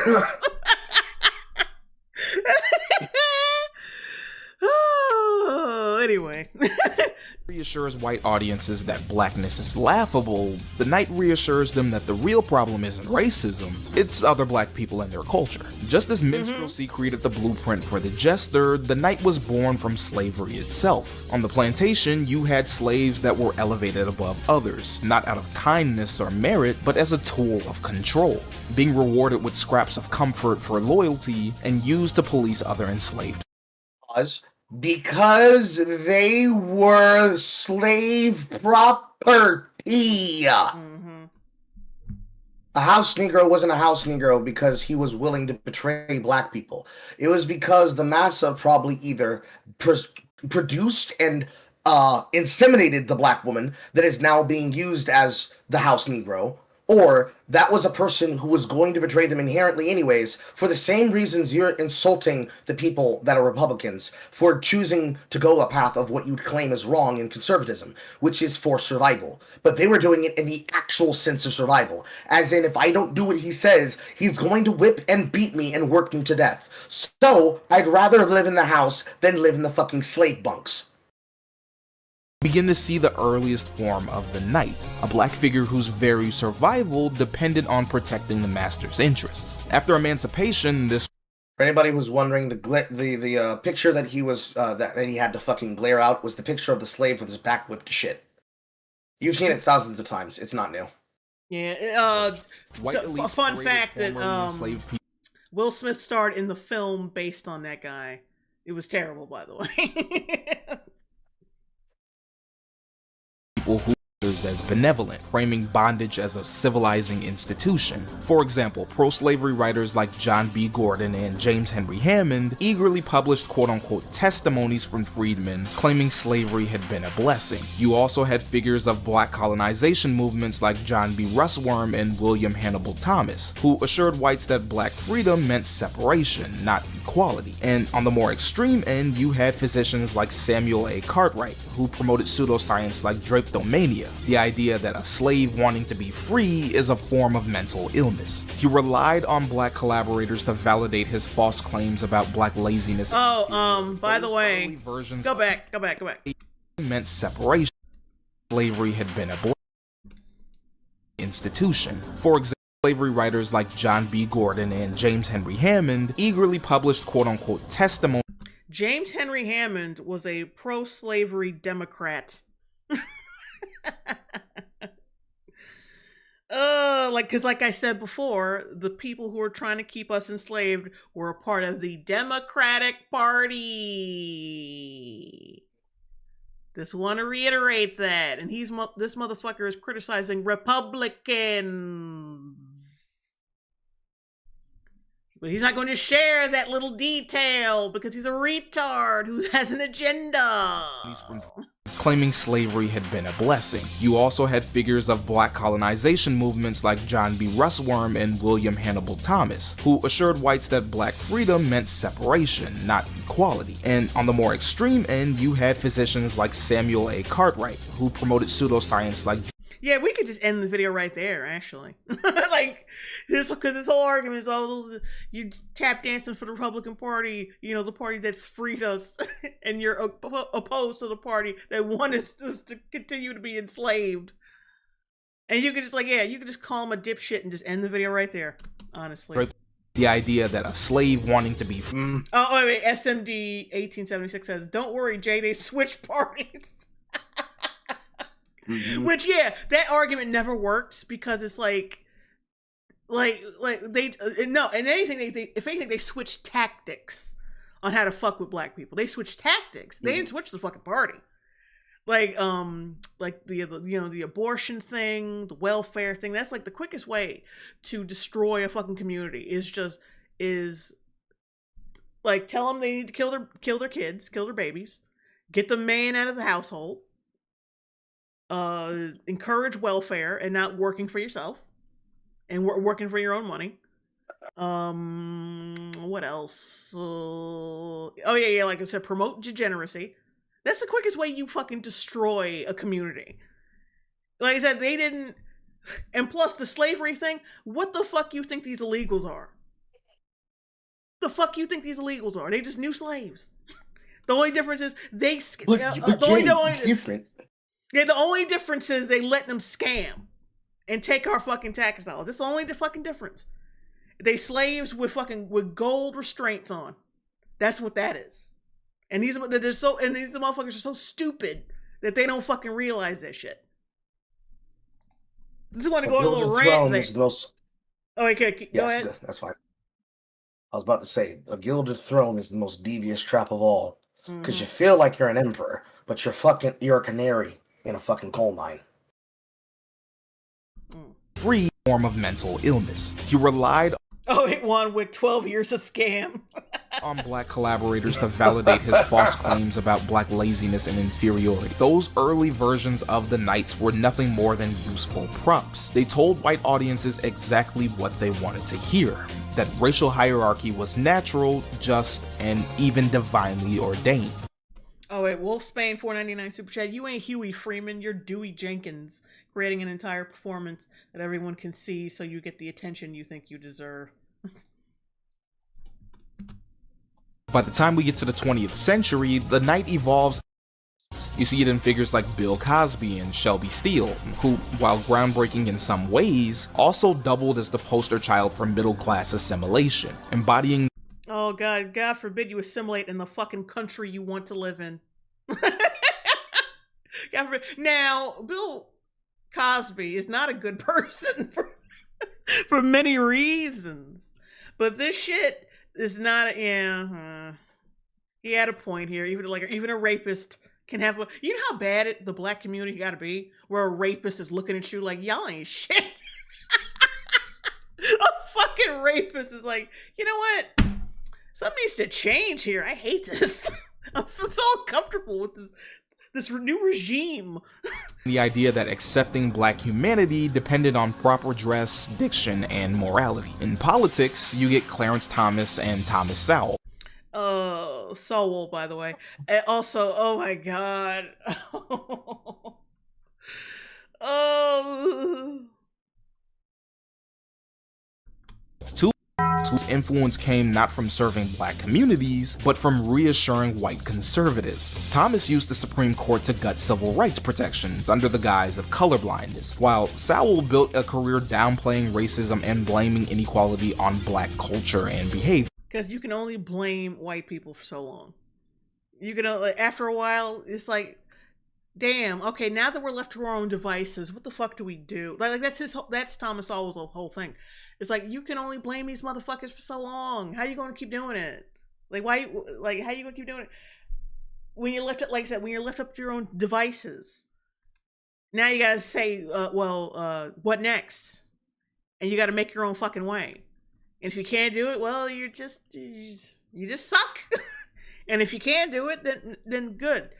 You're taking advantage of of Western society. You're taking advantage of the possibilities and privileges of Western society. You're smart, you're capable, and you've proven that, and you fucking did it. And that's why you hate these motherfuckers, because they did it, and you can't. You won't use some little punk ass nigga on YouTube. Don't get mad. Don't get mad, nigga. Because you ain't a fucking, you didn't graduate. Well, I don't know if you didn't graduate college. But it's not really a flex to say you've graduated college nowadays. I'm out of college, That's man. another lever of control. Yeah, Al. No, you go ahead and finish what you're saying. Allie the Wolfcat, $2 super chat. He probably hate Malcolm X by that logic. Yo, yeah, Malcolm X is a big old coon too. Clearly. Yes, he would. Like he was and that's also another lever. Go ahead. Yeah, go he ahead. he was all about like radical self-improvement and like reading and shit. Like make sure your language game is up. And like I said, like he was about self-sufficiency with black people. Like this nigga is like the nigga in this video was the exact opposite. Mm-hmm. That's also another level of control. Using and choosing to constantly suffuse that it is a replacement for intelligence and intelligentsia, and that the only way to be is the way that they're describing from intelligentsia, so they can effectively give you the ideals, and they don't have to actually explain themselves for why it's correct. You're being lazy and pushing all of the work towards what would be the professionals, when in reality, by trusting that, you are creating the bounds of your own structural cage. Because now you can't ever assess anything past those people. Oh, I can't say that they're wrong. They're book-learned scholars. I have nothing to say to this person. Because if I try to debate with them, well, I'm just an uneducated fucking nigga who has nothing to actually say, and I should actually stand down and listen to those educated people. It acts as its own self-chaining device. Because some of the people who come out of these goddamn colleges, especially, no offense, European people, especially colleges that used to be institutions of actual intelligence and wealth, are fucking retarded. Awesome. Yeah, all right, yeah. Let me read some of these chats. JCBBB. I know several black men that would whoop their kids' ass if they played that homo, young thug, drill, murder, psyop music. True. Holly Fauci. People Pillboy conveniently ignored. Oscar Michaud. I'm sorry if I'm mispronouncing that. Melvin Van Peebles, Madam C.J. Walker, Barry Gordy, Hattie McDaniel, Sidney Poitier, Edwin Starr. Yeah. I think we're gonna keep this stream going until around 1 to cover more ground. But yeah, at 1 o'clock we're gonna cut it. I'm gonna be way past done at that point. Popular media, you often see the knight as a direct foil to the jester, the serious preacher, the disciplinarian father figure, the bootstrap philosopher who scolds poor black people while ignoring the systemic barriers stacked against them. Yeah, the systemic barriers. The systemic barriers. That's why I had to rob a liquor store. Systemic barriers. Thrives as a commentator. He's the black conservative pundit on Fox News, PragerU, and the Daily Wire. He assures white America that police brutality is blown out of proportion. It is, as evidenced by all that body cam footage. Yeah. Body cams are the bane of leftists. They hate that shit. Yeah, I bet you they regret asking for that shit to be the standard. Because, yeah, we thought, like, yeah, these cops were just like, I mean, like, of course, there are cops out there who take it too far. Like, there's, of course, given the job that they have. But, like, a lot of them are just, like, polite to a fault and just, like, damn, you just, part of you, when you watch these body cam videos, you're just like, damn, you know, I'm kind of hoping you whoop this nigga's ass. Because you letting him. Some of them deserve it. Yeah, you letting this motherfucker get away with too much shit. I would have whooped his ass by now. Like, just get him out of here. Get some cuffs on this nigga. Isn't real, and that black people are simply victims of their own bad choices. Stop resisting arrest. I don't know how many times we got to say that. I don't know why people aren't getting it. We shouldn't even be having conversations about police. There's no such thing as police reform and any of these things. If you people, black people, white people, I don't care who you are, mostly it's black folks, why are we going to reform? I mean, he's not wrong about that. I mean, when you used to be, like, he has the perception, he has the view of both fucking demographics, cops and black people. And living as long as he's lived. Like, how the fuck you not go listen to this nigga? He's got both fucking perspectives. He's lived around black people. Like, motherfuckers just think, oh, well, clearly you've only lived around white people and you only value white people. It's like fucking dumbass. To end up shooting you again because you were resisting arrest, trying to run police officers over with cars. I don't. And plus, like, cops are people. People seem to fucking forget that shit. People will give people who work in retail more credence for crashing out over a fucking cop. And cops get shot at for a living. Cops get shot at for a living. They gotta deal with all kinds of, like, scangy, greasy ass motherfuckers. And they get no fucking, like, no understanding about why they might crack somebody's skull open once in a while. Like, come on, like, if you can see. Or, go ahead. Like, if you see the type of shit they have to deal with, like shows like Law and Order SVU. Well, of course, it's cranked up to 11 a little bit because it's Hollywood. But at the same time, if you had to deal with that shit every fucking day, like, that's why everybody related to Stabler so much. Like, everybody, because he would crash out on motherfuckers, like, because when you see what he got to deal with, then you're like, oh, all right, I feel you on that. Like, I wouldn't, like, you know, it's not right, it's not quite right, but I understand, like, there's some, you empathize with cops when you realize what they have to fucking, because if you were to, like, a lot of these motherfuckers talk like if they were cops, they would do so much better in these situations. No, you fucking wouldn't. You'd be worse. You'd be a lot fucking worse than you know it. No, if you think bullets cannot hurt you, is there a big problem with police brutality and black people? No, there's not. Not from my point of view. He's the YouTube grifter lecturing about quote-unquote black fatigue and how ghetto blacks are gonna get us all killed. These black people are really struggling, and they're turning into these maniacs. It seems like they don't do anything right. They're obnoxious, they're rude, they're inconsiderate, aggressive, cruel. I mean, I don't think he said anything racist. He didn't denigrate. He said, this is why people feel He that just way described based the on other these race of things. people. He did not describe. He described. Pause. That right there. Exactly what I said. Verbatim. Well, see, he's saying that Nick Fuentes is actually proving the case is right, because when he presents himself like an actually affable person, people agree with him. But when you show him a clip of him doing things like threatening somebody with a knife during a fucking chat room, oh, wow, he's actually a crazy person. I can't believe it. It's and the concept.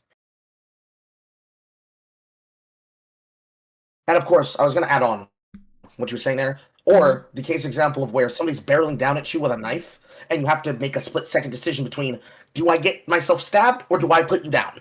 Or, Renee Good's dumbass, oh, so this woman's trying to hit with her car. Let me go ahead and magnum this seat a good 10 times. Like a normal person wouldn't be in that situation if they had a weapon and they could defend themselves. And what's worse of it is that the people who don't own weapons and firearms, or don't understand the culture of understanding the power that's in your hands, think that every person who owns a weapon just wants to kill people in general. I think there is a big difference. I think that I've met. And you know what's fucked up? In this clip that he's about to use to try and define why they are supposedly a lever of why they are coons, they're literally describing what you and I have already said. He's not describing black people. He's describing niggas. I've met a lot of black people, and I've met niggas. He's even the LinkedIn-style black X. And then this one right here. This one right here. Yeah, you already know I'm about to say before I even said it. This one right here. Shame on you. This one right here. Shame on you. Carl, why are you saying shame on you? Because this man is dead. Yeah, and in what world was he trying to entertain white people when his whole audience was black people? Like nothing but black people. Basically, almost nothing but black people called into his fucking show. What you talking about? I would say probably 95% of all content creators or influencers or people that listen to his show, both when he was telling it towards men and then when he started figuring down on the women, were African Americans.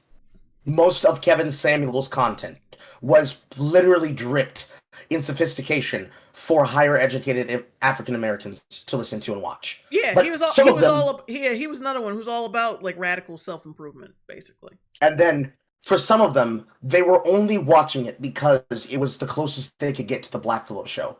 It was the closest that they could get to the opinions that came from the comedian whose name I can't remember, but I'm remembering the pseudonym that he used for his content.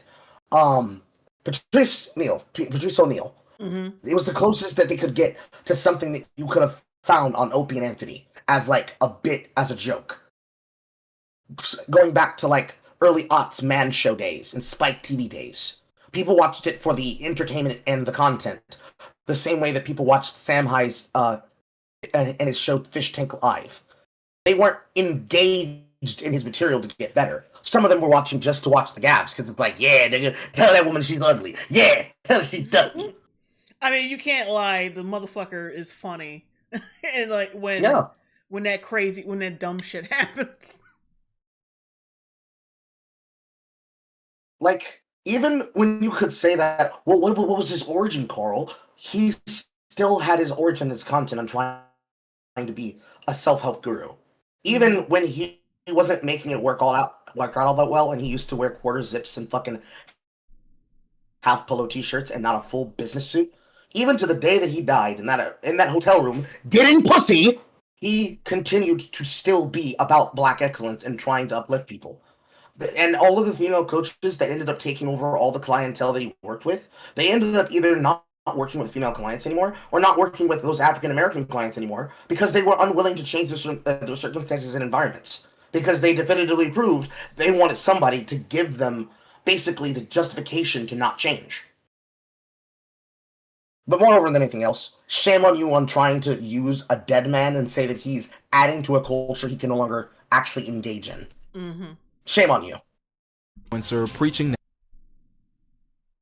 preaching that systemic racism can be conquered with enough hustle and positivity. Doesn't matter what he wears, it can be a suit or a hoodie. The performance is the same. The Knight positions himself as proof that black success is possible if you just follow the rules, and if you don't, well, that's your fault. His job isn't to liberate his people, it's to discipline them on behalf of the system. The Knight works because he cloaks anti-blackness in dignity. Where the Jester weaponizes laughter, the Knight weaponizes morality. He doesn't need to make white audiences laugh, he makes them feel righteous. By wagging his finger at black communities, he reassures white America that inequality isn't structural, it's personal. Racism doesn't have to be confronted because the Knight insists the real problem is us. And that's the trick. He allows racism to hide in plain sight. If the Jester Yeah, you're not really proving that they do this deliberately for white people to believe this. This is kind of just your assumptions because you're an insecure little fag. Jester tells white audiences, you're not racist, it's just a joke.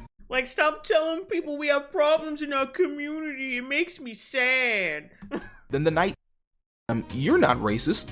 You're right. Every inequality fail. Prisons are full not because of over-policing, but because black men lack quote-unquote values. Schools fail not because of gutted funding, but because black parents don't care enough. Poverty isn't the product of wage theft or housing discrimination, it's just laziness. The Knight takes systemic violence and translates it into... I mean, he's right, like, the school system is failing because the Department of Education is complete horseshit, you know. failings, making oppression look earned and deserved. Now, these two types of may seem like polar opposites, but both the Jester and the Knight serve the same court. They divide the work of maintaining the racial order. The Jester turns injustice into entertainment, making it easier to laugh at than confront. The Knight takes the same injustice and recasts it as a moral failing, assuring audiences that inequality is the product of bad choices, not bad systems. Together, they work in tandem, softening the blow and then justifying it. One minute you laugh, next minute you're nodding your head in agreement. And this duality survives because it's profitable and useful. Media platforms, corporations, and political institutions reward content that either entertains without threatening power or dignifies inequality as discipline. Conservatives, conservatives are technically in power now. Technically. But what about when they weren't in power? And these motherfuckers were getting lambasted, like I said, deplatformed. Their money was getting fucked up. You know what I mean? The short answer is he doesn't care. Oh, the short answer is he doesn't care. The short answer is he doesn't care, Jay. Thrives in viral clips and comedy routines, while the Knight is elevated in op-eds, think tanks, and news commentary. Both are monetized, both are incentivized, and both are rewarded precisely because they stabilize the racial order rather than challenge it. The impact is real. That distortion of public perception shapes policy. When the Jester normalizes brutality and the Knight reframes systemic barriers as personal failings, the result is paralysis. No need to reform and no appetite for justice. In practice, this translates into underfunded schools, harsher policing, and the erosion of civil rights, all justified. Yeah, because that's what we had from 2000 to 2024, harsher policing. That's what we had but suddenly, crime was going up, but we still had harsher policing. The story that black suffering is either laughable or deserved. In the end, it's just like we said earlier, two sides of the same coin. One makes oppression palatable, the other makes it principled. Neither disrupt the system. And until the structures that reward these performances are dismantled, both will keep tap dancing to the bank. But identifying only take you so far. Let's say you see the harm, damage, and destruction. You know what I hate about these videos as well is like they don't feel the need to have to prove that these people are bad because for their audience, which is probably mostly white leftists, probably love his ass. Yes. Like it's under the assumption that these people are already bad. So you should already know who these people are. I shouldn't have to tell you shit or accurately frame or accurately show what these people say and what they actually fucking think. I'm just gonna show some clips without audio And so, like, and just like, yeah, you'll just make up your own mind. And plus, and all the other shit, even though the black dude, one of the reactors in that video said, yeah, I know black people and I know niggas, like, and he said he, you know, basically describing niggas. He doesn't like niggas. Nobody likes niggas. And because he knows the kind of reactive assholes who watch it are just gonna be like, oh no, that's just racist. You just a coon. Because they don't think. Those motherfuckers don't have the capacity to think about what people say. They just react. This causes, and none of that phases you. In fact, you make some money off of it. Well, you morally bankrupt motherfucker, I have just the news for you. Oh, he said motherfucker, he's so black. You're so black with your pink hat on. This next section is gonna teach you exactly how to sell your soul. I'm gonna teach you step by step how to cook. What's up, guys, and welcome back to the only channel brave enough to talk about real issues in the black community. Today we're gonna react to More Sexy Red. Now I know we've talked about her in 14 different videos already, but the views, oh baby, the views let me know you guys haven't had enough.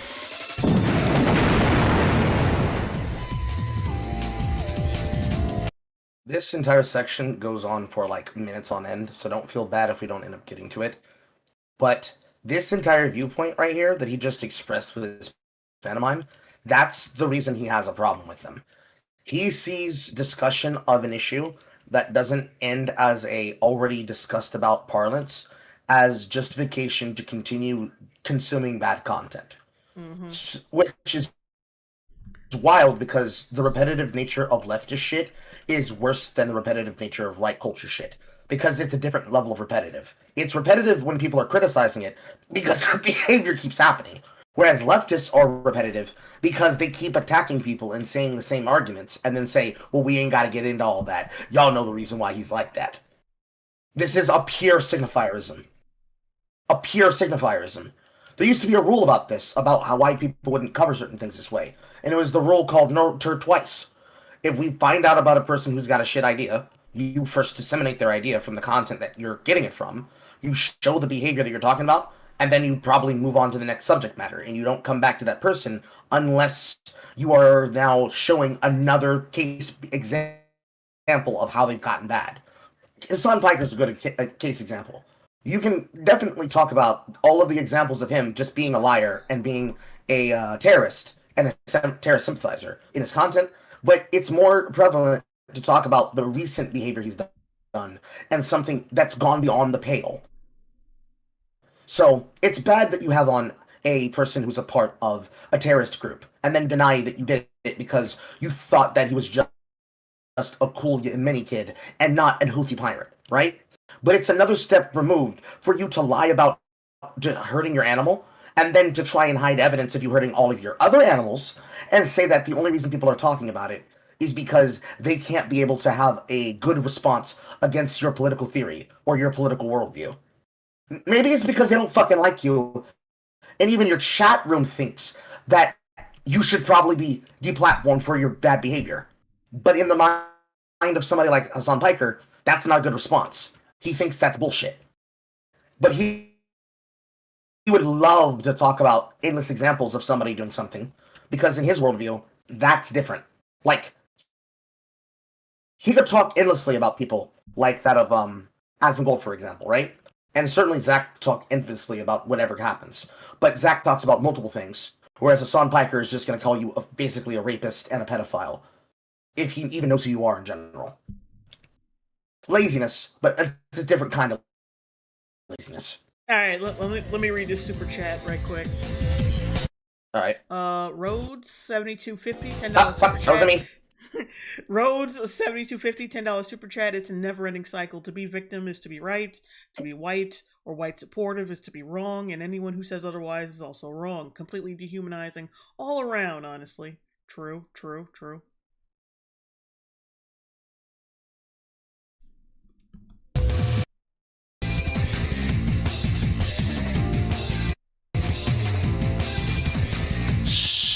If Massa catch me out here, I'ma get in trouble. I'ma teach you how to be one of the good ones. That way you get to sleep in a big house like me. Earlier we yeah, because people couldn't have these ideals because of personal experience, upbringing, blah blah blah blah. It's just to, and it's all just projection because this is the only way he can get access with other with white leftists who are more famous than him.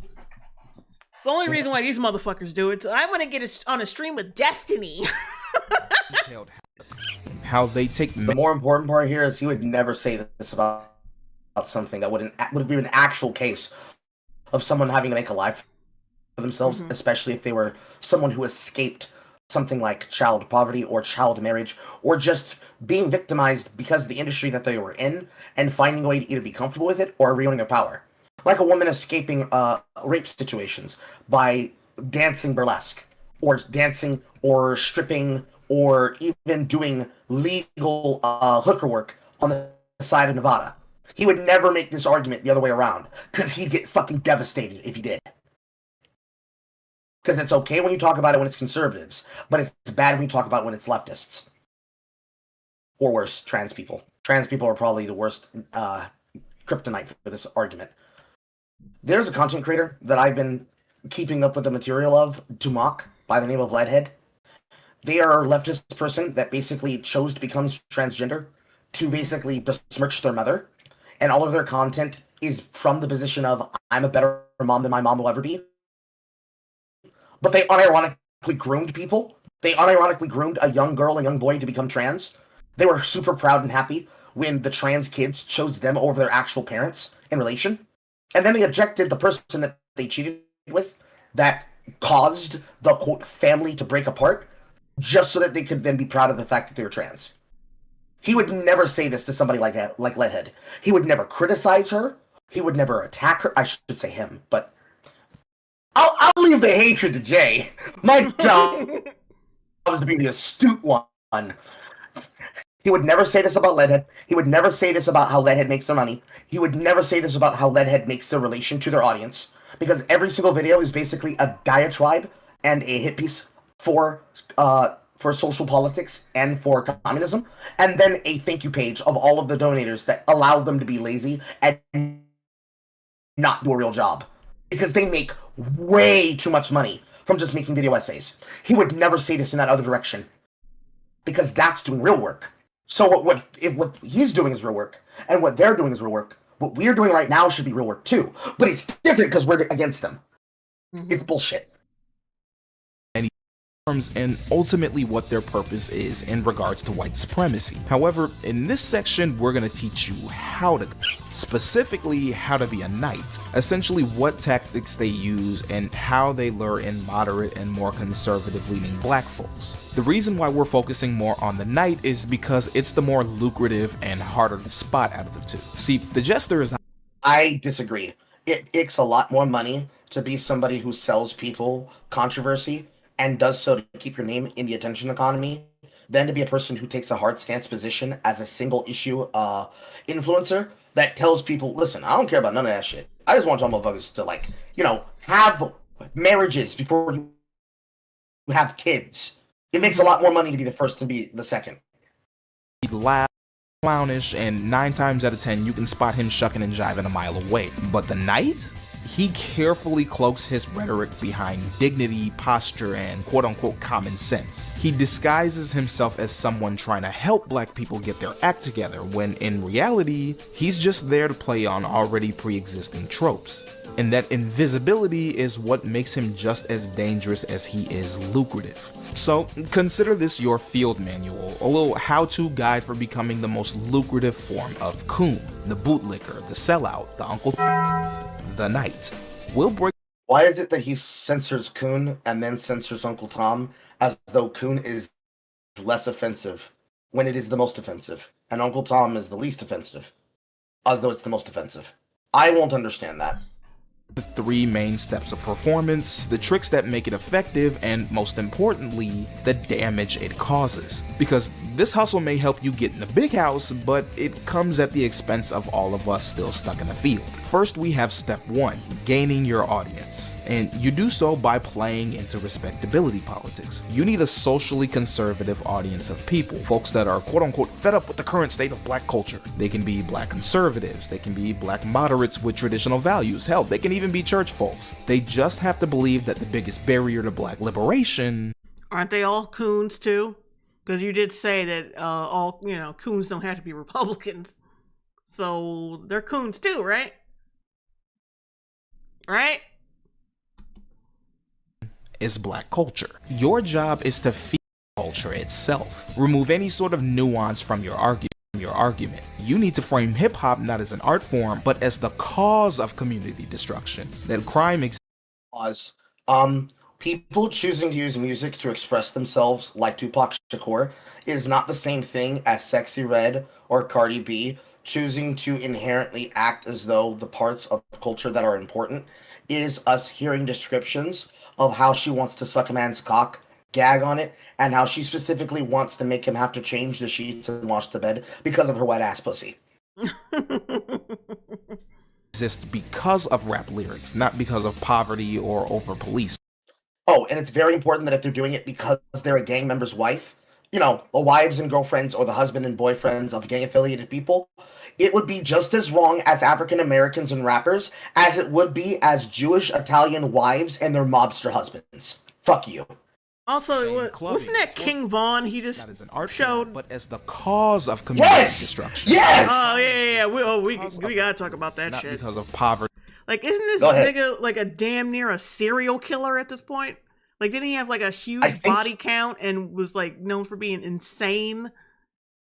I think he's dead now, but yes, he was. He was literally the boogeyman of the hood. Yeah, and people let him be famous. Like, think about it. Like, the black community, the white people got their boot on our necks, but they let a black serial killer be fucking famous and earn money off of like bragging about him murdering people, and you're okay with that. I mean, should we have a conversation about the 80s and 90s rappers that now are household family names? Like, when I tell people that Snoop Dogg made a kids-friendly channel show called fucking Doggyland, and that his character Bow Wow is supposed to help teach kids about basic lessons like counting the numbers or when to go to bed on time, you'd be like, you know, nigga that used to help people up for drugs, right? Yeah, him. For some reason, it doesn't impact. It doesn't impact the same. Because it sounds like it's a joke, but that is unironically what we're talking about.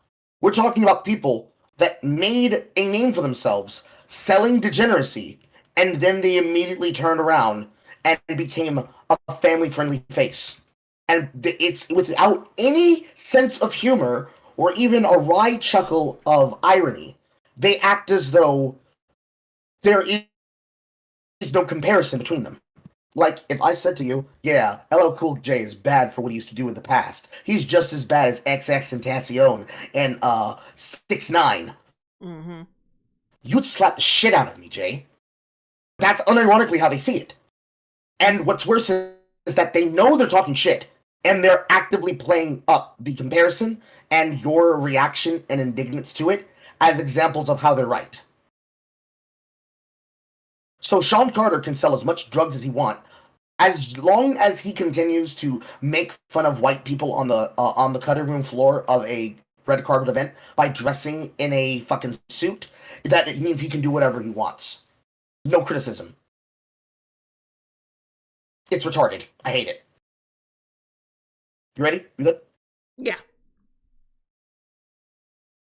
You shame clubbing, twerking, block parties, even marching bands as undignified spectacles. Reduce them to proof. Who the fuck makes fun of marching bands? Shut up.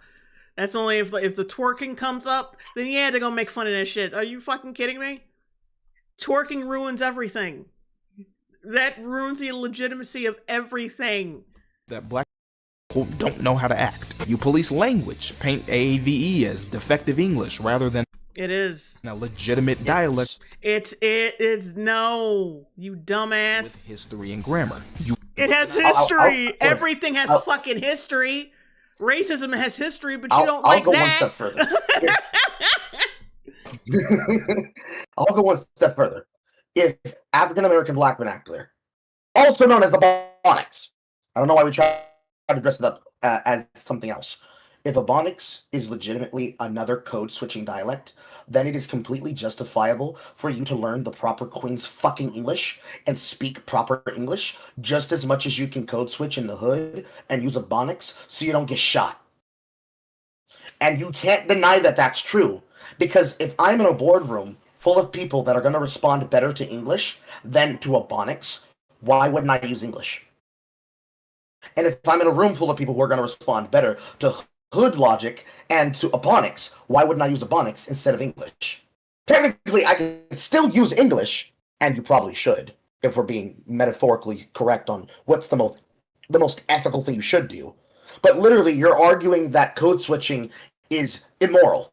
So that means stay your ass in the hood and never code switch ever again, right? So don't learn words, don't learn language, just keep saying that it's completely fine.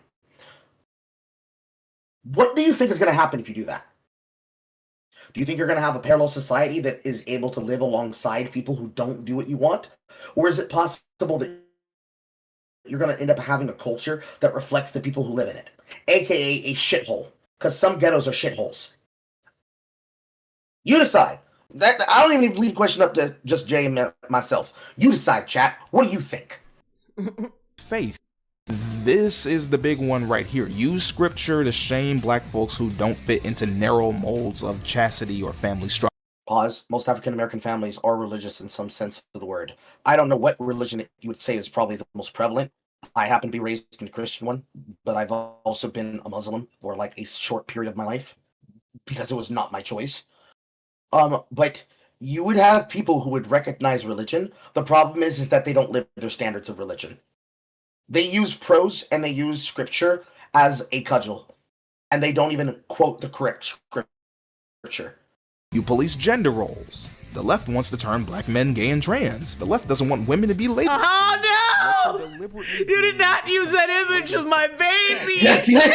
Yes, he did! Yes, he did! Yes, he did! No! Yes. No. It hurts me to laugh. Chat, you need to understand, it hurts me to laugh. Because Jay's in pain. But at the same time, I'm like... left wants to... How dare you! Turn black men gay and trans. The left doesn't want... Also, there are black people who don't even have to be Republican or conservative who also believe that Hollywood is not a good place for black men to be, or like to be portrayed, because they're all tied up into that LGBTQ shit. So, you know, they just knock it off with that shit.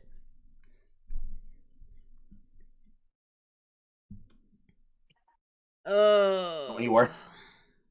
Oh, wait. Women to be anymore. What you're deliberately doing is conflating self-respect with respectability politics. They are not the same thing.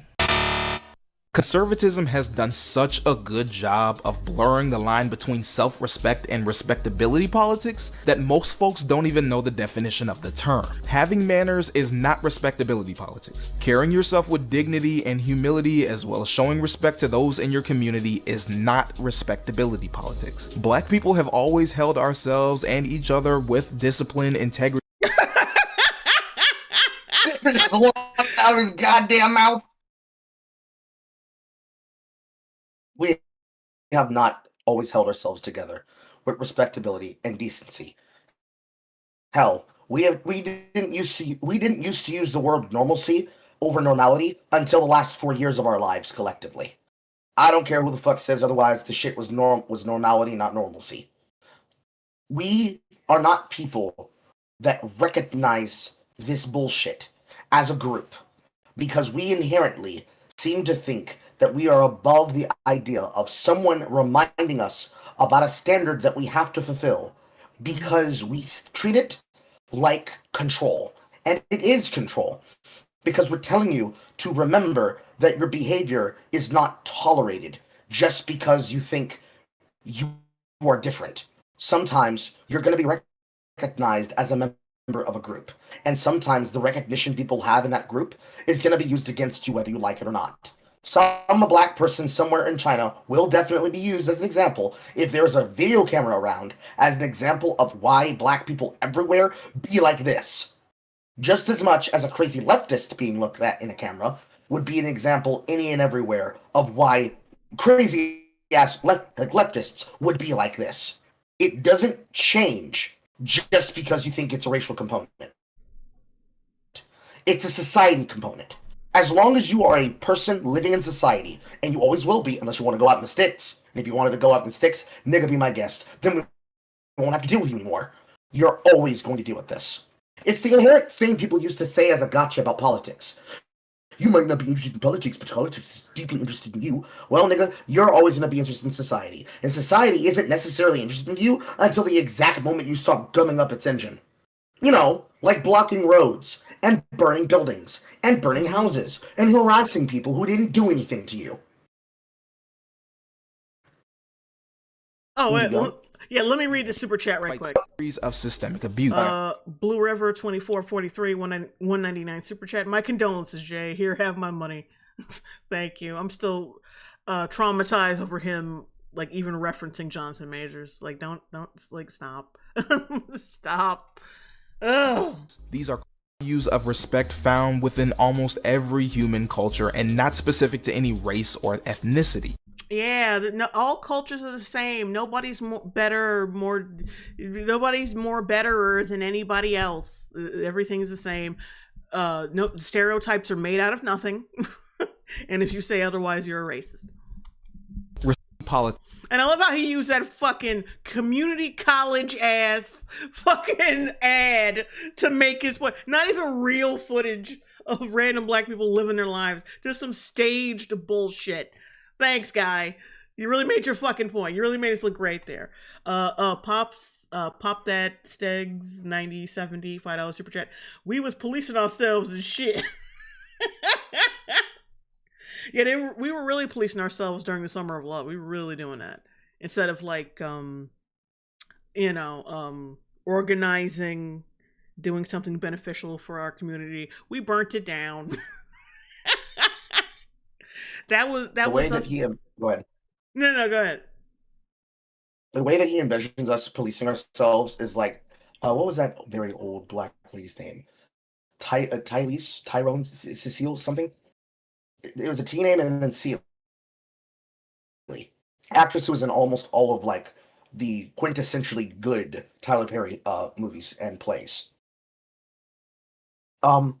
He imagines that black people police themselves like an old black woman, like the actress I just described, coming out of a fucking house and seeing a bunch of niggas acting indignant and saying, "Yo, place," from that one Medea Family Reunion film. Or, in the case of Aaron McGruder, Martin Luther King coming back from the past and saying, "You inherently dumbass niggas, cut that shit the fuck off!" Because he doesn't seem to understand that niggas don't listen when other niggas tell them something. The only time niggas listen, not black people, niggas. The only time niggas will listen to somebody else tell them something is when there's something in it for them, for their benefit. Like, nigga, come on and act right so we can come get this money / food / benefit. No other time. Because it's a problem for the culture. Mm-hmm. The chat won't figure out who it is I'm trying to talk about. You can keep going? Yeah. Takes that concept of respect and weaponizes it. It argues that if marginalized groups did a better job of adhering to the cultural norms of those in power, then they'd be treated with dignity and gain social acceptance. Yep. If black people just got their act together, if we all spoke well enough, if we all dressed well enough, if we all tried to be like the quote-unquote good ones, then we'd finally be worthy of being treated like human beings. It reframes manners, discipline.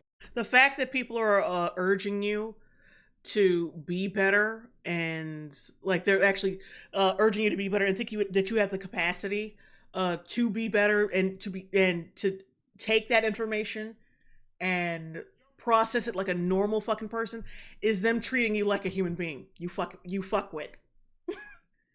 If they didn't want to treat you like a human being, they'd just be like, fuck you. This is just how y'all are. That's how it is. Y'all act like fucking animals, and that's just it's basically it. It's basically fucking it. Y'all don't know any other fucking way. But the only one who's advocating for that shit are people like you. Like we can't change. This is just us. Why can't you just deal with it? That racism is coming from you, sweetheart. It's not coming from white. The fact that all white people do is ask you is to act like a fucking like a normal human being, and not an antisocial like jerk off like that. That's them treating you like people. Because they're just like, yeah, all we gotta do is tell them the right way to go and they'll do it, right? They're treating you like a person. Oh, let me read this super chat right quick. Laura Hugel, $2.99 super chat. I sent you a message through Streamlabs. YouTube sucks. Thank you, Laura Hugel. I understand your pain. Okay, hang on a sec. Let me go find this shit.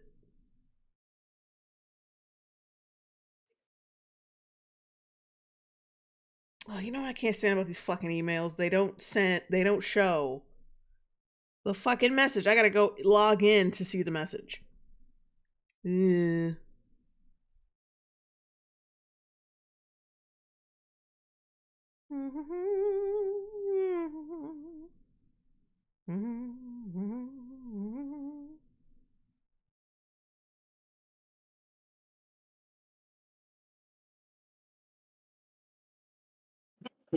Wait.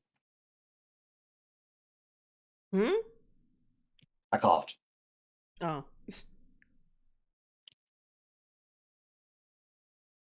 You know, I hate PayPal too. Where's the fucking message at? If it's on PayPal, you'll have to click on the donation thing itself, and it should be inside the donation message.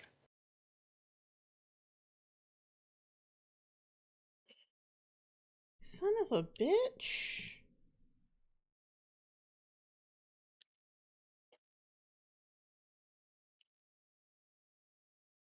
Oh, no, I'm not finding it.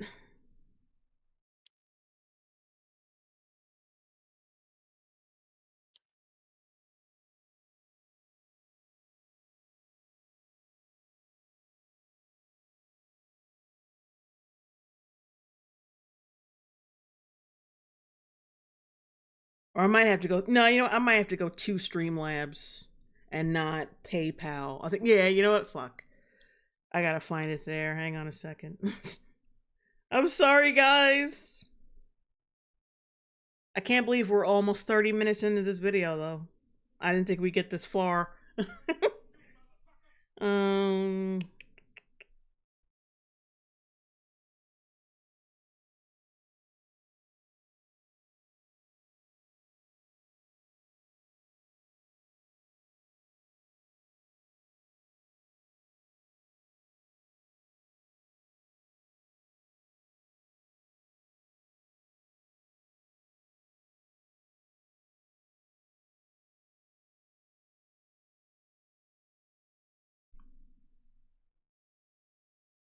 Yep, just hold on, guys. Ugh. This is some bull.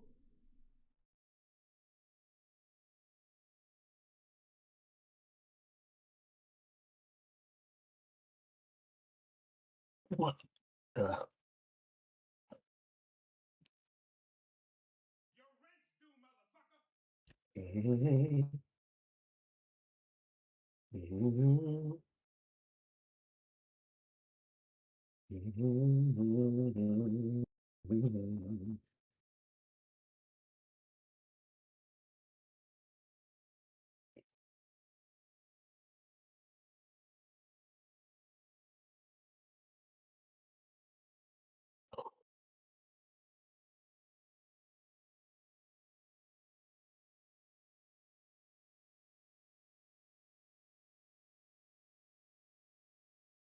Itchy.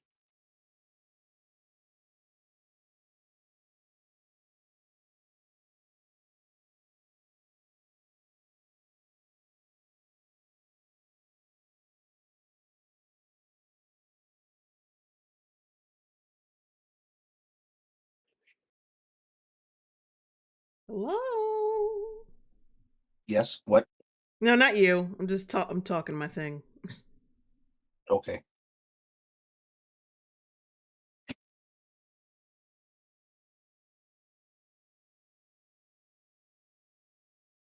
Okay, there we go.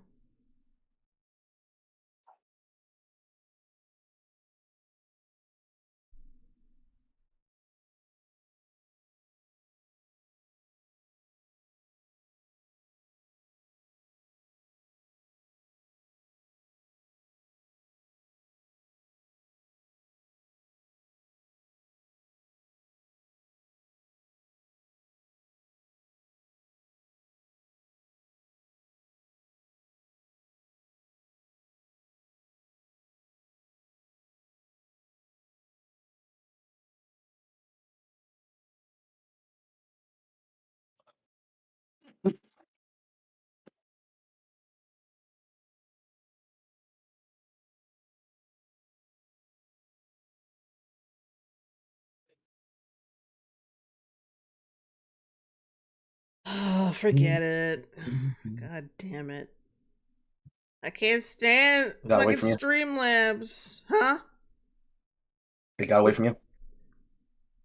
Yeah, I can't stand Streamlabs. I'm trying to find this fucking message and I'm not seeing it. I'm not even seeing it on PayPal.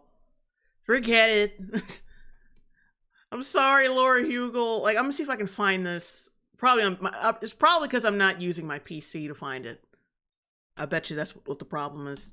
And not as basic practices for personal and community strength, but as a checklist for conditional acceptance into white society. You end up with a way for black people to blame themselves for their own oppression. What we need is a complete culture. I love how, yeah, he has to say oppression and not circumstances. Because black people we don't have circumstances. We have oppression, only oppression. Because power, privilege. Like, fucking explain how we're oppressed, and then we can go forward with that. But I think you're gonna give a bunch of anecdotal horse shit. Reason.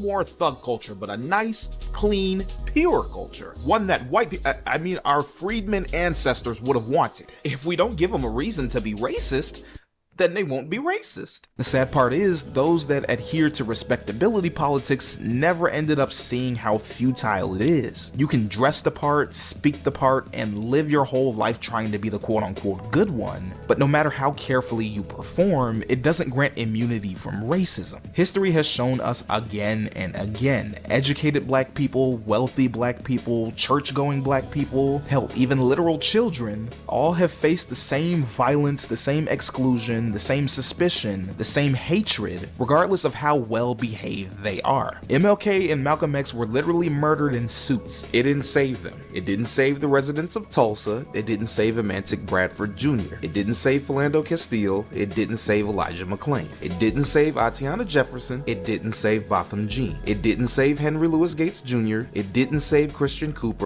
What? The bird watching nigga? He's oppressed because he got bothered for a few minutes by some fucking white bitch in a fucking bird watching resort or like a bike path or some shit. Are you fucking serious? That's what he thinks oppression is. In his mind, any type of action that a black person did and it's being questioned to them about what they chose to involve themselves with is a case example of them being antagonized and forced to be ashamed of how they're living. When in reality, each and every one of us is about to say, nigga, please be for real. Because we know that's not really oppression. If we're talking actual serious levels of oppression, really serious means that there's no denying of it. We're talking about a person's life being ended because of somebody's desire of how they decided to describe they were living. So, like, a victim of violence. And the fact that you're then using that victim of violence to talk about how oppressed people are is a continuation and a missing of the point. Actually, no. A guy being harassed about bird watching is not a case example of respectability politics not working or not functioning and not saving you, actually. MLK and Malcolm X is not a case example of it not working and not saving you. Because here's a serious question. What's the alternative? What do you want the alternative to be? Respectability politics won't save you from being harassed. They're still going to treat you like an evil black person. So I should be violent? Is that the response? I should be violent? Apparently so.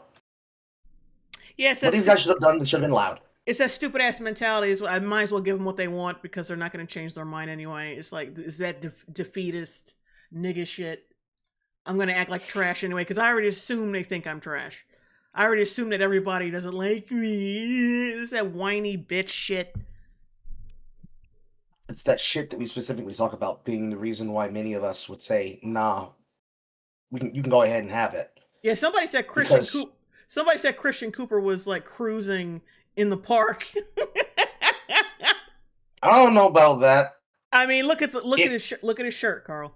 Look at his shirt. You're wrong for that. But it's like what you want people to do and what you want to be true are not always going to be a thing that you're going to have to accept is going to come to you, right? You want people to say the reason why this happened is because they're racist people. But if he was, in fact, a gay man cruising in the park looking for other gay men to stick it up the butt in the bush, and he ended up getting fucked over by a white woman who was sticking up a different kind of bush, and thus getting in his ass a different way, politically, I would rather have one of these things over the other. Because one of them, we can have a conversation about that. We can have a conversation about fixing social woes and social issues from somebody antagonizing someone politically. Rather than you take up victims of crime that probably falsely used the victim mentality to give themselves the ability to hide behind the perpetuation of a victim status so they could get away with eternally victimizing themselves.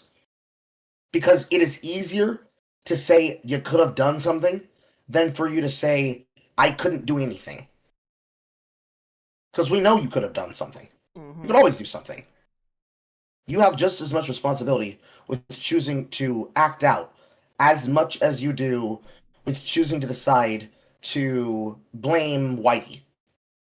But every single time you choose to stand on the corpse of black people, you are doing the very thing that makes you a victim. It's not that victimization never happened to you. It's that in spite of victimization happening to you, you have chosen the harder choice, which is to say that I can do better. And by choosing to hide behind the deaths and the bodies and stand on the deaths and bodies, what sounds like, but I should do this. I should act out like this. This is the exact moment I should act out. That's the coon shit. Mm-hmm. Some of these are going to get a lot worse. Christian Cooper's not the worst one in this list. Hang on, let's go back. Let's look through this a little bit. Malcolm X were literally murdered in suits. It didn't save them. It didn't save the Malcolm X has been murdered in suits. Nigga, that does... Are you fucking stupid? They were bringing about social change and trying to uplift black people during a time where there's a certain group of people, Democrats, who didn't want them to be uplifted. So yeah, that's why they were killed, not because they was ignorant ass niggas. Like he's even delegitimizing people who were actually prominent for black culture. Them niggas was just wearing suits. They just got shot. Like they're fucking comparing. He's comparing apples to oranges. He's comparing motherfuckers who were assassinated to a bunch of niggas who, some of them probably well, let's look at their list. Let's look. I don't give a fuck about this Tulsa. shit. It didn't save a man to. Army officer heroically intervened during an active shooting in Alabama while a good guy with a gun shot and killed trying to help. Like I said, this motherfucker, it would be easy for him to distort the details of what happened in each of these cases. But that because you cannot, the fact that he even used that Christian dude, like the bird watching motherfucker, that's already a red flag. It didn't save Philando. A cafeteria supervisor, blood-bought kids, licensed to carry, calm, compliant, killed in front of his partner and daughter. Castile, it didn't save Elijah McClain. Gentle, soft-spoken massage therapist known for playing the violin. Animals killed walking home from the store.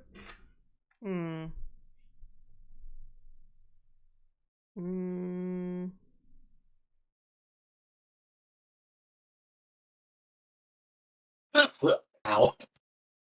Mhm. Taking a bit, Reed. Wait. Yeah, well, hold on.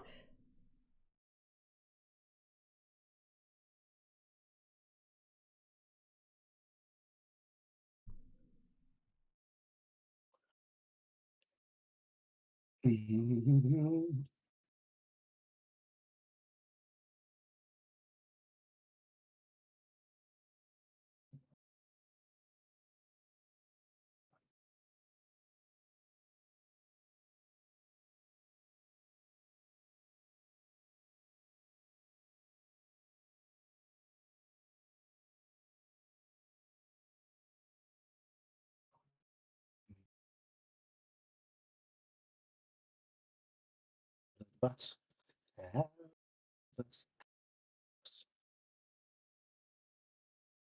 Well, that's one legitimate fucking case.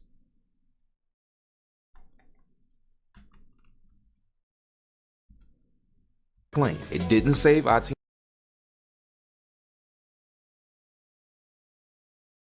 Hillbilly hurt police through her window. I bet you that hold on. The Elijah case, I think the Elijah McClain case, yeah, that was a legitimate one. But then again, I would still look up more facts, to be perfectly fucking honest. The way in which he's organized these facts and the people in which he's choosing to use as the case example to prove his point begs the question to do the same experiment in the other direction. Name all the cases of similar cases that happened at multiple people of multiple origins. But to be an asshole to him specifically, do white people. If you did specifically white people, he would not be able to come up with an answer.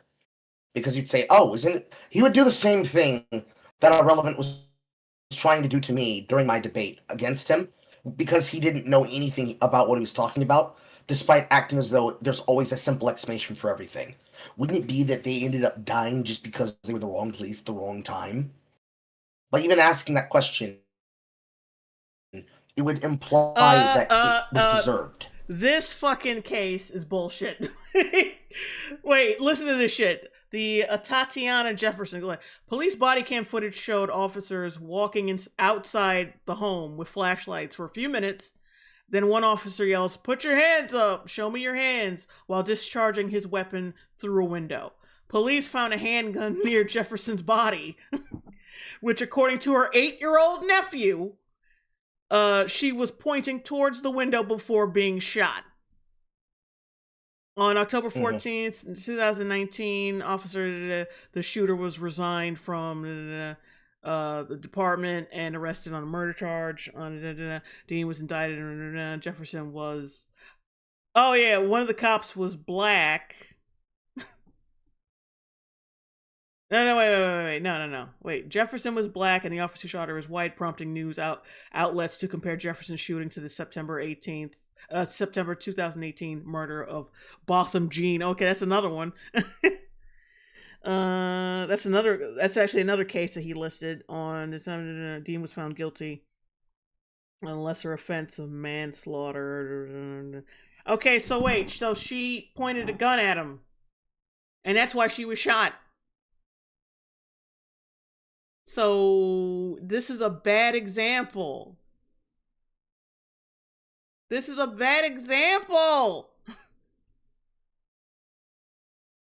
All right, let's go to Botham Jean. I know he's not the next one, but we're going to do it anyway. Okay.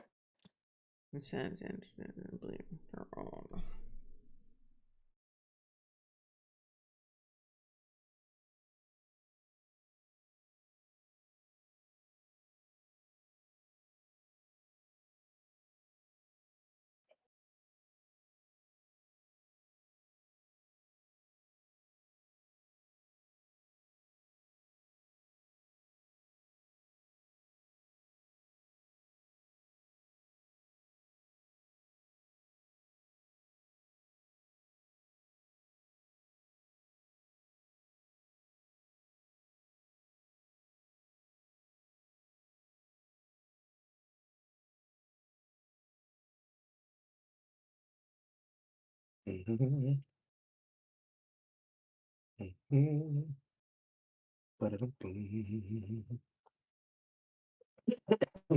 Ow, chest. Oh, this dude, the Botham Jean dude, was killed by a female cop. Yeah, it could. I think he was just shot because she was a female cop.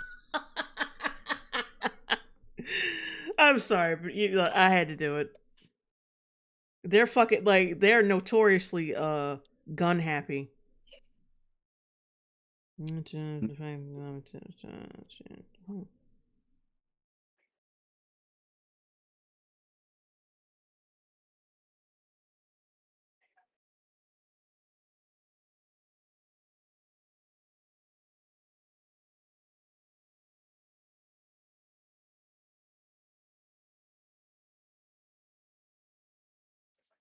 Yeah, I think he was killed though because she's a female cop and probably a moron. Something along those lines. Yeah, they had a habit of doing that. Like female cops had a habit of fucking doing that for some reason. Just doing dumb shit. Oh, okay. Wait, he was next. Never mind. It didn't save Henry Lou. Henry Lou is getting world-renowned Harvard professor arrested, tried to get into his own home. He survived, but the point still stands. Okay, wait a minute.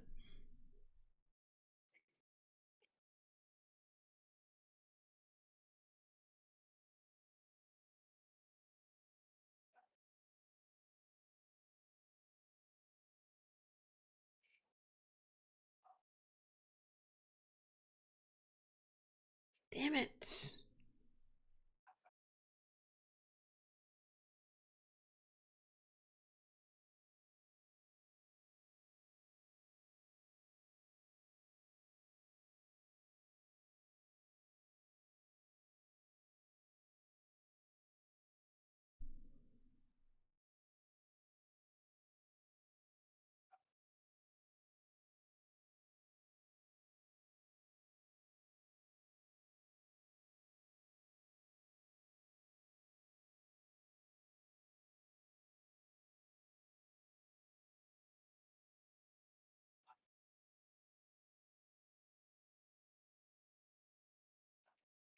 I wonder if there was some body cam footage for this one.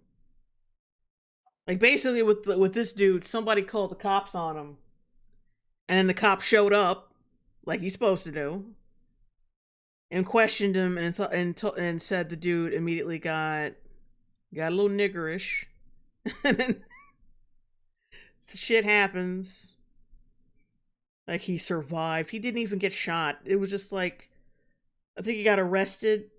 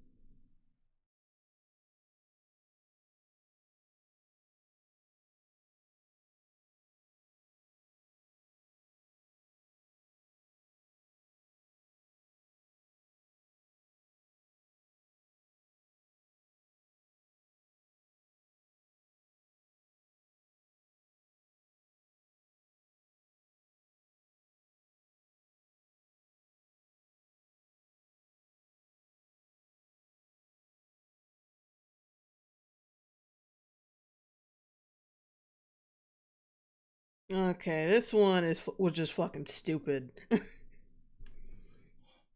It didn't say this. Huh? Share the class. Oh yeah. Yeah, somebody called the cops on him because they said somebody was like trying to rob. I guess they mistook him for somebody trying to rob his house or some shit. And then they came over and then questioned him. Like, he got a little hinky. And then, like, the cop tried to, like, get him, like, say, well, come outside so we can talk or whatever. And the dude got, like I said, he got hinky over that. And then the cop arrested him for disorderly conduct because of that.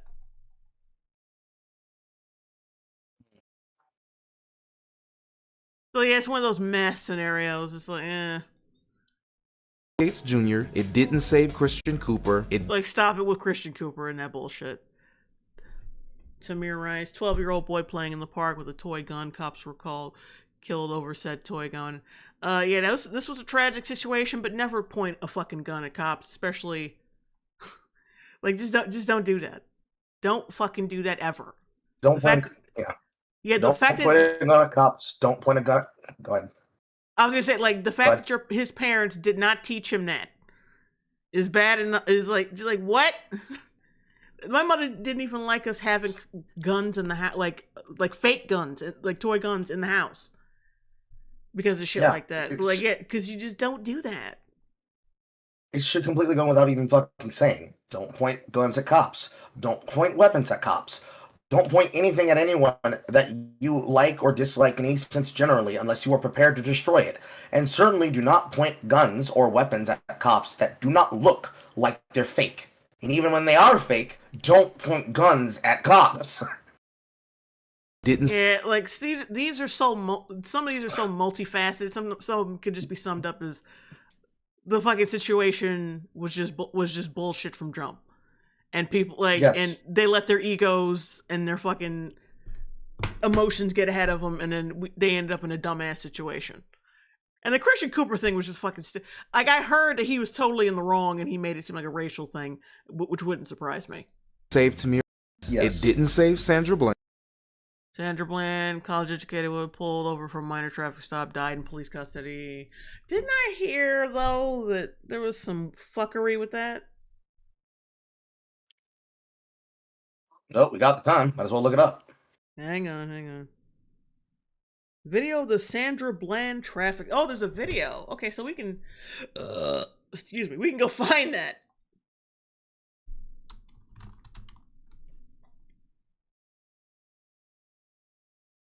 Let's go find it, because why the fuck not? I think it's only a 2-minute video.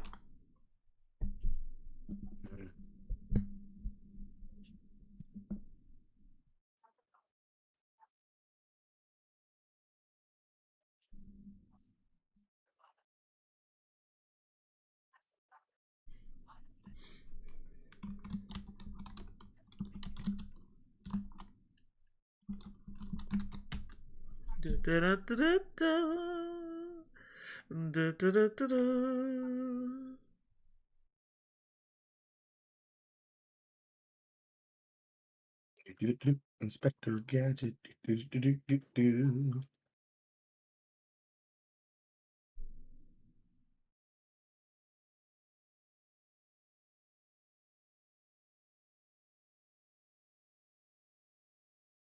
Oh, sorry about this, guys. My shit could be a little laggy.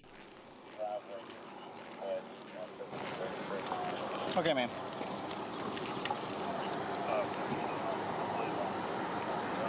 You okay? I'm waiting on you. This is your job. I'm waiting on you. What do you want me to You seem very irritated. I am. I really am, because I feel like this cap is what I'm getting a ticket for. I was getting out of your way. You were speeding up, tailing me. So I move over, and you stopped me. So, yeah, I am a little irritated, but that doesn't stop. So you were speeding? Giving me a ticket, so... That's never a good sign. If Jay's laughing, that means somebody did something stupid. Like, are you watching it through me? Yes. Yeah, because I honestly don't want to have to start another watch together for this. Okay. You mind putting out your cigarette, please? If you don't mind. I'm in my car. Why do I have to put out my cigarette? Well, you can step on out now. I don't have to step out of my car. Step out of the car. Why am I... Step out of the car. No, you don't have the right. Step out of the car. You do not have the right to do that. I do have the right. Now step out or I will remove you. I refuse to talk to you other than to identify myself. Step out or I will remove you. I am getting removed for a failure. Step out or I will remove you. I'm giving you a lawful order. Get out of the car now, or I'm going to remove you. And I'm calling my lawyer. I'm going to yank you out of here. Okay, you're going to yank me out of my car? Get out. Okay, all right. 25. Let's do this. Yeah, we're going to. Yeah, don't touch me. Get out of the car. Don't touch me. I'm not under arrest. You don't have the right. Yeah, cops didn't get before all the sensitive Sally shit. They actually they didn't try to argue with these motherfuckers. You are under arrest. I'm under arrest for what? 2547 County FM 1098. Just For what? 290. Send me another unit. Get out of the car. Another unit FM 1098. Get out of the car now. Why am I being apprehended? You trying to give me a ticket I for said your get failure? out of the car. Why am I being apprehended? You I'm just giving you opened a my lawful car order. door. You just I'm going opened my to car drag you door. out of here. So you threatening to drag me out of my own car? Get out of the car. And then you I will stun light me? you up. Get out. Wow. Now. Wow. Get out of the car. Really, for a failure to signal. You're doing all of this for Get a failure over to there. Right, yeah. Yeah, let's take this to court. Let's do Go it ahead. For a failure to signal, yeah? Yeah, failure to signal, and then you sped up to get away from them. All things that you don't fucking do. Yeah. Hey, hang on, there's a longer video. Let me see that shit. This one's 5 minutes. I want to see the whole thing. The worst part is that even in the fucking footage, as you get out of the car, I haven't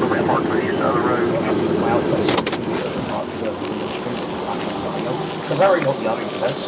When she gets out of the car, you just see the black womanisms of her hand moving and her mouth moving at the same time. So you already know something's already happened that's triggered her to have a nigga moment.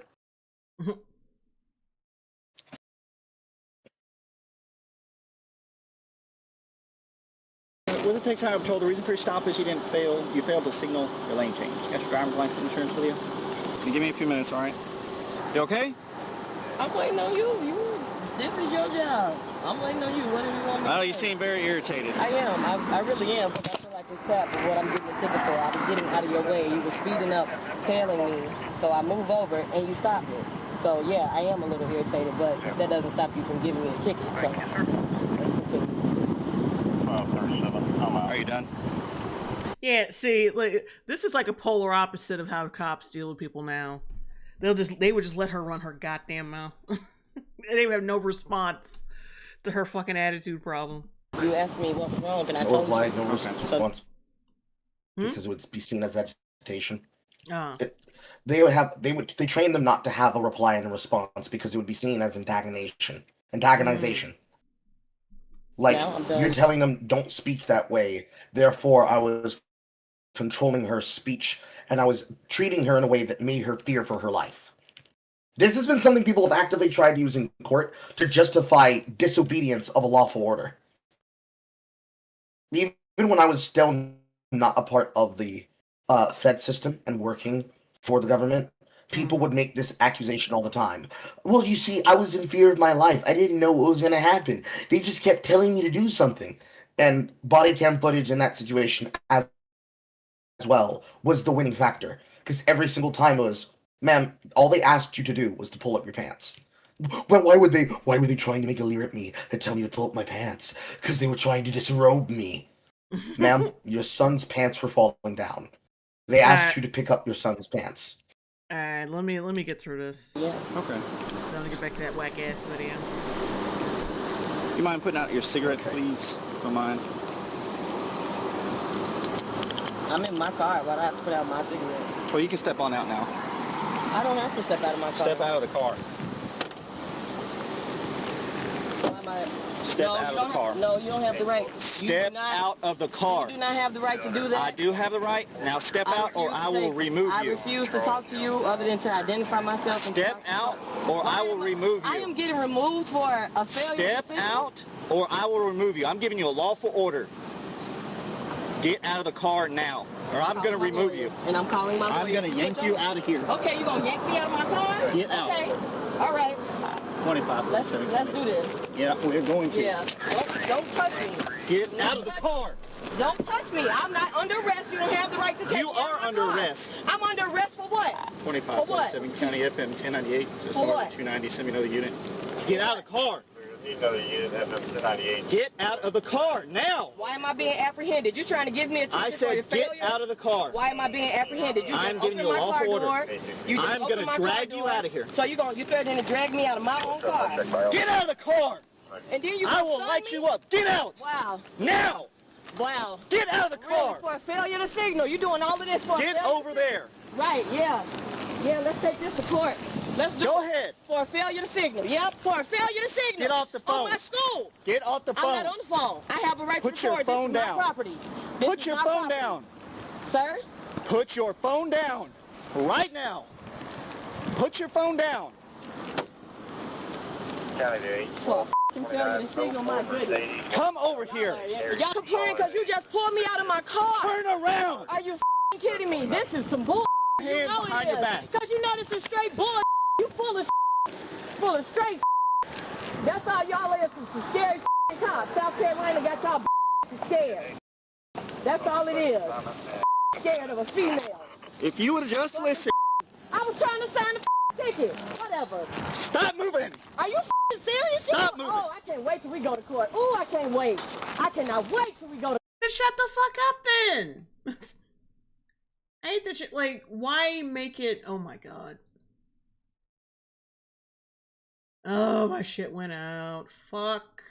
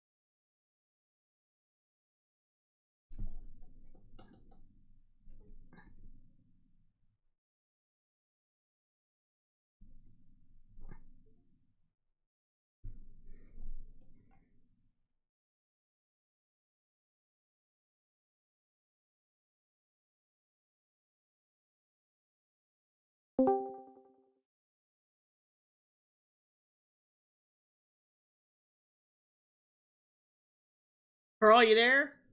Yep. Yeah, I went out for a second. my Okay. internet just crapped out. All good. All good. Okay, wait, let me re-up this chat.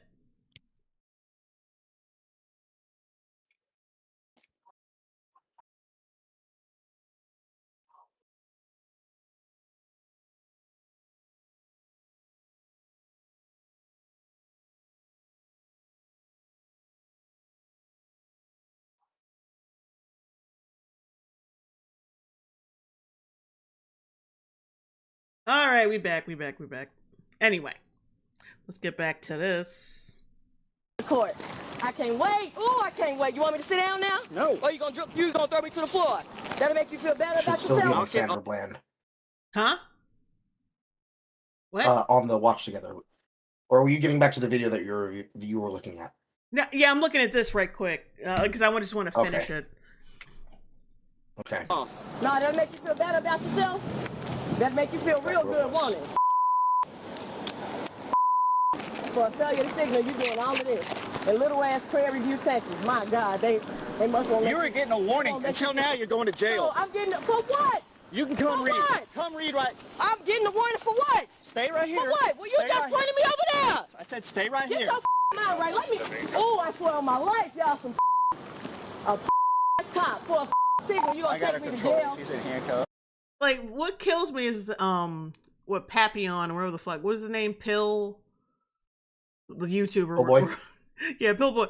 He was like, oh, well, being proper didn't save Sandra Bland. She wasn't fucking proper at all. What the fuck you talking about? This is the direct result of nigga shit. What you talking about? Like, it's not right that she's dead. Of course not. But damn, like he's acting like, oh, well, she's one of them black people who was good the whole time. Like, no, not really. I don't know the whole Sandra Bland fucking case. But goddamn, you did not need to escalate this shit at all. Oh, god damn it. Screenshot the forehead. The fuck?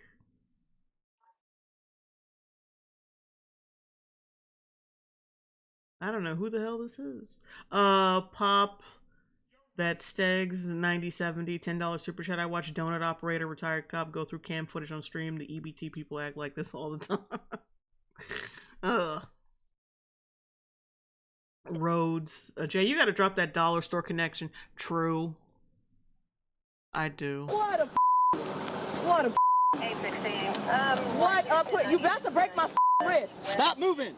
Like, she's like constantly combative and it's like just won't shut the fuck up.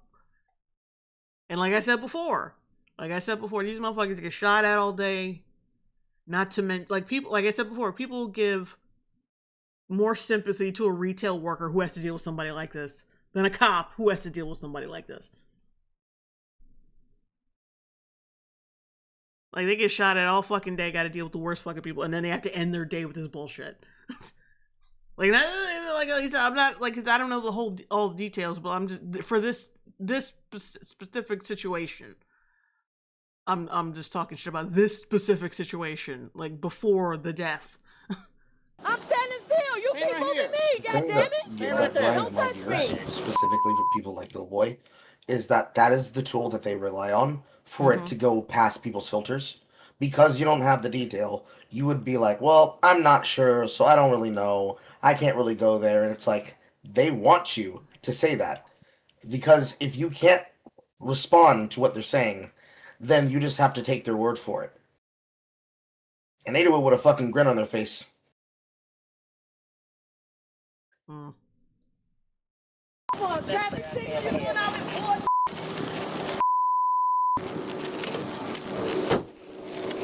Oh, wait. The fuck? Oh, Burst was like, all you had to do was follow the damn train, CJ! Come right over here. This right here says a warning. You started creating the problems. You asked me what was wrong. Do you have anything on your person that's illegal? Do it feel like I got anything on me? This a maxi dress. Remove your glasses. This a maxi dress. Come on over here. Have on me. People say they can't hear me, but my mic is on. My mic is being picked up by OBS. How am I muted? I'm not muted. Carl can still hear me. Huh? Yeah, I can still hear you. Can you go to my stream and see if you can hear me? Like the link to my stream?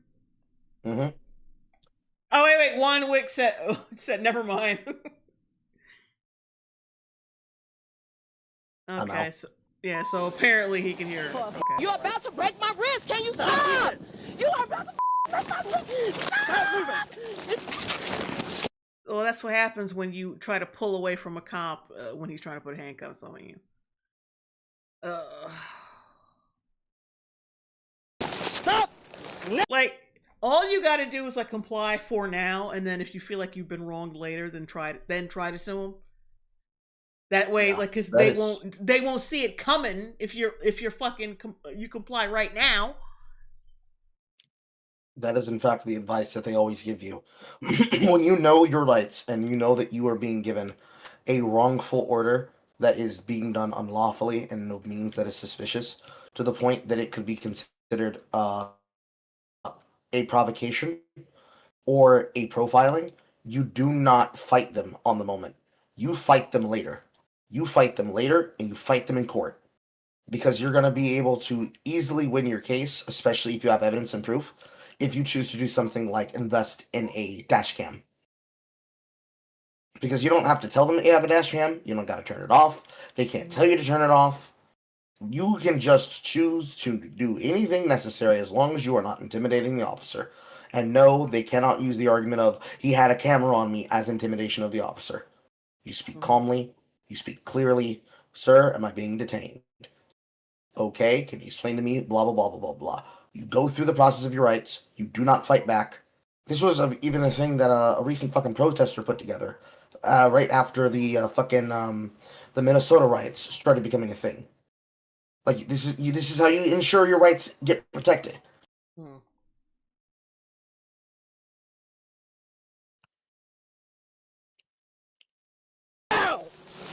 Stop it! Stop resisting, man. If you would stop, and I would tell you. Now stop!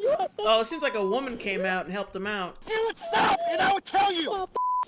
Oh wait, go back. Stop it! Stop resisting, man. If you would stop, and I would tell you. Now stop! You are such a You are such a No, you are. You're yanking around. Oh, seems like he's got backup with him.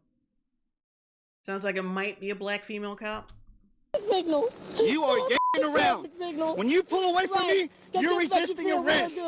This makes you feel real good, don't it? A female for a traffic signal. I got it. For a traffic signal. I know that makes you feel good, officer. Take care of yourself. I know it makes you feel real good. You're a real man now. You just slam me. Yeah, she's a complete. Knock my head in the ground. Like I'm not like once again, not justifying any goddamn thing, but I feel like she really talked her way into being killed. Like, no offense. Like I said, not justifying any goddamn thing.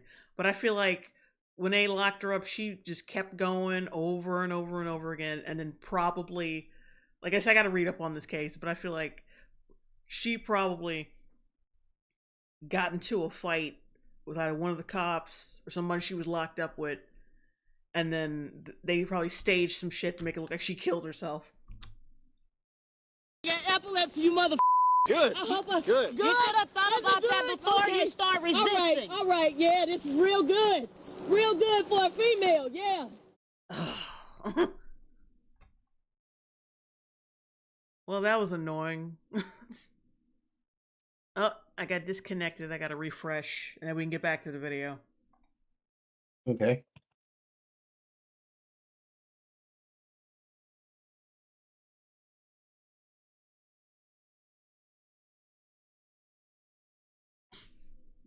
Save Botham. Save Botham Jean. It didn't save Henry Louis Gates Jr. It didn't save Christian Cooper. Yeah, Chris, you could like stop citing that. It shit. didn't save Tamir Rice. It didn't save Sandra Bland. It didn't save Patrick Lyoya. It did. And I love how he has to show a picture of her in a suit to prove that. Oh wait, see, she was one of the good ones, and she still got getting them. She wasn't. That fucking video was proof that she was not. She escalated the shit when she didn't need to. Like that is not someone who is, you know, proper and professional and understands and understands not to de-escalate situations. Jamel Robertson, security guard who successfully subdued and thwarted an active shooter. Police killed him anyway. Are you sure it's because he was black and not because it was a situation where there was a shooting and they probably got trigger happy? Like, I'm not saying, like I said, once again, I'm not saying it's okay, but you can't label everything as like, oh, this was racism. Some shit is fucking complex. And there are other fucking reasons for things happening.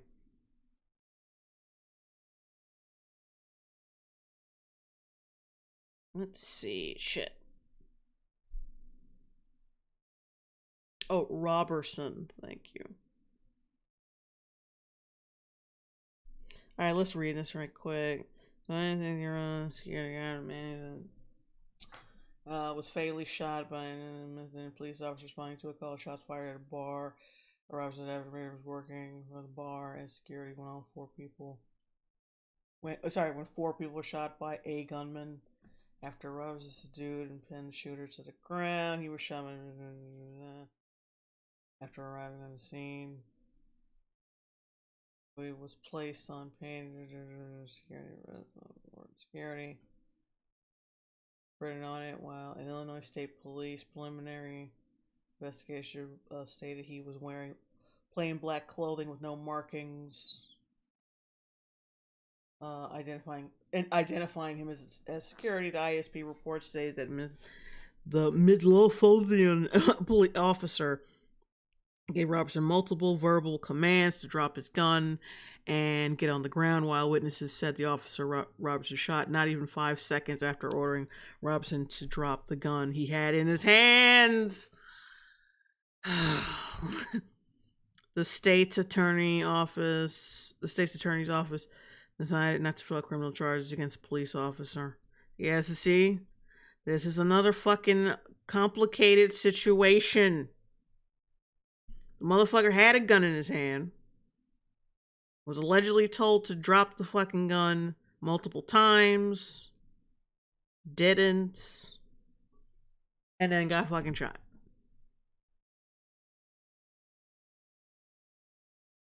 Yeah, but I would love some fucking videos. Is there a video?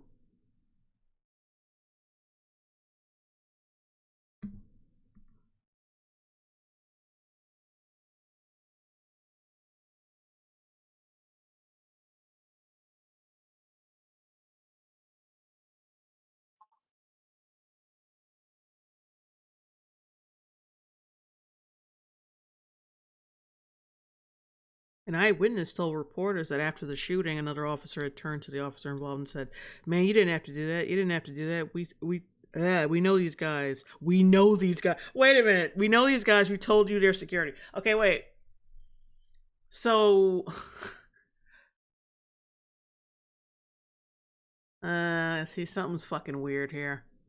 A statement by the police chief sent upon arrival, officers learned that there were several gunshot victims inside the bar, and the police officer encountered a subject with a gun and was involved, and an officer involved shooting subject.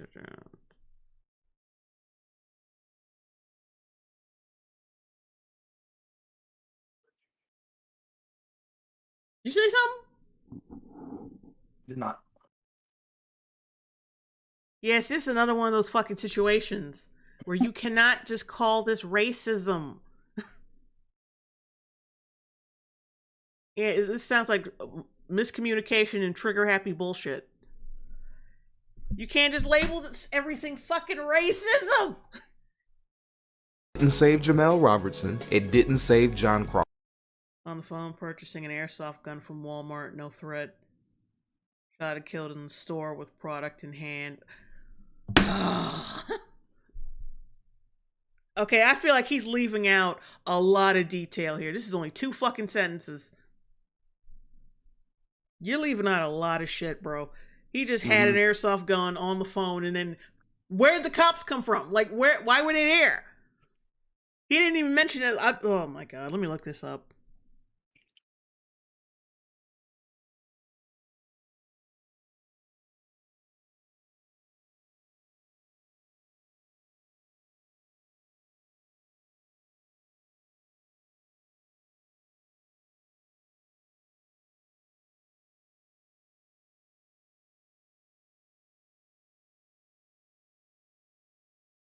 The killing of John Crawford III occurred on August 5th, 2014. Crawford was a 22-year-old African-American man shot and killed by a police officer in a Walmart store in Beaver Creek, Ohio, near Jaden, while he was holding a BB gun that was for sale in the store.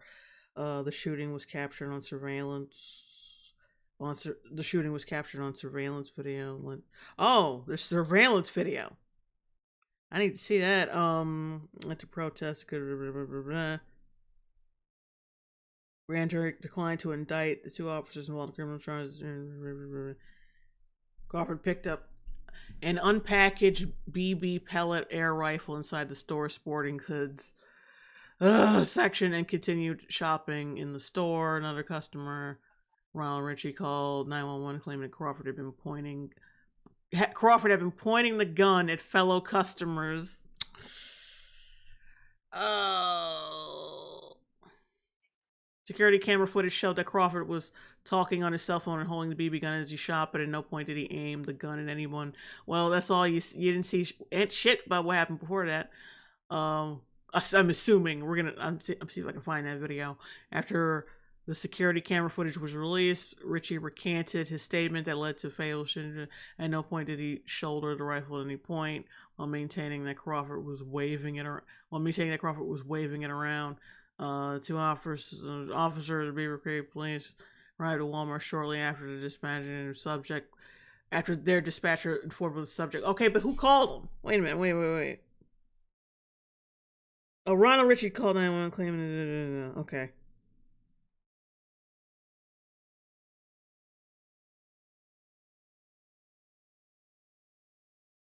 Okay, why call the cops on him if he wasn't waving it around?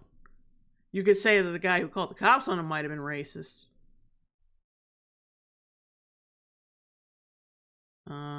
The two officers be very. Second person, Angela Williams, died after suffering a heart attack while fleeing from the shooting. Police account. According to the initial accounts from Officer Williams and the other officer involved, David Darkow, Crawford did not respond to verbal commands. Crawford did not respond to verbal commands to drop the BB gun and lie on the ground, and eventually began to move as if trying to escape. Why would you do that? Believing the BB gun was a real firearm, one of the officers fired 2 shots in Crawford's torso and arm. Crawford died shortly afterwards. The shooting was captured by the store's security camera. Crawford was talking on his cell phone while holding when he was shot to death by Williams. Video shows the officers fired almost immediately after entering the store and signing. From the video, it's unclear whether officers gave verbal commands and whether Crawford was shot before or after he reacted to the. Why would that be? Hold on, I gotta find that fucking video. I gotta find that video. I gotta find that video.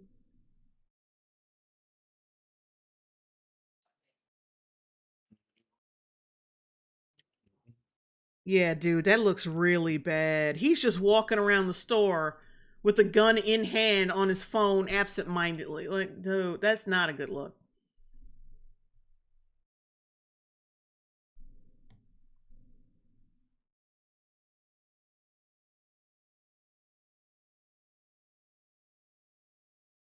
Yeah, that was a really dumb fuck. Hold on, I gotta find this video. Oh, I gotta find this video. This is another one that's like, yeah, it's not because he's black. It's because he was walking around mindlessly with that fucking gun out in the open with his finger on the goddamn trigger. They said they said he was just sitting like the report of that on Wikipedia makes it seem like he was just standing he picked up a pellet gun, put it on the counter, waited for like somebody to help him out, and then he was shot. This nigga's walking around. Oh my god. Hang on. I'm gonna find the video. I'm gonna find it. But see, this is another case of like a circumstance just being fucking retarded. Someone getting dead because of some retarded shit instead. Like, no, you can't say this is racism. Would he just gotten shot for no reason without the gun in his hand? Because that's what you have to. Gunshots in the store. Gunshots. And a 22-year-old black man, John Crawford, lay dying on the floor of a Walmart in Beaver Creek, Ohio. Shot and killed by a white police officer, as seen here on surveillance video. And if the police officer would have been black, nobody would care about this goddamn story. You would need to specify the races.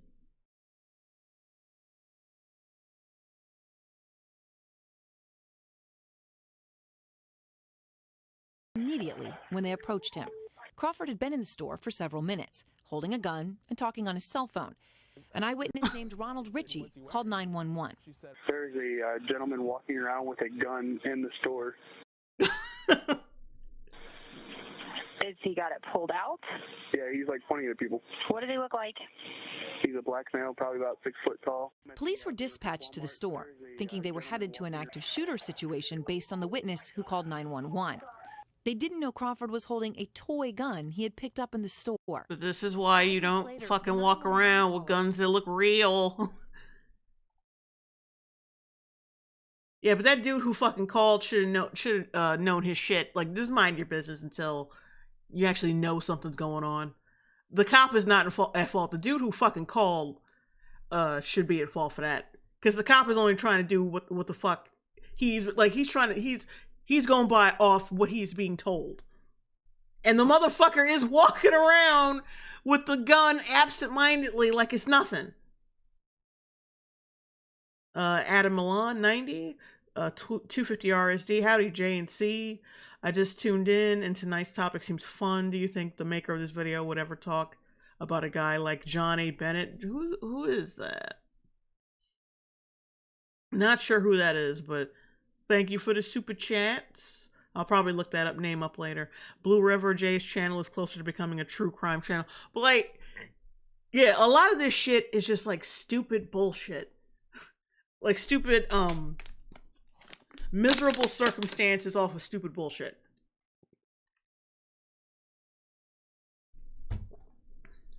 Shit that could be easily solved if you just add some fucking common sense. Unfortunately, and it's unfortunate to say, but for African Americans, this kind of common sense is an uncommon drop table. They don't get access to this because they have to pay for the premium version of a soul. Mm-hmm. Oh, Holly Fauci was like, bro, how were people supposed to know his intent with it? Holly Fauci, gun etiquette, people. Gun etiquette. Yeah, right. Exactly. Walking around with your fucking hand on the goddamn trigger like you just got done shooting somebody. Yeah. You cannot just say this is... You can't say every fucking scenario where there's a freak accident. It's just like, you can't say everything has got fucking racism. This was clear, like, yeah, the cop was doing... Like, he was proceeding under the assumption that this motherfucker just got done shooting somebody. Or was about to. If you want to blame anybody, it's probably the fat dude who called it in. Unless you hear fucking gunshots, because you would have heard it from wherever the fuck you were at. Like, don't... This is like, just... Like, it sounds fucked up, but just wait a little while. Just wait. But, like, to say that this is blatant fucking racism, that's bullshit. That's bullshit. Quote, at no point did he shoulder the rifle and point it at somebody. He also said something similar to our CNN affiliate, WHIO. He wasn't actually, like, holding it to getting ready to shoot somebody. Ronald Ritchie has not returned our calls for comment. I feel like there was a but after that. Neither the police or the state attorney would talk to us about Ritchie, who is an important witness to the case. Crawford's girlfriend had been waiting in their car. After the shooting, police questioned her, accusing her of lying, asking her where Crawford got the gun, even saying she appeared to be high on drugs. You understand that we're investigating a serious incident. You lied to me, and you might be on your way to jail. Where did you get this gun? Sir, I don't know. Later in the 90-minute drilling by police, word came that Crawford had died. Well, to let you know, unfortunately, John has passed away as a result of this. What happened there wasn't a good thing. Less than 2 months later, the grand jury's decision was announced. The grand jury deliberated, and they returned no indictment. They decided... Yeah, the cop should not be indicted for that. Sorry. This is one of those freak accident type shit. The information he was given was bullshit. That's not his fucking fault. And that motherfucker was walking around like the stupidity of some fucking people. Just walking around the goddamn store with your hand on the trigger. Now, if he was still at the counter, like, yeah, this would have seemed a lot worse. But she was walking around with his hand on the finger on the goddamn trigger.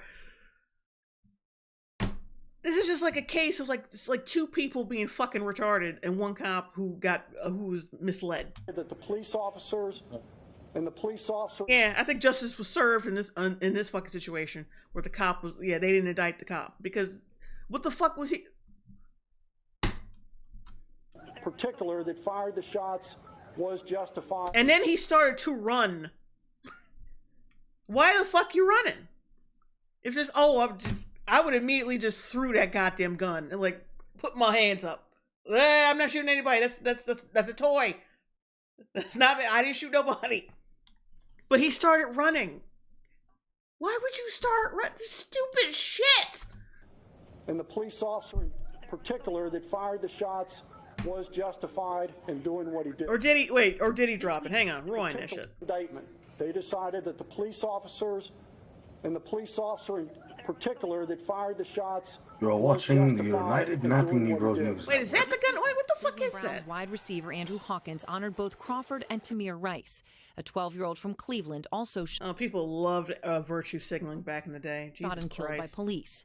Hawkins said he meant no Loved disrespect back in the to day, police. still fucking do. The number one reason for me wearing the They t-shirt just couch it in something else. was the thought of Or they pretend that SJW was never a term that existed. Yeah, this is just a case of like two people being fucking retarded and one cop who was misinformed. And everybody's like, this is clearly racism as a black man. It's like, shut the fuck up. Like, be honest, as a black man, you would not walk around a fucking store with something that clearly looks like damn near looks like a real gun. Absent-mindedly. Like, this is not the actions of somebody who's afraid to live as a black man in America. He was like, he's comfortable as fuck. There's a big $5 word that I can't remember off the top of my head right now that basically explains that if you say things like, I live under white supremacy, the government are going to kill me, blah, blah, blah, blah, blah, your behavior has to align with the belief that you have. So, like, if a woman says, ma'am, why did you kill your husband? And she says, I was in fear of him. And then you get a racial profile and a personality profile of the man, and it's like, this man was a soy boy. He praised the floor on which women walked. Nigga, this motherfucker could not raise his hand to do violence against women. And then if you have a footage and tape of this woman beating the shit out of him, what's more likely? That he was secretly an evil monster that changed his personality? Or this bitch is fucking lying? The behavior has to match the personality trait. And in many of these cases, they don't fucking match. happened into my little Austin. There's also an alternative theory that I have, of course, which is that they feel like they're oppressed only in the instance in which the racism does not conform to the worldview they were promised it was like. So, black people try to antagonize a white man thinking, oh, white people ain't gonna bite back. And surprise, it's the character from that one film starring old male actor. I think the name's film was Gran Turismo. Gran Turismo. It's the one where it's an old racist white guy that helps a Korean kid and his sister out, and he ends up dying at the end. I thought you meant like No, you mean Gran Torino. You said. See, I got confused because I thought you meant the racing movie, but you said Gran Turismo. You got the name wrong. You said Gran Turismo. When it's Gran Torino. Look, I knew that it was the wrong name when I said it. No, I know that's not right because I'm thinking of the actor's face in my mind. I know that it said it had Grams in it, and I know that it had that role in it. So I knew that I was saying the wrong name, and I was hoping that somebody in the chat would correct me. Alright, look at the white dude. Like dude's trying to like cry over some shit that has nothing to do with racism, and the white dude's like, "Nigga, shut up! Stop trying to cry over this shit. You know damn well this is like I said before, a case of some stupid motherfuckers, like just a freak accident centered around two dumb motherfuckers." Scares the living hell out of me.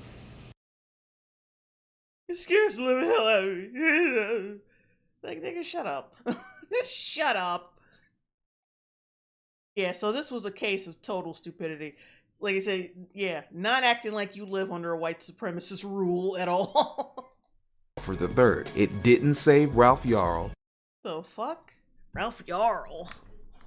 16-year-old honor roll student and band. I know he's gonna bring up that fucking that kid who hung himself. I know he's gonna do it. I can see it. I already see it coming. 16-year-old honor roll student and band kid went to pick up his younger brother. Shot, survived for ringing the wrong doorbell. Oh.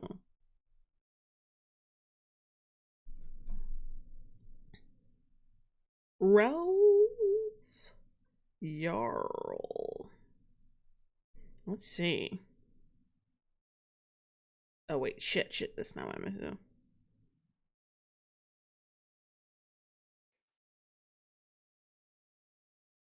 Okay, yeah, he's the one. I think I've heard of this 16-year-old boy who was shot twice after ringing the doorbell at the wrong house.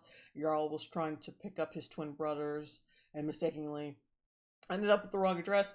Andrew Daniel Lester, an 84-year-old white man. I think his age should play a factor into this. White man was charged in April 17th, 2023 with armed criminal action and first-degree assault, the equivalent of attempted murder in Missouri. The Clay County District Attorney stated that there was a racial component to the shooting.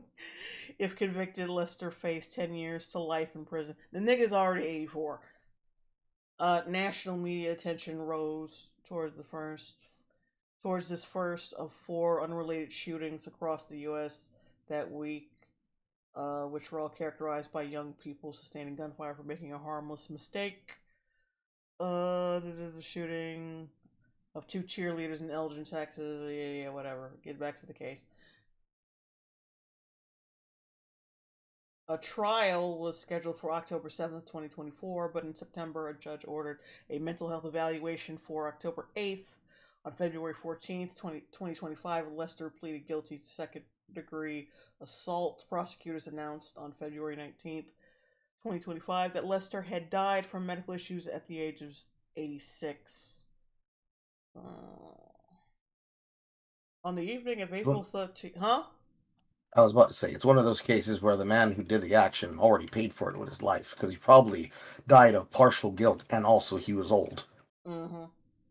On the evening of April 13th, Jarl was sent to his siblings at the 1100 block of Northeast 115th Terrace. He mistakenly went to a home less than a block away on Northeast 115th Street.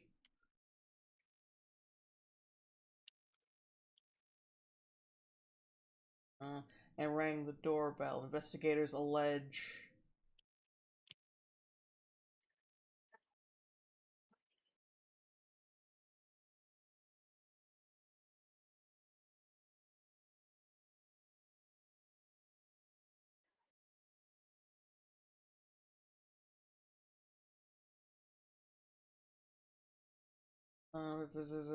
that Lester shot Jarl twice through the house's front glass door with a .32 caliber Smith & Wesson revolver. The Kansas City Police Department responded to reports of a shooting near the home just before 10 p.m. Lester stated to the police that he believed that Jarl was trying to break in and was scared to death of Jarl's size. Lester also claimed that Jarl put his hand on the door handle, though Jarl disputes this. Jarl sought help at 3 different homes before someone finally complied. Neighbors had found him lying injured in the street and called police, who found him at least 2 gunshot wounds.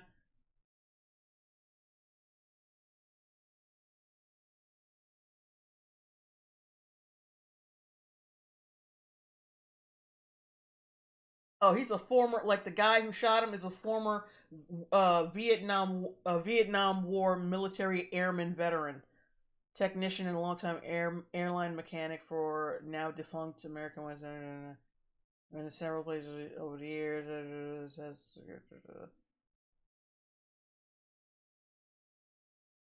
His grandson, who also resided in Kansas City at the time of the shooting, said Lester held a negative view of minorities, while other family members disputed this characterization.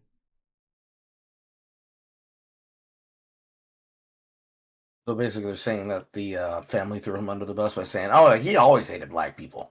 No, only one grandson. The rest of the family was like, "Yeah, he's full of bullshit."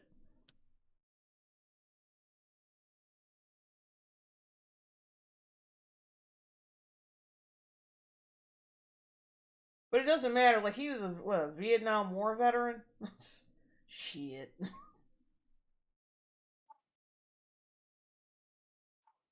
That he shot him through a glass door, but did he see him, or did he just like wildly shoot?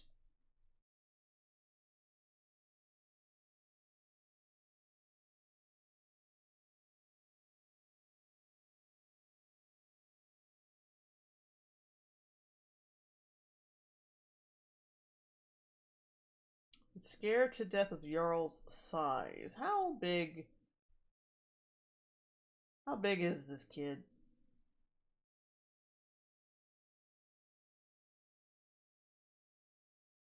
Oh, get the fuck out of here.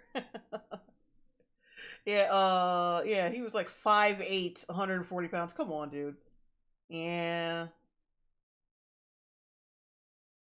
I mean, it's kinda tall for a 16-year-old, but it's not tall. Yeah, he ain't that fucking big. Yeah, that was... But it could have been like I said, former Vietnam veteran, 84-year-old man, knowing that if someone gets to jump on his ass, he cannot defend himself quick enough. Once again, it's not something you can pin down with racism yet. Like in that situation. That's one of those situations where we're like, damn, having a body cam or a ring cam would have been great. Hold on, you know what? Let me see if I can find that. Is there a video? Oh, blank face, 70 Czar. Hi, JLB. In your Starfleet video, you noticed a half black, half white alien. That is a Charon, a race that is canonically extinct. You think the writers would check that shit first, but nah, whatever. Yeah, they don't give a damn. They don't give a damn.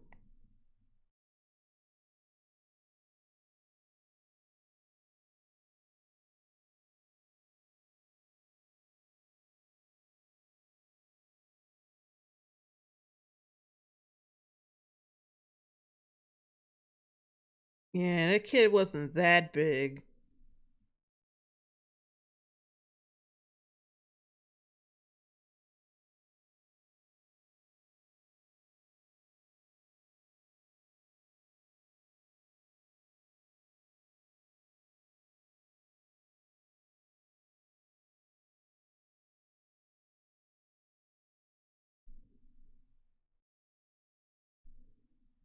Yeah, just another one of those things.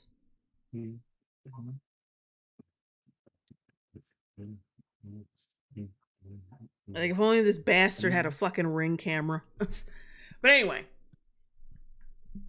Yeah, another one of those situations where, god damn it, like, you can't 100 fucking percent say for sure, for certain, that shit was racism. You could just assume, like, yeah, it was unfortunate, shouldn't have happened. But god damn.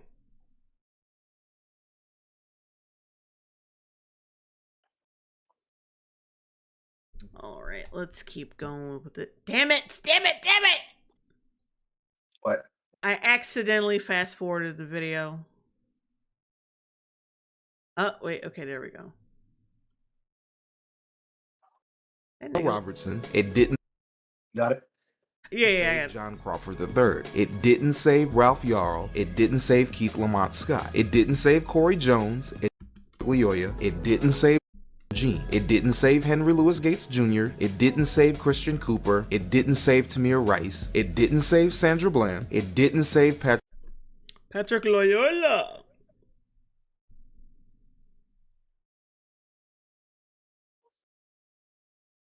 Actually, after this one, I'm packing it in though. Okay. The only thing I think you miss in the back end is that he tries to summarize his points into how the supposed Joker Knight Coon aesthetic ultimately leaves you robbed and unwholesome. He doesn't do anything right now. He's gonna be dead. So he panicked and shot his ass. Unfortunate situation. Doesn't sound like racism though. Sounds like self-preservation, like misguided self-preservation. Also, let's not pretend as if there isn't a precedent of youth victimizing old men. Yeah, it is a little sketchy how you just forgot the address of where to pick up. Like, what about the house number? Was that not visible? How did you mistake where your brothers were staying? Like, that's a case racism.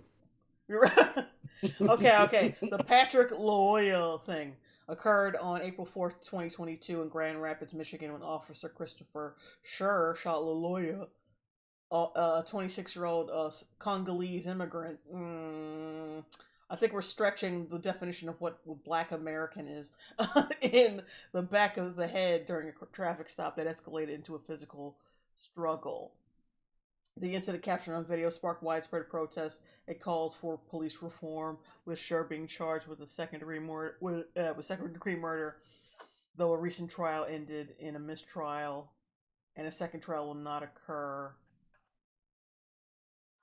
Oh, this doesn't look good.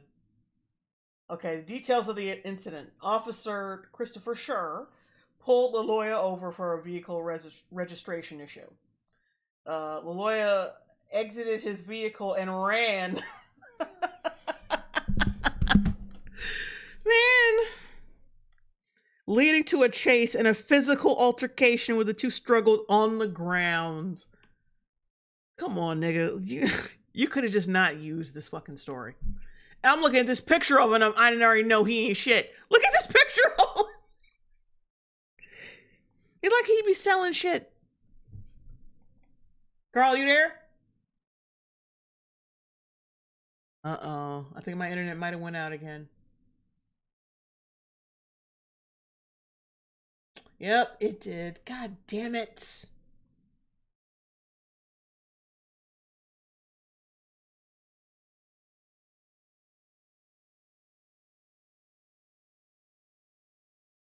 And they protested over this moment, and when he was clearly wrong. Pulled him over like some registration bullshit. And then he escalated the shit on purpose by running and then fought his ass.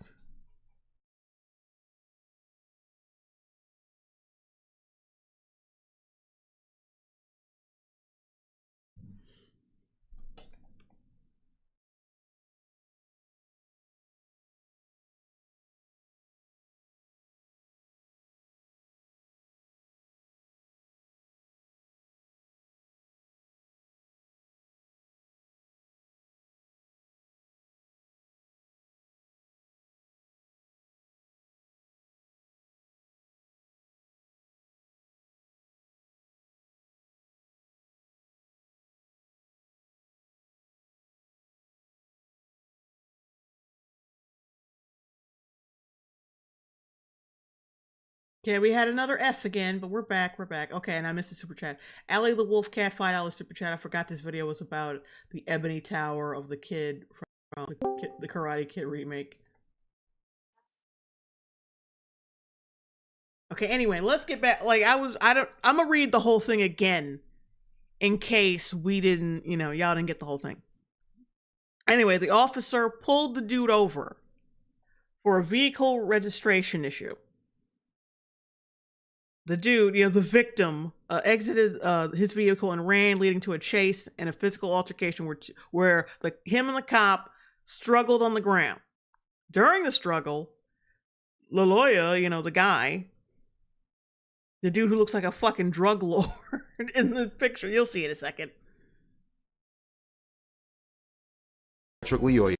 This nigga. He gained control of the officer's taser. Schur then shot Loya in the back of the head at close range. Come on. This motherfucker was clearly wrong. And they protested over his stupid ass. They protested over his ass. See, this is why I stopped feeling sorry for niggas a long time ago, man. This nigga was clearly wrong. In fact, I'm gonna look for that video so y'all can see this stupid shit. And I'm gonna show you, people protested over his ass. People cared about this man.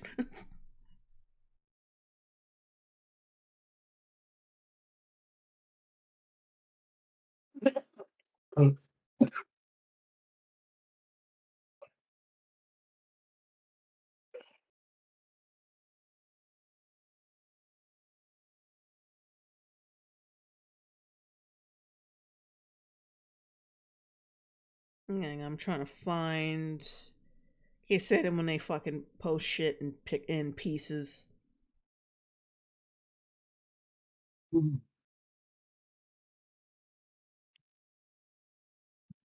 Okay. Well, I'm gonna show the video because this nigga was clearly wrong and people fucking protested over this asshole. You gotta be fucking kidding me. Like, how this even... how you can even watch the... No, well, not watch the video, because we haven't watched the video yet. But, like, going through the details, the bullet points. How anyone could look at that shit and be like, you know what? This was clearly racially motivated. You gotta be fucking with me. Mm-hmm.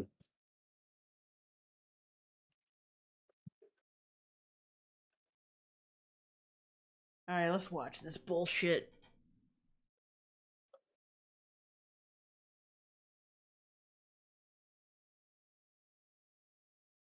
Body cam deactivated. Hold on.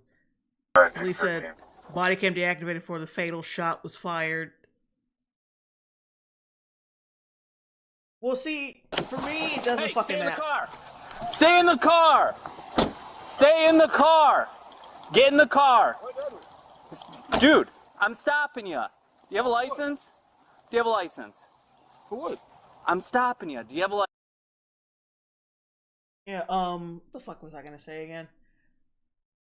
They said, the camera went out right before the fatal shot. Like, that's irrelevant. That's fucking irrelevant. Because he fucking ran, and then he tried to beat the shit out of this nigga. License. What done? Do you have a driver's license? Do you speak English? Yes. Can I see your license? What do you want? The plate doesn't belong on this car. Like, fucking immigrants, man. What did I do? Like, he's trying to tell you what you did, if you fucking listen. Do you have a license or no? What do you want? The plate doesn't belong on this car. Do you have a... Oh, the plate doesn't belong on this car. Ooh, that's not good. Carl, you're there, right? Yes. Okay. Yeah, that's not good. That's not good news. License or no? Do you have a driver's license? Yes. Where is it at? It's in the car. Get it for me. What do you want? The plate doesn't... Stop trying to stall, nigga. He already told you what the problem was, which is a huge problem. Belong on this car. Hey, man. Drop me my lighter right there.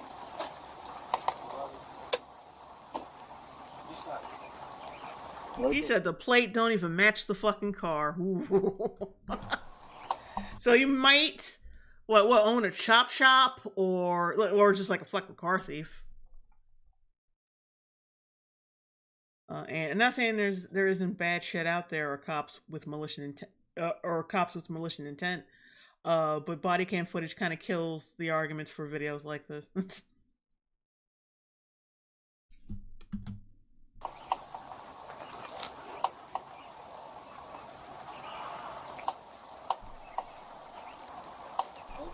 And even like the bullet points that I read left out the whole part where he mentioned that his fucking license plate doesn't match his car. They left that little detail out. No. Stop. Put your hands right. Stop. I don't even understand how you can even run with that shit. Look at his pants. How can you even run effectively looking like that? Got one running. Somehow, like, dude, it's like inertia. I don't fucking understand it myself, but it's like if you move in such a way that the belt never drops below a certain point on your waist, it somehow stays up. But please wear a belt. Stop! Stop! Okay. Dang. Stop! Okay. Get your hands behind your back! Okay. Hands behind your back! Okay.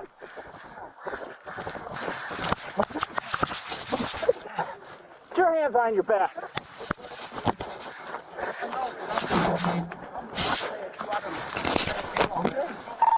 1550. Start with more cars. Okay.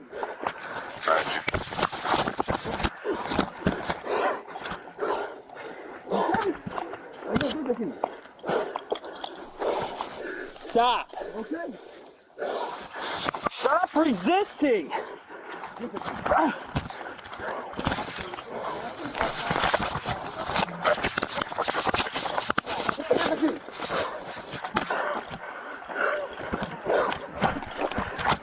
I'm gonna do it to you.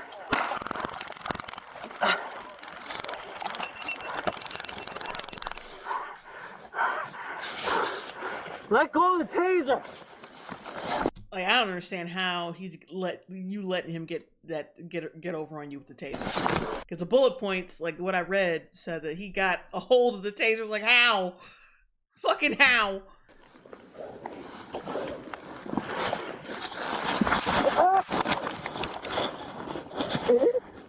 What's the problem? Let go of the taser.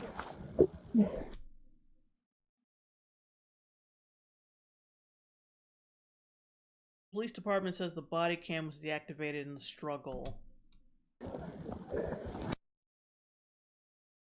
Body cam now on the ground, reactivated and captured the scene as responders attempted emergency life-saving procedures. Yeah, this is a bad angle. That looks like something else. That's a bad angle.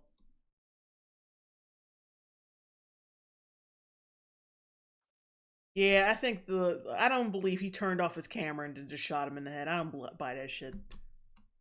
Yeah. Plus, when you are a police officer on law enforcement, your cam footage is saved on a database and can be pulled even if your physical camera is not on your body. And when you turn off your camera, it sends a signal that shows that it was turned off. Mm-hmm.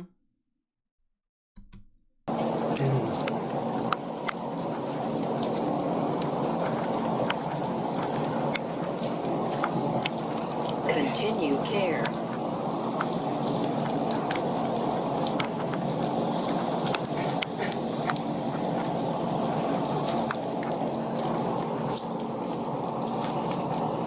Alright, the rest of this is basically them doing like CPR and shit. But yeah, you can just tell by looking at this nigga, he wasn't shit. So what, in a case of a possibly stolen car, he freaked out because he knew he was fucking caught. And he tried to stall with it, like, what'd I do? And then he tries to fucking, like, and when he knows he's caught, when the cop tells him to get on, the hood and do all that other shit, then he starts to run with his pants falling off his ass like a moron. Nigga can barely run away from the cop. And then he tries to fight the cop and then get, like, this is clear cut his fucking fault. And people actually protested for him. I can believe it. What am I saying? I gotta stop saying I can't believe the dumbest shit because there's always evidence that, like, this is totally fucking possible. Okay, like I said, we're gonna pack it in here, guys. It's 1:30, well, past 1:30. I gotta go to bed, and plus I've had 2 outages already, so I'm gonna go.